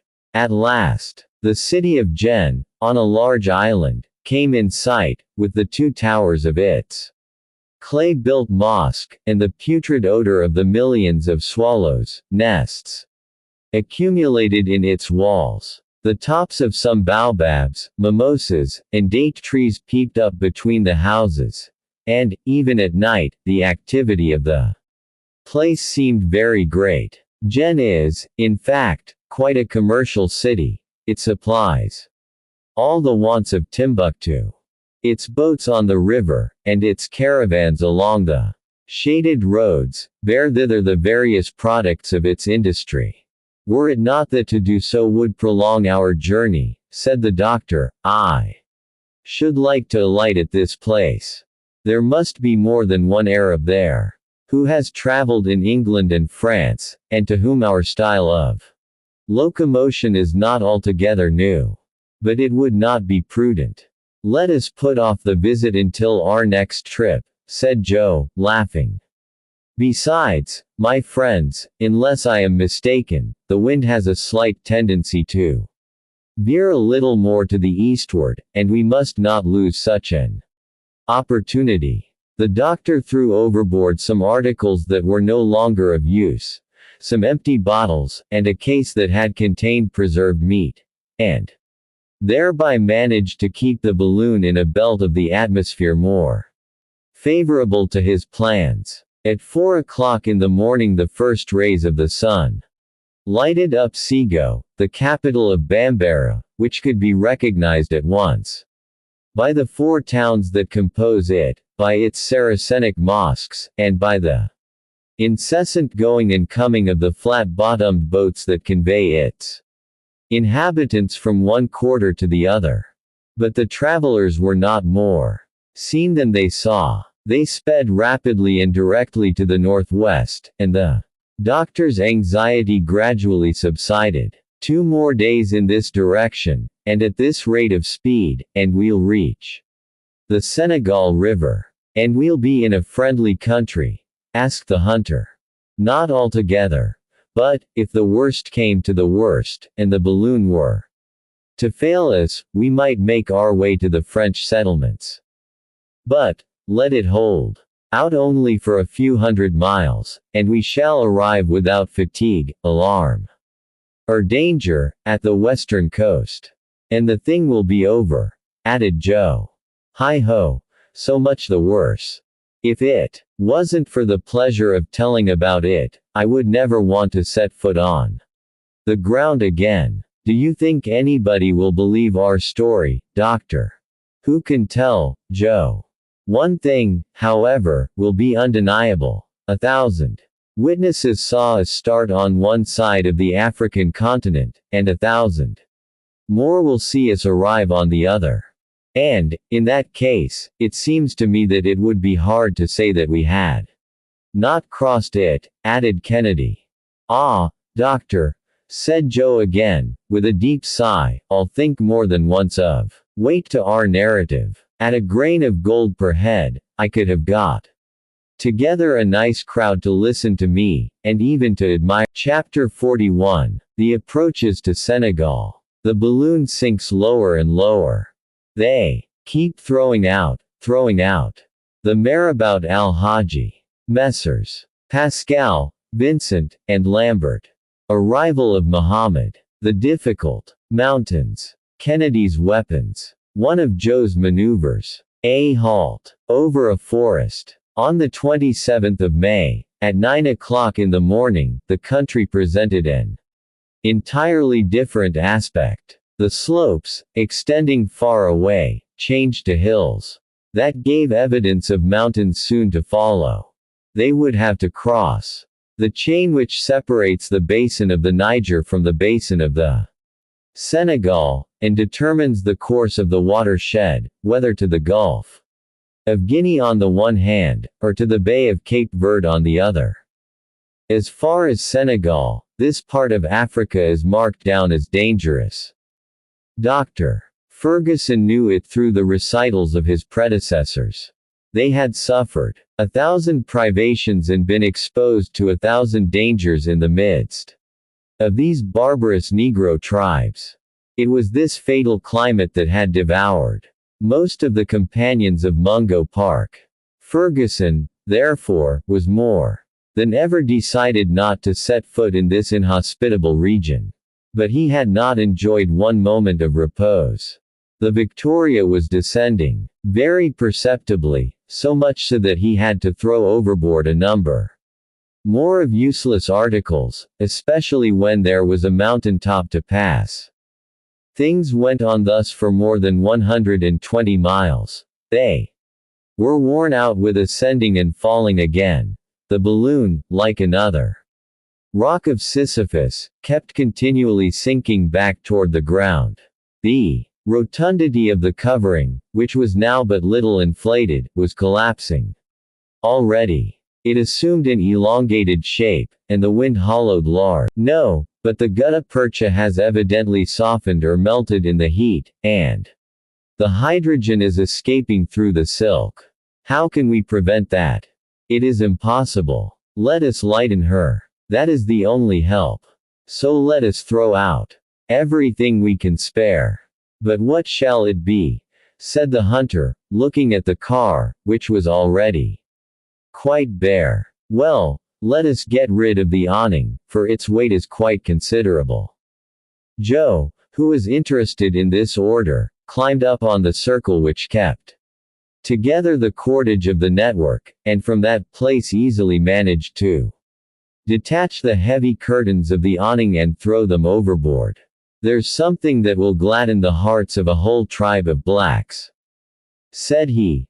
There's enough to dress 1,000 of them, for they're not very extravagant with cloth. The balloon had risen a little, but it soon became evident that it was again approaching the ground. Let us alight, suggested Kennedy, and see what can be done with the covering of the balloon. I tell you, again, Dick, that we have no means of repairing it.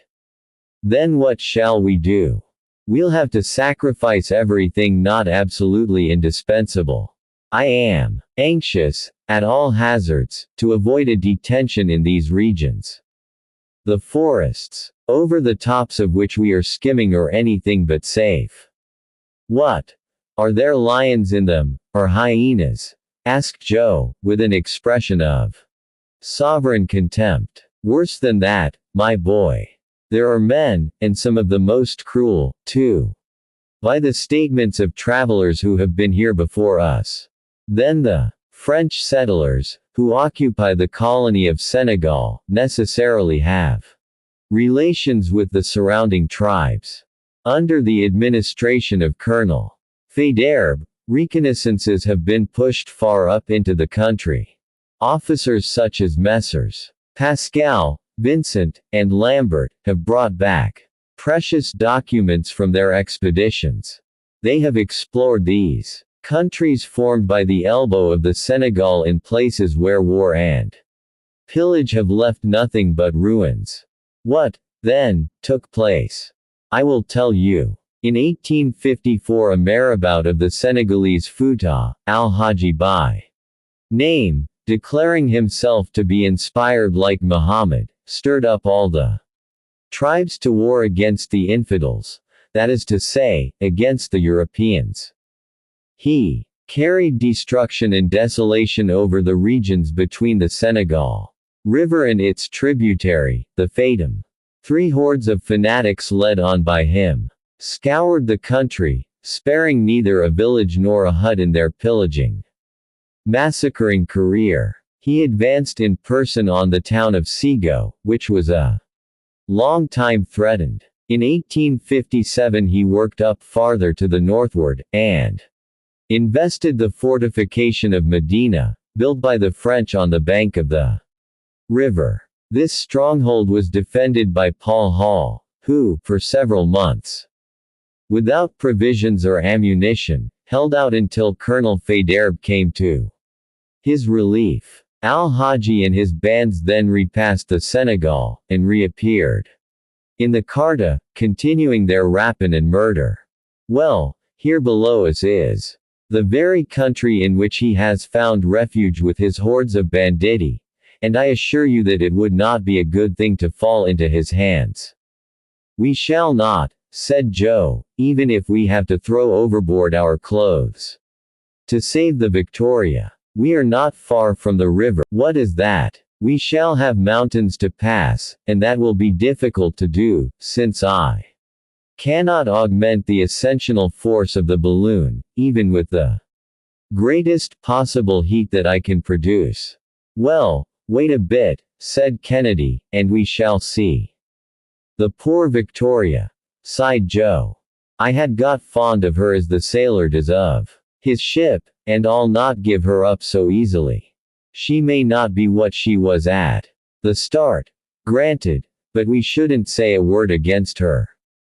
She has done us good service, and it would break my heart to desert her. Be at your ease, Joe. If we leave her, it will be in spite of ourselves.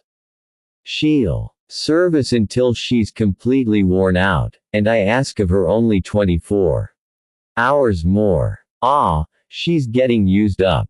She grows thinner and thinner, said Joe dolefully, while he eyed her. Poor balloon. Unless I am deceived, said Kennedy, there on the horizon are the mountains of which you were speaking, Doctor. Yes, there they are, indeed, exclaimed the doctor, after having examined them through his spy glass, and they look very high. We shall have some trouble in crossing them. Can we not avoid them? I am afraid not, Dick. See what an immense space they occupy. Nearly 1/2 of the horizon. They even seem to shut us in, added Joe. They are gaining on both our right and our left. We must then pass over them. These obstacles. Let us empty our tank of water, said the doctor, and keep only enough for one day. There it goes, shouted Joe. Does the balloon rise at all? Asked Kennedy. A little. Some 50 feet, replied the doctor, who kept his eyes fixed on the barometer. But that is not enough. In truth, the lofty peaks were starting up so swiftly before the travelers that they seemed to be rushing down upon them. The balloon was far from rising above them. She lacked an elevation of more than 500 feet more. The stock of water for the cylinder was also thrown overboard and only a few pints were retained, but still all this was not enough. We must pass them though, urged the doctor. Let us throw out the tanks. We have emptied them, said Kennedy. Over with them. There they go, panted Joe. But it is hard to see ourselves dropping off this way by piecemeal. Now, for your part, Joe, make no attempt to sacrifice yourself as you did the other day. Whatever happens, swear to me that you will not leave us. Have no fears, my master, we shall not be separated. The Victoria had ascended some 120 feet, but the crest of the mountain still towered above it. It was an almost perpendicular ridge that ended in a regular wall rising abruptly in a straight line. It still rose more than 200 feet over the aeronauts.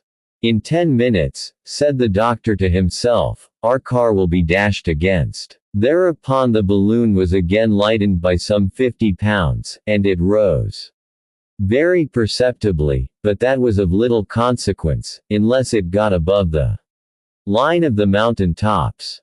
The situation was terrifying. The Victoria was rushing on with great rapidity.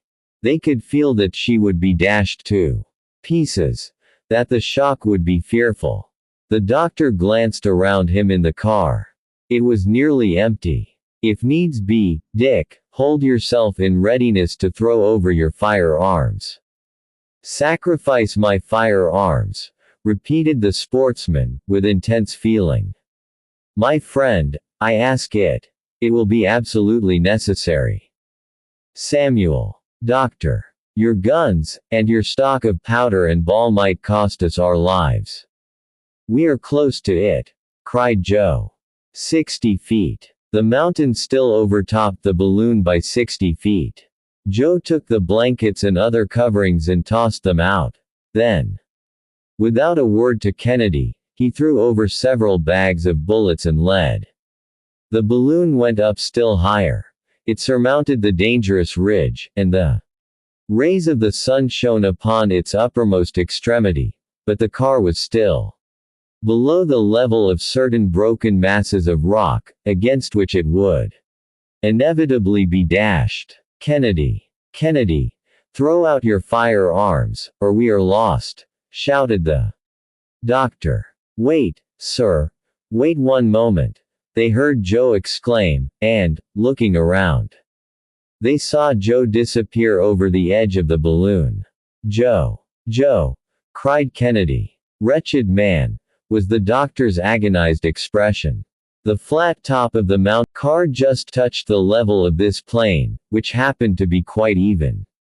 And it glided over a soil composed of sharp pebbles that grated as it passed. We're over it, we're clear, cried out an exulting voice that made Ferguson's heart leap to his throat. The daring fellow was there, grasping the lower rim of the car, and running a foot over the top of the mountain, thus lightening the balloon of his whole weight. He had to hold on with all his strength, too, for it was likely to escape his grasp at any moment. When he had reached the opposite declivity, and the abyss was before him, Joe, by a vigorous effort, hoisted himself from the ground, and, clambering up by the cordage, rejoined his friends. That was all, he coolly ejaculated. My brave Joe, my friend, said the doctor, with deep emotion. Oh, what I did, laughed the other, was not for you, it was to save Mr. Kennedy's rifle. I owed him that good turn for the affair with the Arab. I like to pay my debts, and now we are even, added he, handing to the sportsman his favorite weapon. I'd feel very badly to see you deprived of it. Kennedy heartily shook the brave fellow's hand, without being able to utter a word. The Victoria had nothing to do now but to descend. That was easy enough, so that she was soon at a height of only 200 feet from the ground, and was then in equilibrium. The surface seemed very much broken as though by a convulsion of nature.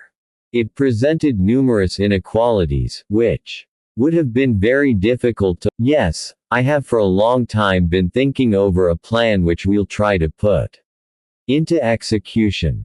It is only 6 o'clock in the evening, and we shall have time enough Throw out your anchors, Joe.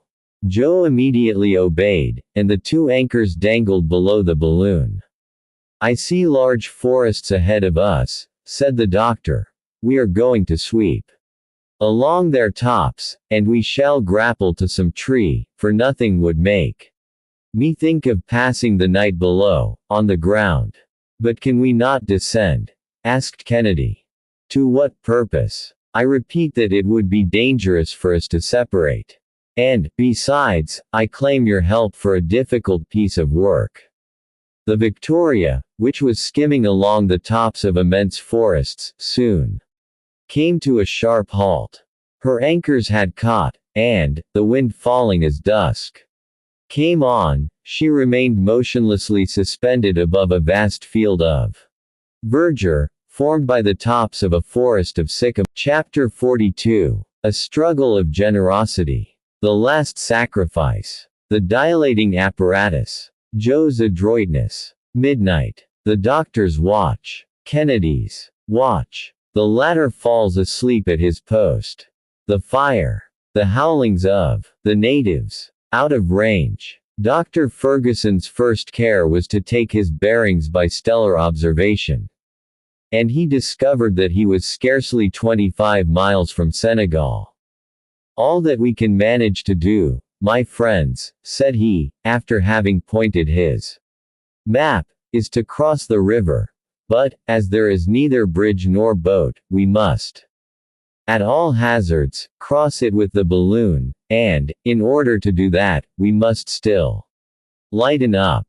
But I don't exactly see how we can do that, replied Kennedy, anxious about his firearms, unless one of us makes up his mind to sacrifice himself for the rest. That is, to stay behind, and, in my turn, I claim that honor. You, indeed, remonstrated Joe. Ain't I used to? The question now is, not to throw ourselves out of the car, but simply to reach the coast of Africa on foot. I am a first-rate walker, a good sportsman. And I'll never consent to it, insisted Joe. Your generous rivalry is useless, my brave friends, said Ferguson. I trust that we shall not come to any such extremity. Besides, if we did, instead of separating, we should keep together, so as to make our way across the country in company. That's the talk, said Joe. A little tramp won't do us any harm. But before we try that, resumed the doctor, we must get rid of the cylinder chests, the spiral, and the Bunsen battery. 900 pounds make a rather heavy load to carry through the air. But then, Samuel, how will you dilate your gas? I shall not do so at all. We'll have to get along without it. But, listen, my friends. I have calculated very exactly the amount of ascensional force left to us, and it is sufficient to carry us every one with the few objects that remain. We shall make in all a weight of hardly 500 pounds. Including the two anchors which I desire to keep. Dear doctor, you know more about the matter than we do. You are the sole judge of the situation. Tell us what we ought to do, and we will do it. I am at your orders, master, added Joe. I repeat, my friends, that however serious the decision may appear, we must sacrifice our apparatus. Let it go, then, said Kennedy, promptly. To work, said Joe. It was no easy job. The apparatus had to be taken down piece by piece. First, they took out the mixing reservoir, then the one belonging to the cylinder. And lastly the tank in which the decomposition of the water was effected. The united strength of all three travelers was required to detach these reservoirs from the bottom of the car in which they had been so firmly secured. But Kennedy was so strong, Joe so adroit, and the doctor so ingenious, that they finally succeeded. The different pieces were thrown out, one after the other, and they disappeared below, making huge gaps in the foliage of the sycamores. The black fellows will be mightily astonished, said Joe, in cutting the caoutchouc jointings above the car, but when he came to the pipes he found it more difficult to disengage them, because they were held by their upper extremity and fastened by wires to the very circlet of the valve. Then it was that Joe showed wonderful adroitness in his naked feet, so as not to scratch the covering. He succeeded by the aid of the network, and in spite of the oscillations of the balloon, in climbing to the upper extremity.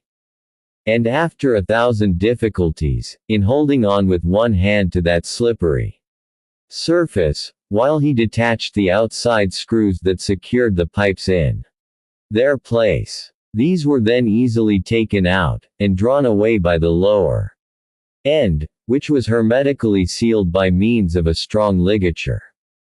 The Victoria, relieved of this considerable weight, rose upright in the air and tugged strongly at the anchor rope.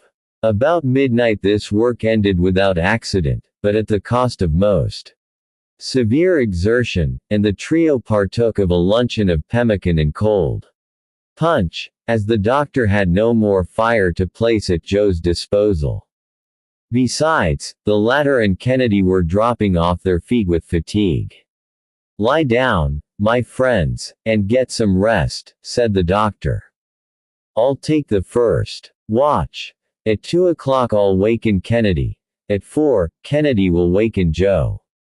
And at 6 we'll start, and may heaven have us in its keeping for this last day of the trip." Without waiting to be coaxed, the doctor's two companions stretched themselves at the bottom of the car and dropped into profound slumber on the instant. The night was calm. A few clouds broke against the last quarter of the moon, whose uncertain rays scarcely pierced the darkness. Ferguson, resting his elbows on the rim of the car, gazed attentively around him. He watched with close attention the dark screen of foliage that spread beneath him, hiding the ground from his view. He was in that mood which solitude makes more keenly felt, and during which vague terrors mount to the brain. At the close of such a journey, after having surmounted so many obstacles, and at the moment of touching the goal, one's fears are more vivid, one's emotions keener. The point of arrival seems to fly farther from our gaze. Moreover, the present situation had nothing very consolatory about it. They were in the midst of a barbarous country, and dependent upon a vehicle that might fail them at any moment. The doctor no longer counted implicitly on his balloon. The time had gone by when he manoeuvred it boldly because he felt sure of it. Under the influence of these impressions, the doctor, from time to time, thought that he heard vague sounds in the vast forests around him. He even fancied that he saw a swift gleam of fire shining between the trees. He looked sharply and turned his night glass toward the spot, but there was nothing to be seen, and the profoundest silence appeared to return. He had, no doubt, been under the dominion of a mere hallucination. He continued to listen, but without hearing the slightest noise. When his watch had expired, he woke Kennedy, and, enjoining upon him to observe the extremest vigilance, took his place beside Joe, and fell sound asleep. Kennedy, while still rubbing his eyes, which he could scarcely keep open, calmly lit his pipe. He then ensconced himself in a corner, and began to smoke vigorously by way of keeping awake. The most absolute silence reigned around him.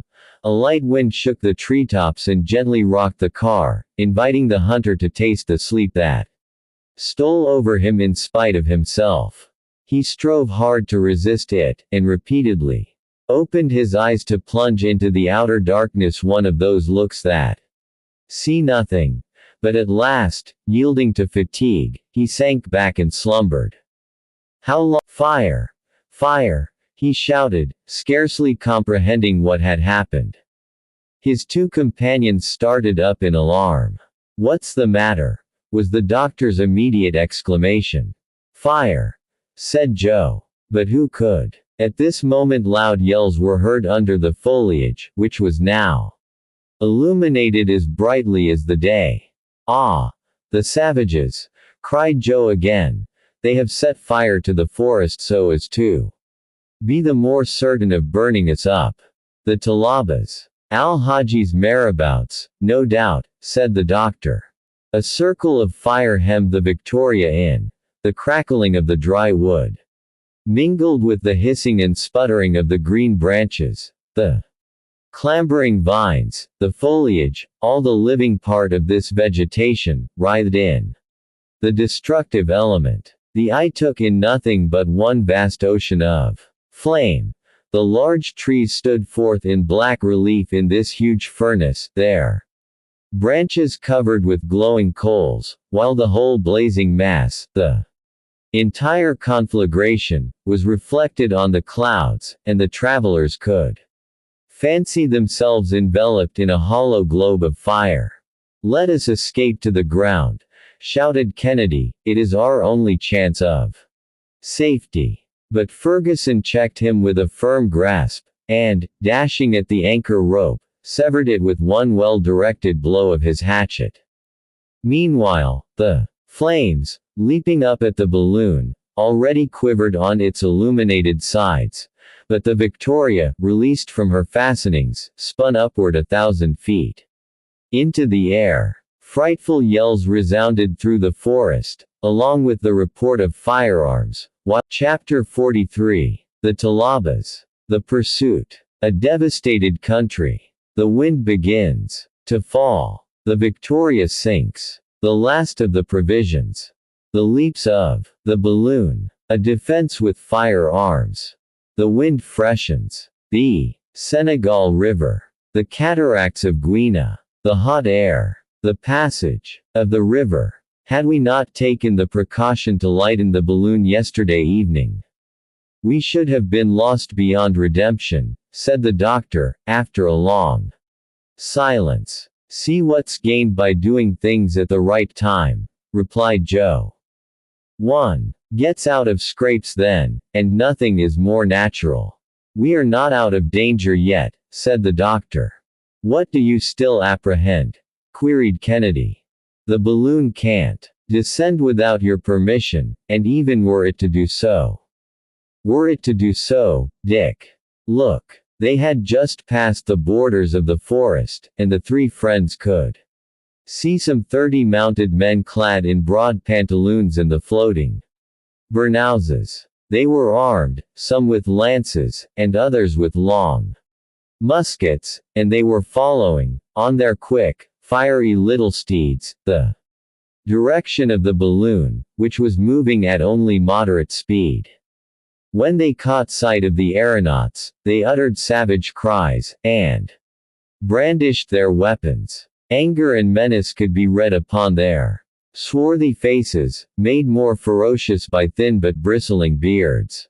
Meanwhile, they galloped along without difficulty over the low levels and gentle declivities that lead down to the Senegal.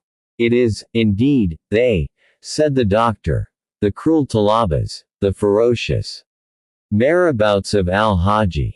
I would rather find myself in the middle of the forest. They haven't a very obliging look, assented Kennedy, and they are rough, stalwart fellows. Happily those brutes can't fly, remarked Joe, and that's something.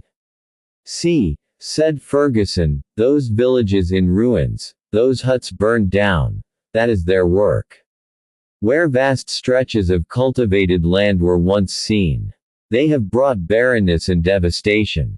At all events, however, interposed Kennedy, they can't overtake us.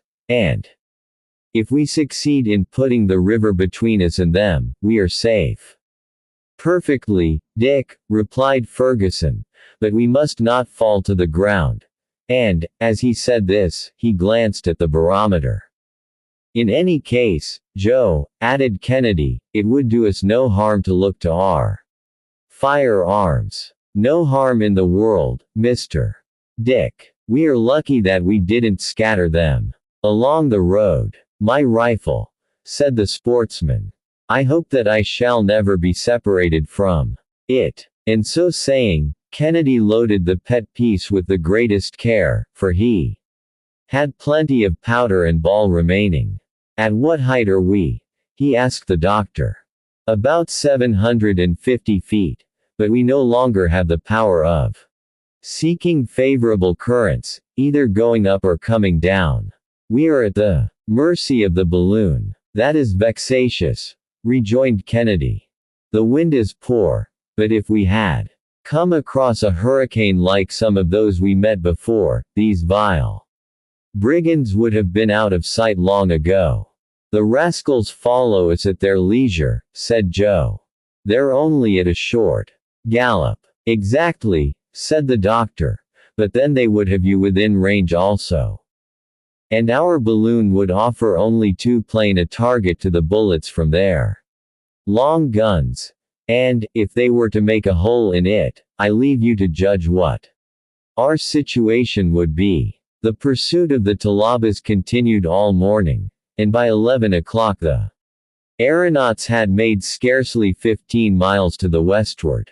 The doctor was anxiously watching for the least cloud on the horizon. He feared, above all things, a change in the atmosphere. Should he be thrown back toward the Niger, what would become of him? Besides, he remarked that the balloon tended to fall considerably. Since the start, he had already lost more than 300 feet, and the Senegal must be about a dozen miles distant. At his present rate of speed, he could count upon traveling only 3 hours longer. At this moment his attention was attracted by fresh cries. The Talabas appeared to be much excited, and were spurring their horses. The doctor consulted his barometer, and at once discovered the cause of these symptoms. Are we descending? Asked Kennedy. Yes, replied the doctor. The mischief, thought Joe. In the lapse of 15 minutes the Victoria was only 150 feet above the ground, but the wind was much stronger than before. The Talabas checked their horses, and soon a volley of musketry pealed out. On the air. Too far, you fools, bawled Joe. I think it would be well to keep those scamps at a distance. And, as he spoke, he aimed at one. They are prudent, said Kennedy. Because they think that they are certain to take us, replied the doctor. And, they will succeed if we descend much farther. We must, absolutely, get higher into the air. What can we throw out? Asked Joe. All that remains of our stock of pemmican. That will be 30 pounds less weight to carry. Out it goes, sir, said Joe, obeying orders. The car, which was now almost touching the ground, rose again, amid the cries of the Talabas. But, half an hour later, the balloon was again falling rapidly, because the gas was escaping through the pores of the covering. Ere long the car was once more grazing the soil, and Al-Haji's black riders rushed toward it. But, as frequently happens in like cases, the balloon had scarcely touched the surface ere it rebounded, and only came down again a mile away. So we shall not escape, said Kennedy, between his teeth. Throw out our reserved store of brandy, Joe, cried the doctor. Our instruments, and everything that has any weight, even to our last anchor. Because go they must. Joe flung out the barometers and thermometers, but all that amounted to little, and the balloon, which had risen for an instant, fell again toward the ground. The Talabas flew toward it, and at length were not more than 200 paces away. Throw out the 2 fowling pieces, shouted Ferguson. Not without discharging them, at least, responded the sportsman, and 4 shots in quick succession struck the thick of the advancing group of horsemen. 4 Talabas. The Victoria ascended once more, and made some enormous leaps, like a Huge gum elastic ball, bounding and rebounding through the air. A strange sight it was to see these unfortunate men endeavoring to escape by those huge aerial strides, and seeming, like the giant Antaeus, to receive fresh strength every time they touched the earth. But this situation had to terminate. It was now nearly noon. The Victoria was getting empty and exhausted, and assuming a more and more elongated form every instant. Its outer covering was becoming flaccid, and floated loosely in the air, and the folds of the silk rustled and grated on each other. "Heaven abandons us," said Kennedy. "We have to fall." Joe made no answer. He kept looking intently at his master. "No," said the latter. "We have more than 150 pounds yet to throw out." "What can it be, then?" said Kennedy, thinking that the doctor must be going mad. "The car," was his reply. "We can cling to the network. There we can hang on in the meshes until we reach the river. Quick! Quick!" And these daring men did not hesitate a moment to avail themselves of this last desperate means of escape. They clutched the network, as the doctor directed, and Joe, holding on by one hand, with the other cut the cords that suspended the car, and the latter dropped to the ground just as the balloon was sinking for the last time. "Hurrah! Hurrah!" shouted the brave fellow exultingly, as the Victoria, once more relieved, shot up again to a height of 300 feet. The Talabas spurred their horses, which now came tearing on at a furious gallop. But the balloon, falling in with a much more favorable wind, shot ahead of them, and was rapidly carried toward a hill that stretched across the horizon to the westward. This was a circumstance favorable. The three friends still clung to the network. They had been able to fasten it under their feet, where it had formed a sort of swinging pocket. Suddenly, after they had crossed the hill, the doctor exclaimed, "The river! The river! The Senegal, my friends!"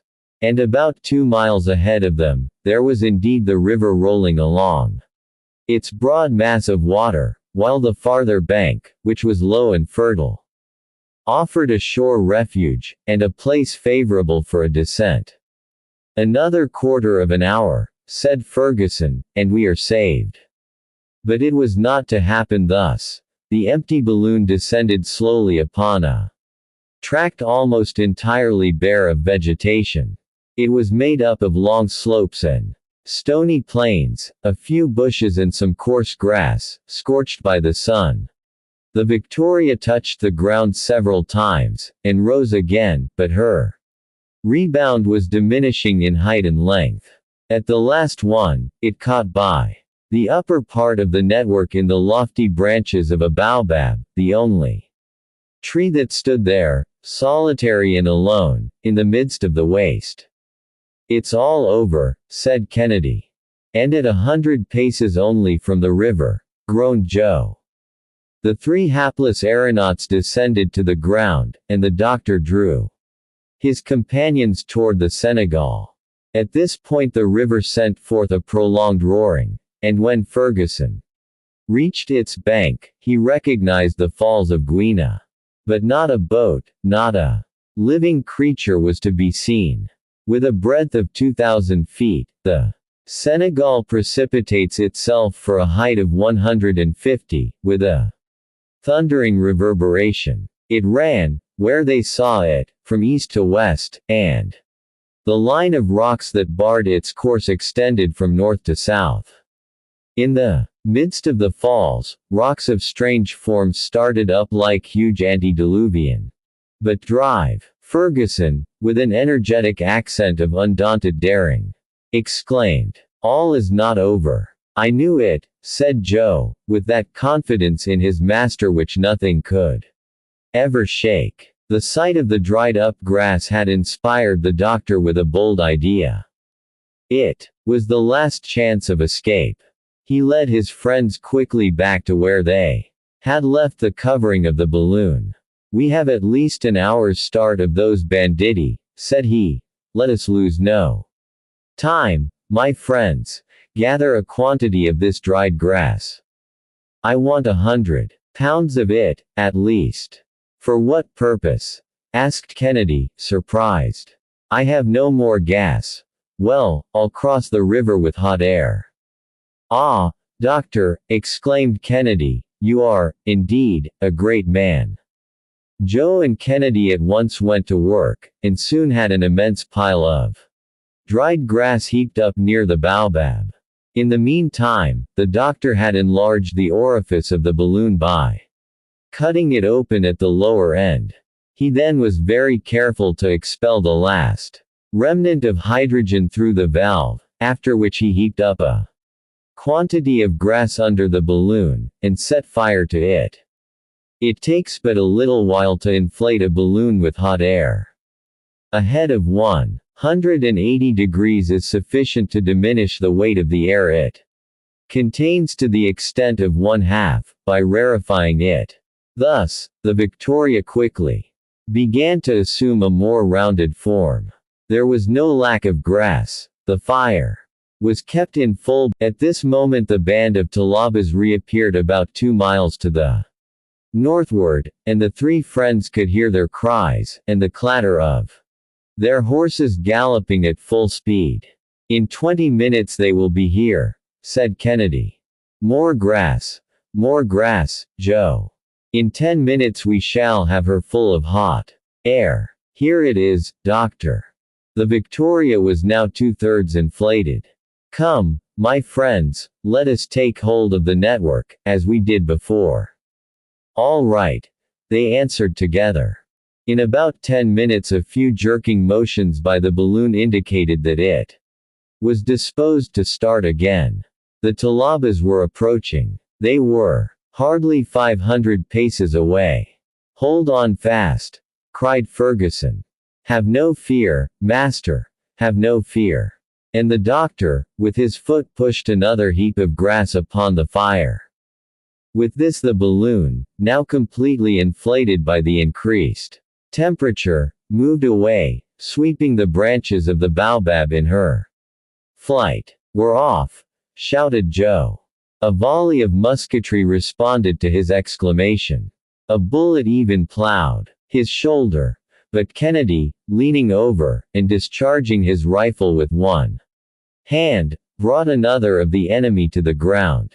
Cries of fury exceeding all description hailed the departure of the balloon, which had at once ascended nearly 800 feet. A swift current caught and swept it along with the most alarming. 10 minutes later, and without having exchanged a word, they descended gradually toward the other bank of the river. There, astonished, speechless, terrified, stood a group of men clad in the French uniform. Judge of their amazement when they saw the balloon rise from the right bank of the river.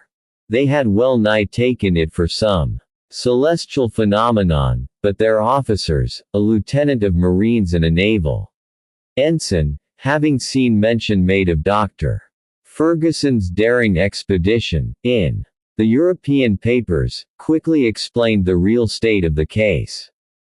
The balloon, losing its inflation little by little, settled with the daring travelers still clinging to its network, but it was doubtful whether it would reach the land. At once some of the brave Frenchmen rushed into the water, and caught the three aeronauts in their arms just as the Victoria fell at the distance of a few fathoms from the left bank of the Senegal.